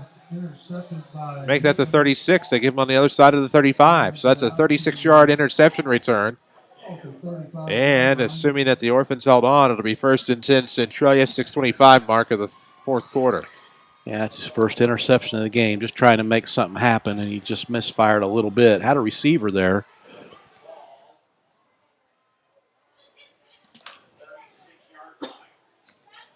Mm.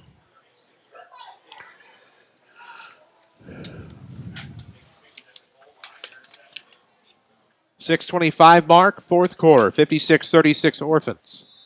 They have the football. After the interception, they were looking for, I believe, Lash near the end zone. Might have been Davis. I did not get a good look. I only saw the interception by Camden Newcomb.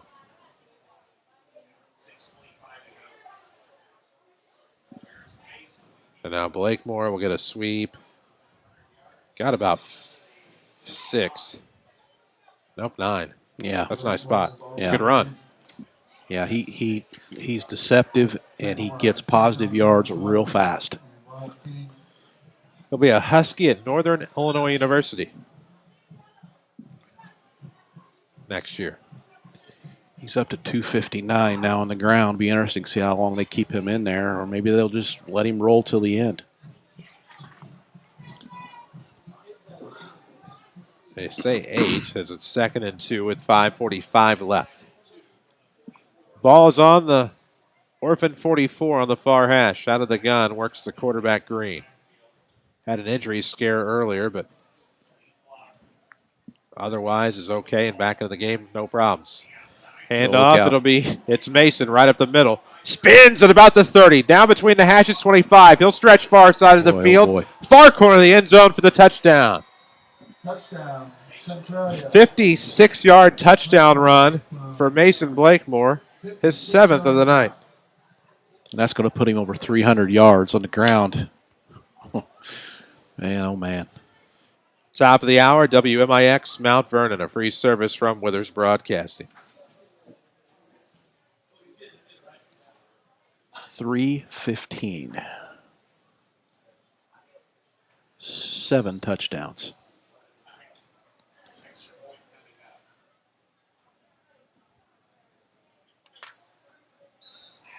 BAT looks good. All right, 63-36. And I'd say the Orphans are going to win this one. But still some time.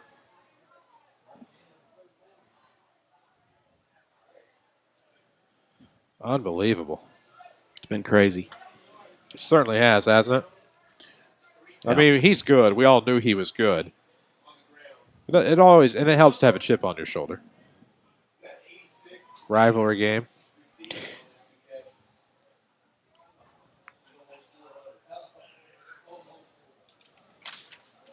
Unbelievable. What a night Mason Blakemore's having. It's been a couple of years at O'Fallon, playing for that program in the Southwestern Conference. Comes home here for his senior year after signing with NIU.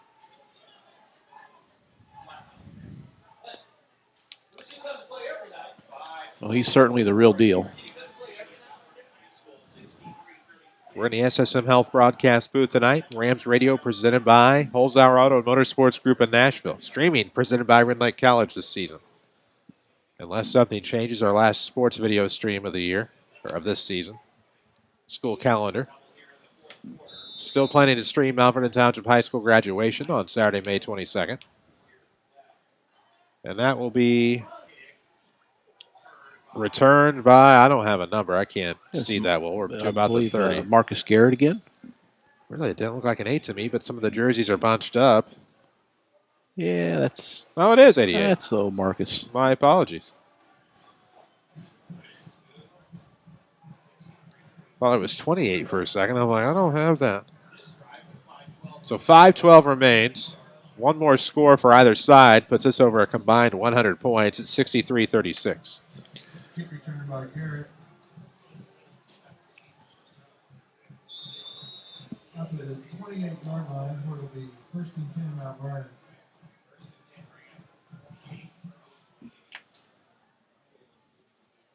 Leak, the quarterback. Taylor will be his running back. That's Gabe.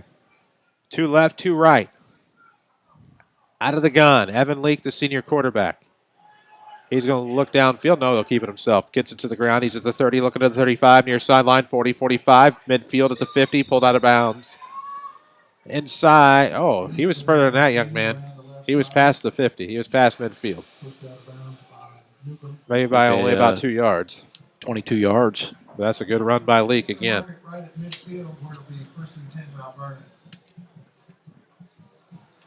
2:46 now on the ground for Evan Leak.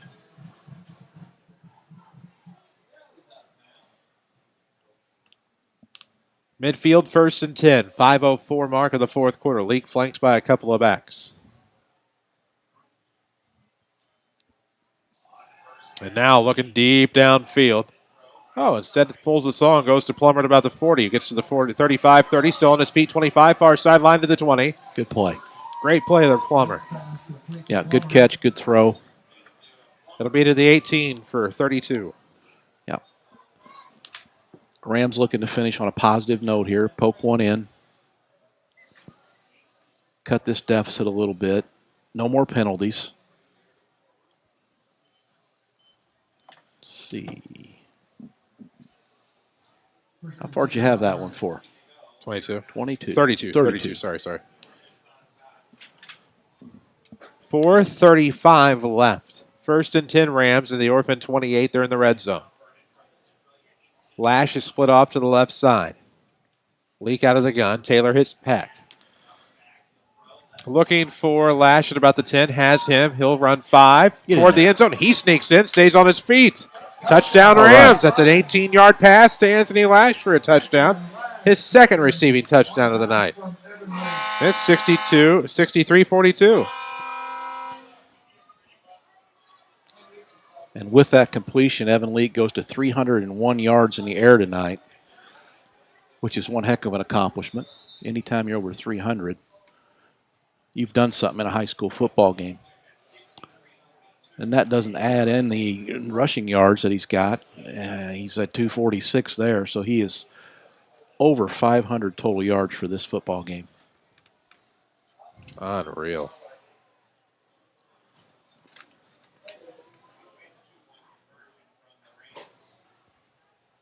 Rams going for 2. Taylor. No, it's not Taylor. That was Javen Jones getting the 2-point conversion. Wow. And the offensive lineman, whose name you don't hear enough, but has been such a valuable part of this team for so many years. The senior gets the 2-point conversion, and that's great to see. 63-44. Yes, sir. You think they'll onside kick? I do. Might as well. Done it all night. Might as well continue. I do suspect we'll see that again. Now's the time when you really need to. And now is the time. Question is, will they try to just bunt it up the middle and recover, or will they go right or left and also stay onside?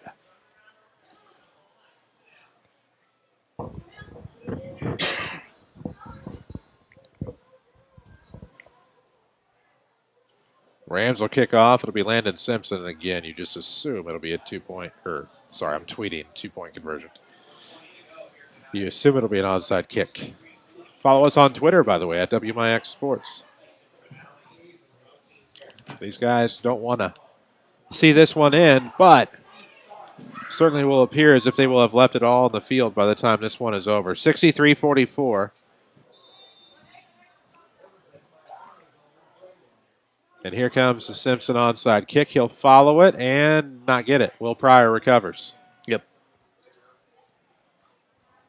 Will Pryor feels like he's been at it for the better part of a decade as a senior for the Orphans. And mean that from the sense of that's one of those kids that you just feel like you've always seen, and the opposition is always happy to see graduate.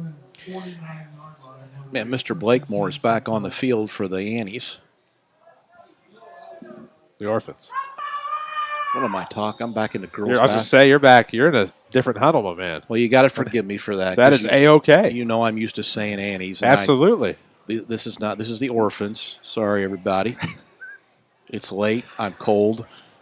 Well, and you would traditionally see the Annies and I would traditionally see these. And you're going to see Mason no. Blakemore break for another. Oh, inside the 30, 25, turns on the Jets. He's at the 15, 10, 5, touchdown. 69-44.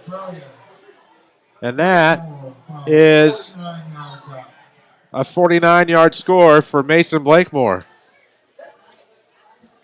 That is his 9th touchdown tonight, 8 on the ground, 1 in the air.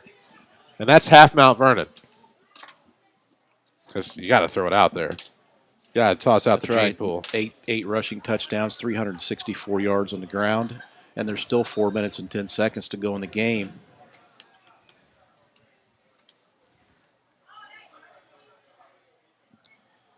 And now some issues on the PAT. It'll be 69-44.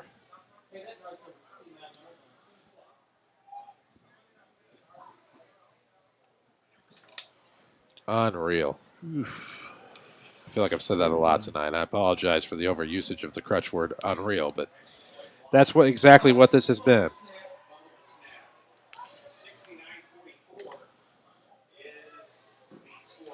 He's got to be over 400 yards or close to it. I've got him at 364.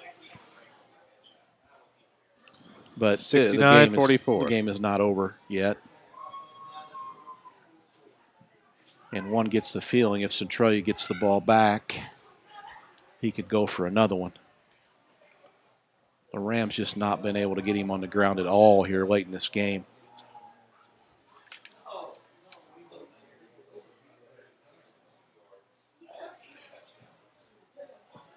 Chris, he'd scored 4 touchdowns in the last 6 minutes. Yeah. It's his world right now. We're just living in it. Yeah.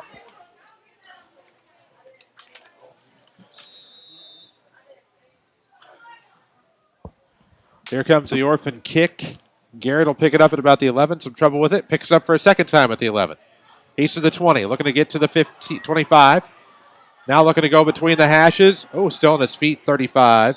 Where he's pulled down at the 35-yard line. Good job by Marcus getting the ball back out to the 35. He fielded that one about the 10.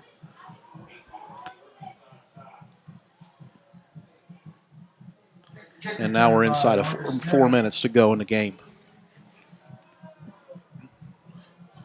Marking at the 34-yard line. 3:59 left. 69-44. You know Mason Blakemore is going to be one of our Culver's 3 stars of the game. Yes. What I can guarantee you is, even though he should be the number 1 star, the number 1 star by rule does have to be a Ram on this broadcast. But know this. He is the star of the game. There is nothing questioning that here. 1st and 10 from the 34. High handoff, but Garrett has it running between the hashes. Now looking to cut to the far sideline. Nope. 45 to midfield. 45, some flags. And a gain of 21 is coming back more than likely. With a nice pickup. We got a flag on the play.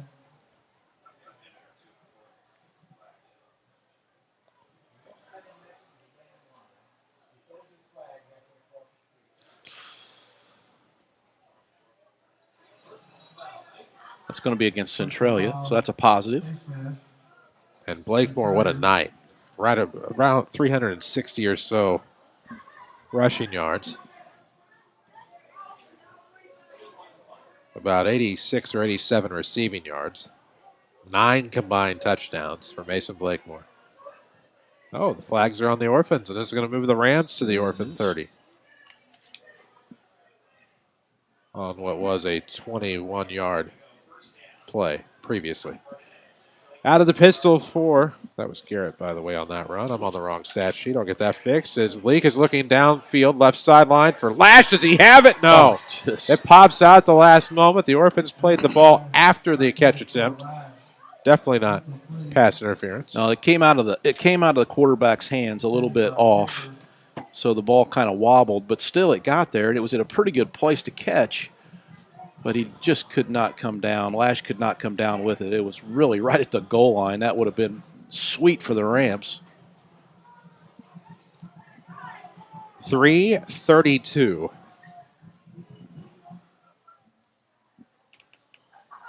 Left to go. 69-44. Rams down 25 to the Orphans. From the 30 on 2nd and 10 in Orphan territory. Leake's going to come left side. He's looking to pass. He might as well just run for it. He's to the 25. Nice move at the 20. Inside to the 17. 16 pushed ahead to the 15 and a half. And it'll be a first down for the Rams. You know, unless we forget, Leake's had a good night. 3 touchdown passes, 2 rushing touchdowns. Yes. And he's got 260 yards rushing, Chris.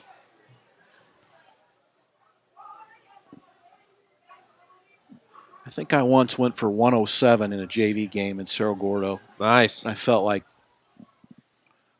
I was ready for the NFL.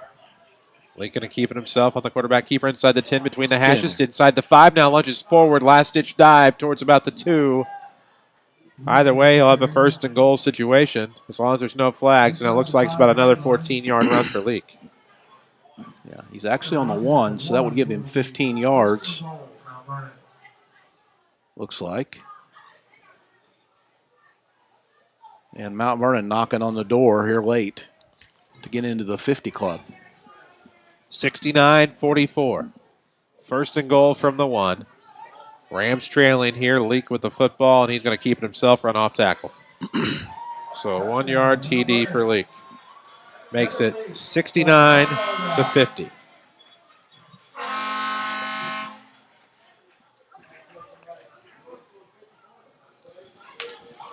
Whew.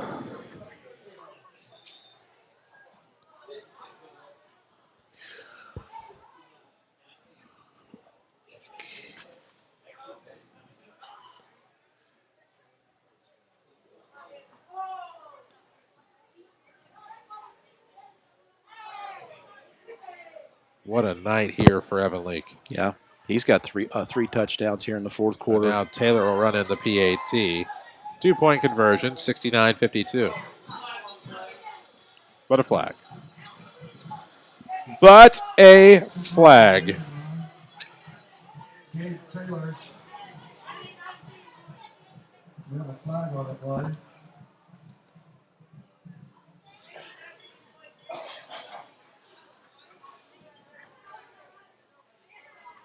Like the offense is going to stay on the field, so that's going to be against the Rams. Yeah. 5 yards. That's going to move the ball out to about the 7 or 8 yard line. And they'll retry the point. So Leake has 4 rushing touchdowns tonight because I forgot to write one down. Dang. What a night for Evan Leake, too. He has touchdown runs of 39, 3, 15, and 1.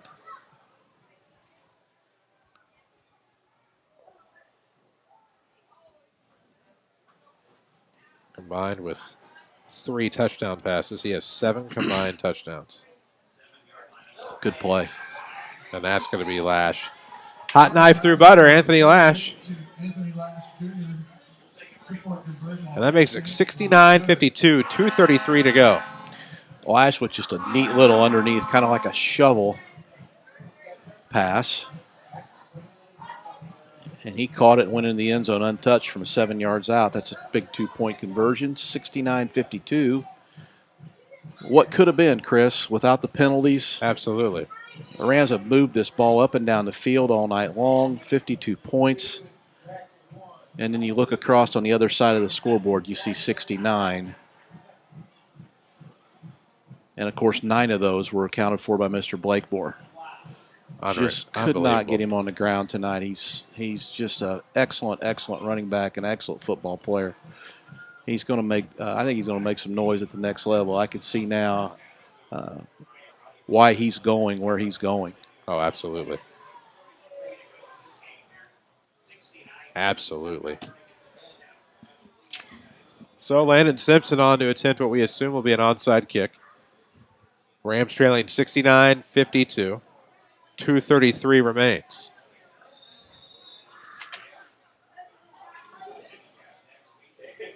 This one's more of a worm burner onside kick, picked up by number 44, the fullback Caleb Wright. And the Orphans will start from the 47-yard line. Let's see if we get a Mason Blakemore 47-yard score. Can't imagine, but you never know. I have a feeling we'll start to see some subs. I don't see him.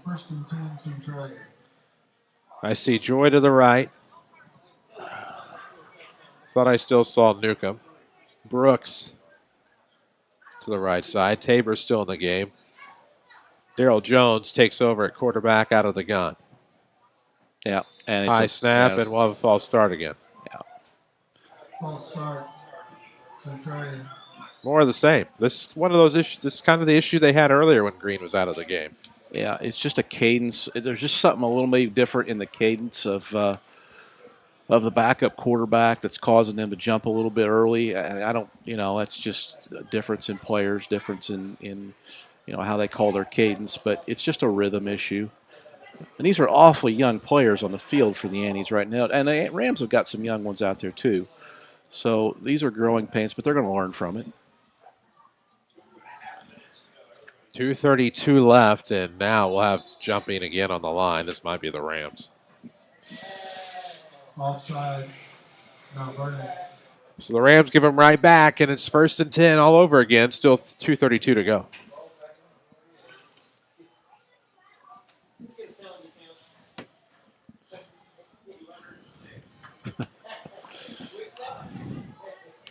First and 10. It's a 17-point game, but you wouldn't know it here. 69-52, 2:32 left.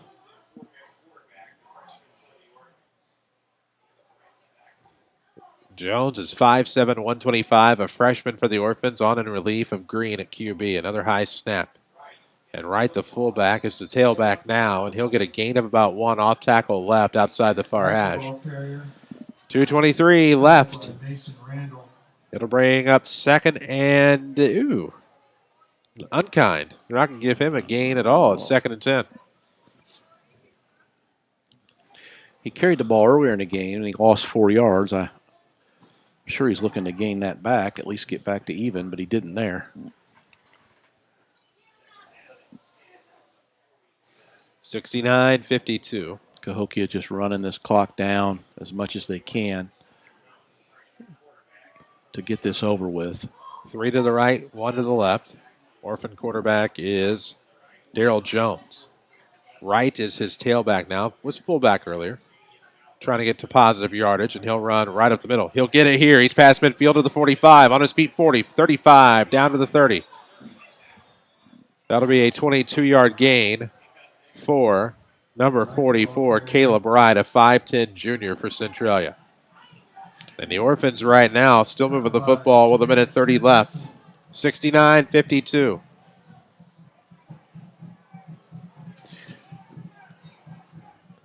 Yeah, and they're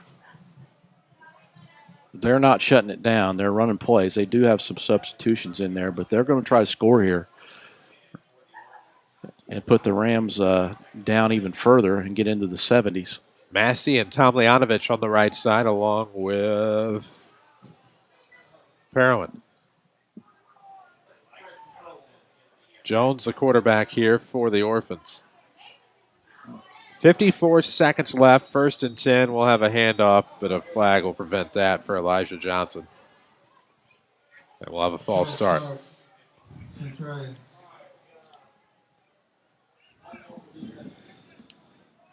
Centralia's 14th penalty of the half to go along with 6 in the first half, so they're up to 20. Don't think I've ever seen this, Chris. Just the sheer volume of penalties on both teams, not just one. Rams of Mount Carmel was pretty bad last year, but not like this. Sure makes for a long football game and a choppy football game, and there's not much rhythm. Oh, no. Looks like we're going to have another one here on the last play of the game. Now they're going to stop the clock. There's going to be a personal foul on the Orphans or the Rams. Which one is it? Thought he pointed toward the Orphans well, first. He did, but here I was about to send it back to the station with the final since the Orphans took the knee. Just let it go, bud. They just wave it off or they decline it?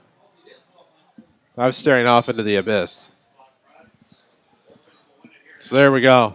Yeah, they're just going to run it off. Clock will run, and that's going to take care of business here. And the Rams come up just short in the season finale. The final score, the Centralia Orphans 69, the Mount Vernon Rams 52. This is Rams football from WMIX Sports in the Section 618 app. Where's your playground? This is where it's at. The end of the road is where the real fun begins during the Jeep celebration event at Holtzhauer's in Nashville, Illinois. Oh, and the adventure begins again. Adventure's never out of reach. Make memories with every mud pit and rocky terrain.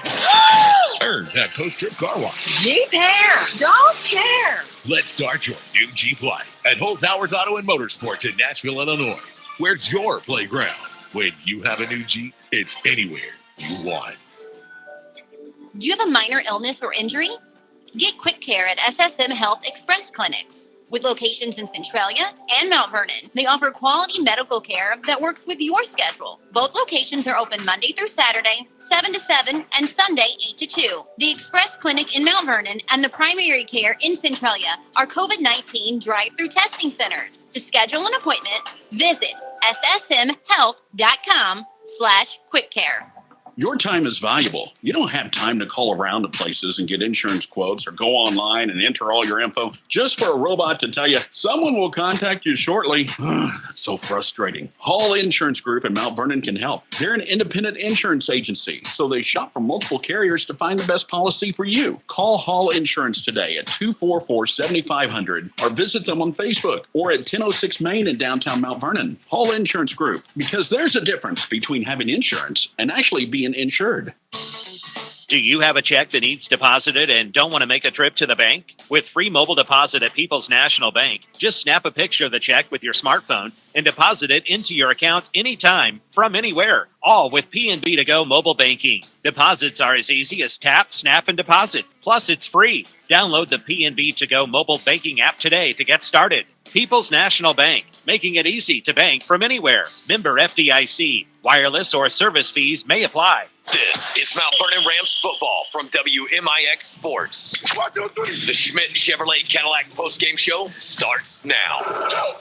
AM 940, 96.5 FM, and the Section 618 app tonight. The Mount Vernon Rams fall in their final game of the season.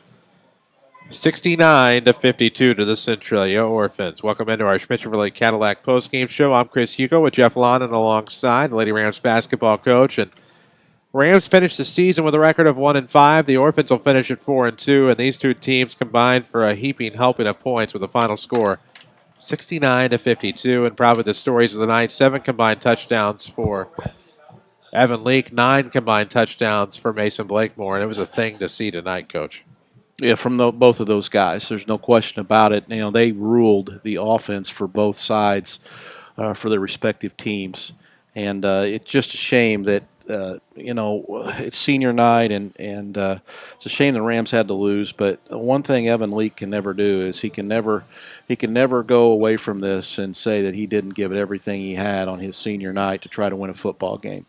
And it was quite a performance. And I know he feels bad right now, but the sun's going to come up tomorrow, and he can hold his head up high. Because he certainly, as he does every week, gained everybody's respect tonight, just as he does, any other week that he plays. But especially tonight, I thought he did everything he possibly could to try to get this football team over the hump and get a win. It just wasn't quite enough. And as we said earlier, the penalties. That's the one thing that if I'm going to start with is. As a coach, it's going to be that right there. Got to be a little more disciplined. Got to play a little cleaner, and you got to quit hurting yourselves and giving the opponent the advantage. Several times tonight, the Rams move the ball up and down the field, but then those penalties come along and you're going backwards instead of forwards. And I'm sorry, but there's just not a lot of 2nd and 30 plays. 4th and 35s, 3rd and 36s, whatever. Although we did convert one. I say that we did convert one. I think we were like 1st and 52. Second, we ended up getting it somehow. on a fourth down when we thought we might punt. But, that's not something you can expect to happen night in and night out. It's something that's got to get cleaned up, and I'm sure the coaches know that. And but back to Evan, he had a heck of a night, and, my hat's off to him. No doubt about that. And once we have his stats added up, he had 1 billion all-purpose yards as well. But I think the story of the night, Evan Leake's combined 7 touchdowns, and Mason Blakemore's combined 9 touchdowns, well over 400 all-purpose yards for Blakemore. And I feel like with over 200 plus on the ground, and what do we say, over 300 through the air? Yeah, I haven't added it up totally We'll yet, get to that in just a moment. It's 237. Let's see. It's 301 through the air, and it's 276 on the ground. Wow. It's pretty incredible. It is indeed. We'll take a break on our Schmidt-Chevrolet Cadillac postgame show. Come back, get you caught up on scoring and stats, and then later, our Mount Vernon Culver's 3 stars of the game, and we already know who 2 of them are. 69-52 the final. The Centralia Orphans wrap up their season 4-2. The Mount Vernon Rams wrap up their season 1-5. We'll talk more about it coming up on this Schmidt-Chevrolet Cadillac postgame show. This is Rams football from WMIX Sports and the Section 618 app. Hi, I'm Dr. Peter Mulhern, an orthopedic surgeon at Crossroads Orthopedic Clinic. I'm excited to join Dr. McIntosh and Justin Northcutt to help provide orthopedic services to Mount Vernon and the surrounding areas. From knee and hip replacements to sports injuries and broken bones, Crossroads Orthopedic Clinic is here to get you back on the road to better. Give us a call at 618-244-9038. That number again is 618-244-9038. Thanks for listening, and I look forward to seeing you in the office. Raise a Warrior. Rend Lake College's new program gives in-district students grades 3 through 12 the opportunity to earn up to $2,000 for future enrollment at RLC. Getting started is easy. Parents create an account, set up your child's profile, and then enter and track points for activities like making the honor roll, playing sports, community service, clubs and groups, and much, much more. Let RLC help you raise a warrior. Start by visiting micro.rlc.edu today. That's micro.rlc.edu. Your journey starts at Rend Lake College. Follow us on social media at WMIX Sports. This is Mount Vernon Rams football. AM 940, 96.5 FM, and of course the Section 618 app tonight. You could have watched it online at WMIXsports.com if you only listened, but that's okay.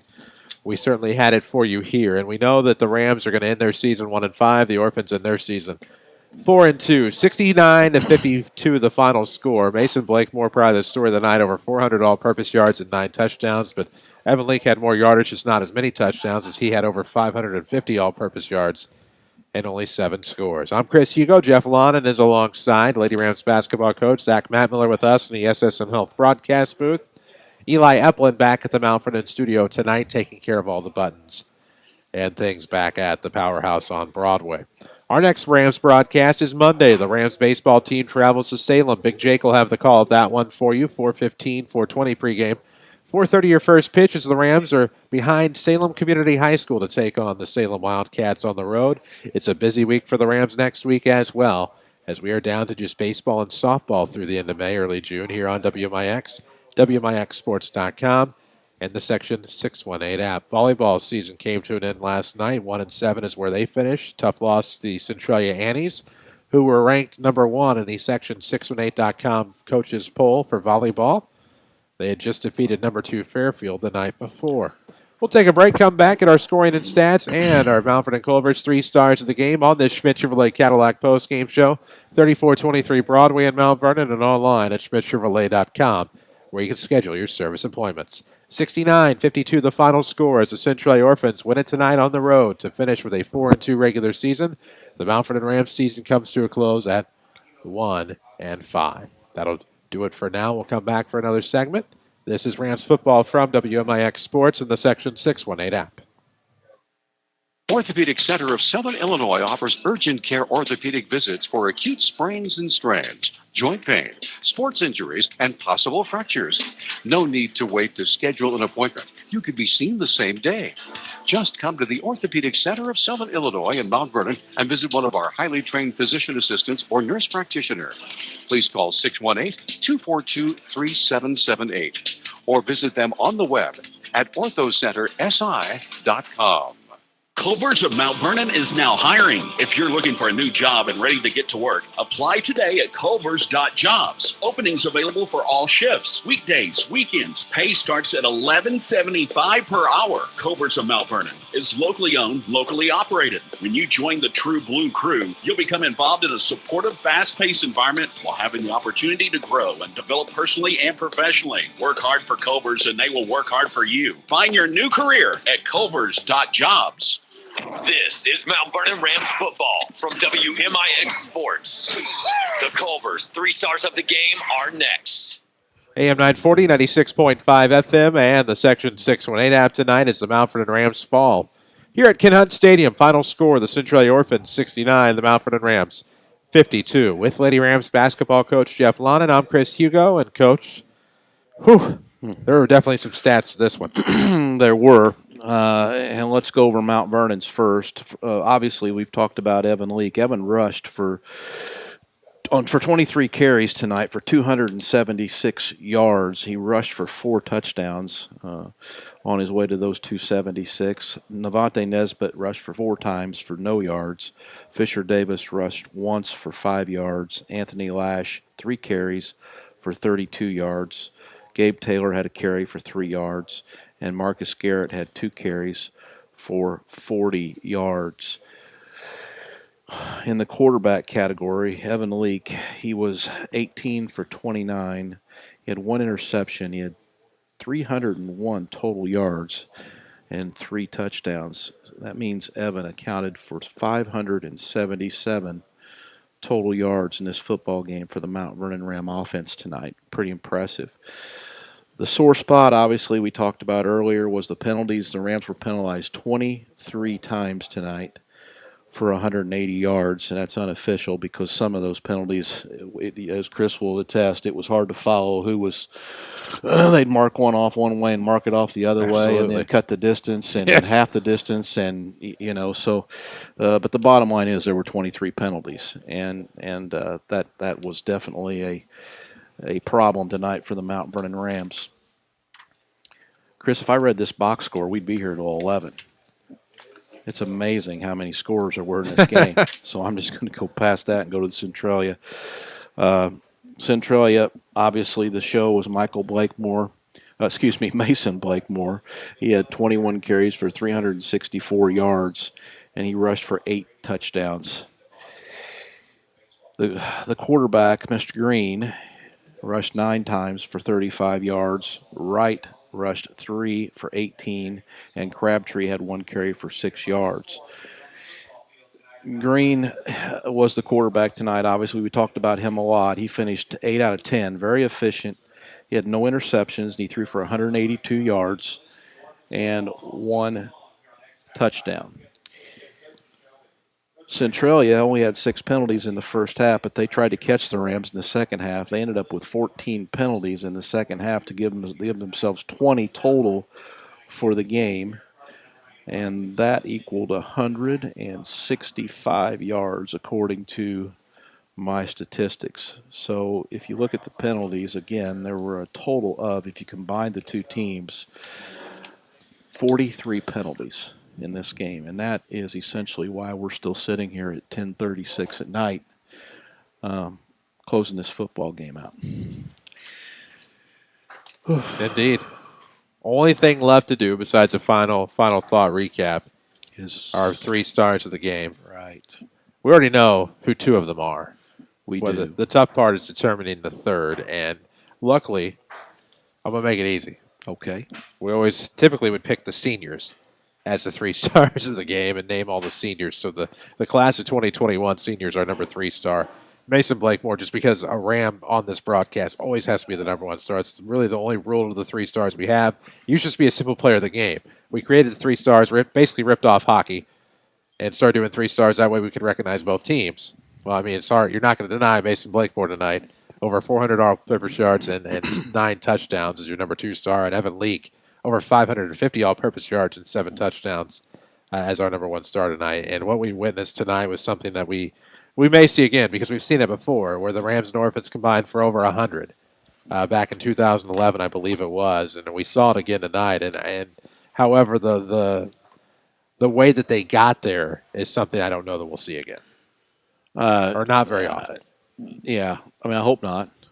I mean, if you look at how to win a football game, this is a tough way to do it. In a shootout, you hope to shore your defense up as time goes on, and 69 points is obviously too many. Offensively, it's scary to think about how many points we might have scored if we'd have cut our penalties in half, because we still got into the 50s, despite all the things we did to hurt ourselves. So there's plenty to work on, obviously, going into the off season, as each team does have things they need to work on, get better at, and it's just unfortunate we couldn't come away with a win tonight, but it was certainly a much more competitive game despite all its faults from time to time. It was a much more competitive game than we got last week. And really the game was, still in doubt, well into the second half. So we got a good entertaining game tonight for sure. It just didn't work out maybe the way the Rams didn't, wanted it to, but we did put up a really, really hard fight tonight, and we got some things to work on. But all in all, a better performance tonight than we've seen. Absolutely, and it kind of goes back to a similar matchup they had with Carbondale, where Evan Leak went off and had so many all-purpose yards and so many scores, and he replicated that tonight. And didn't know quite what after last week what would happen tonight, what we'd get out of the Rams tonight, but. Yeah, and all in all, aside from the penalties, got their best. And we talked about the injuries before the game. There are some kids banged up as you get this time of year, and that probably hurts your balance a little bit. It would be nice to get another guy or two involved. So Evan isn't the guy, that's basically either throwing or scrambling every play. I think. And I'm sure the coaches probably feel the same way. But you go with who's healthy and your best skill people. And we were a little slim tonight. And Evan, again, as he tried to do everything he possibly could. But I think balance is one thing that they'll look for going forward as well. Being able to spread the ball around a little bit more on the ground and through the air as well. Although our receivers really did a nice job tonight. We had several. I mean, obviously. He threw, Chris, for 300. What did we say? He threw for 302 yards tonight. So obviously our receivers did something right tonight as well. So that was nice to see. But overall, plenty to work on, and they'll go back to the drawing board, and then hopefully next year we'll get a full 9-game season and see what kind of improvements that we can make. I had actually double-checked when the first football game in a normal 2021 would be, and that was 4 hours ago.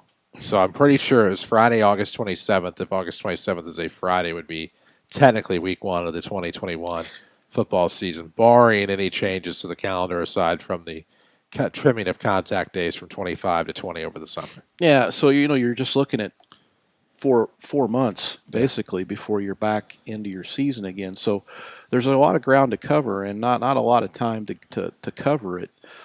In terms of your summer stuff and your weight room and all those types of things. So we'll be back doing this again before we know it. It'll seem strange, but it'll be also very nice to be under a normal, a normal season. And let's knock on wood. Let's hope we get to that and there's no changes or no surprises as we get closer to school starting up next year. No doubt about that. Coach, appreciate you joining me these past 2 weeks. I've enjoyed it. I appreciate it, and we'll look forward to seeing you again at the next event that you decide to call me and invite me to help you out on. I do enjoy it. Absolutely. Well, football is over. 6-game season. We got through it, and the Mount Vernon Rams got a 1-5 record to show for it and much improvement over the course of the year. The final score tonight as the Centralia Orphans finish their seasons 4-2 is 69-52. For Jeff Lonan, for Zach Mattmiller, for Eli Epplin, for Brock Myers, for Jake Linder, for Danny Zerwinski, for all who were a part of this 2020 football season in 2021. I'm Chris Hugo reminding you the final score. The Mount Vernon Rams fall tonight, though. It's the Centralia Orphans 69, the Mount Vernon Rams 52. So long from Ken Hunt Stadium.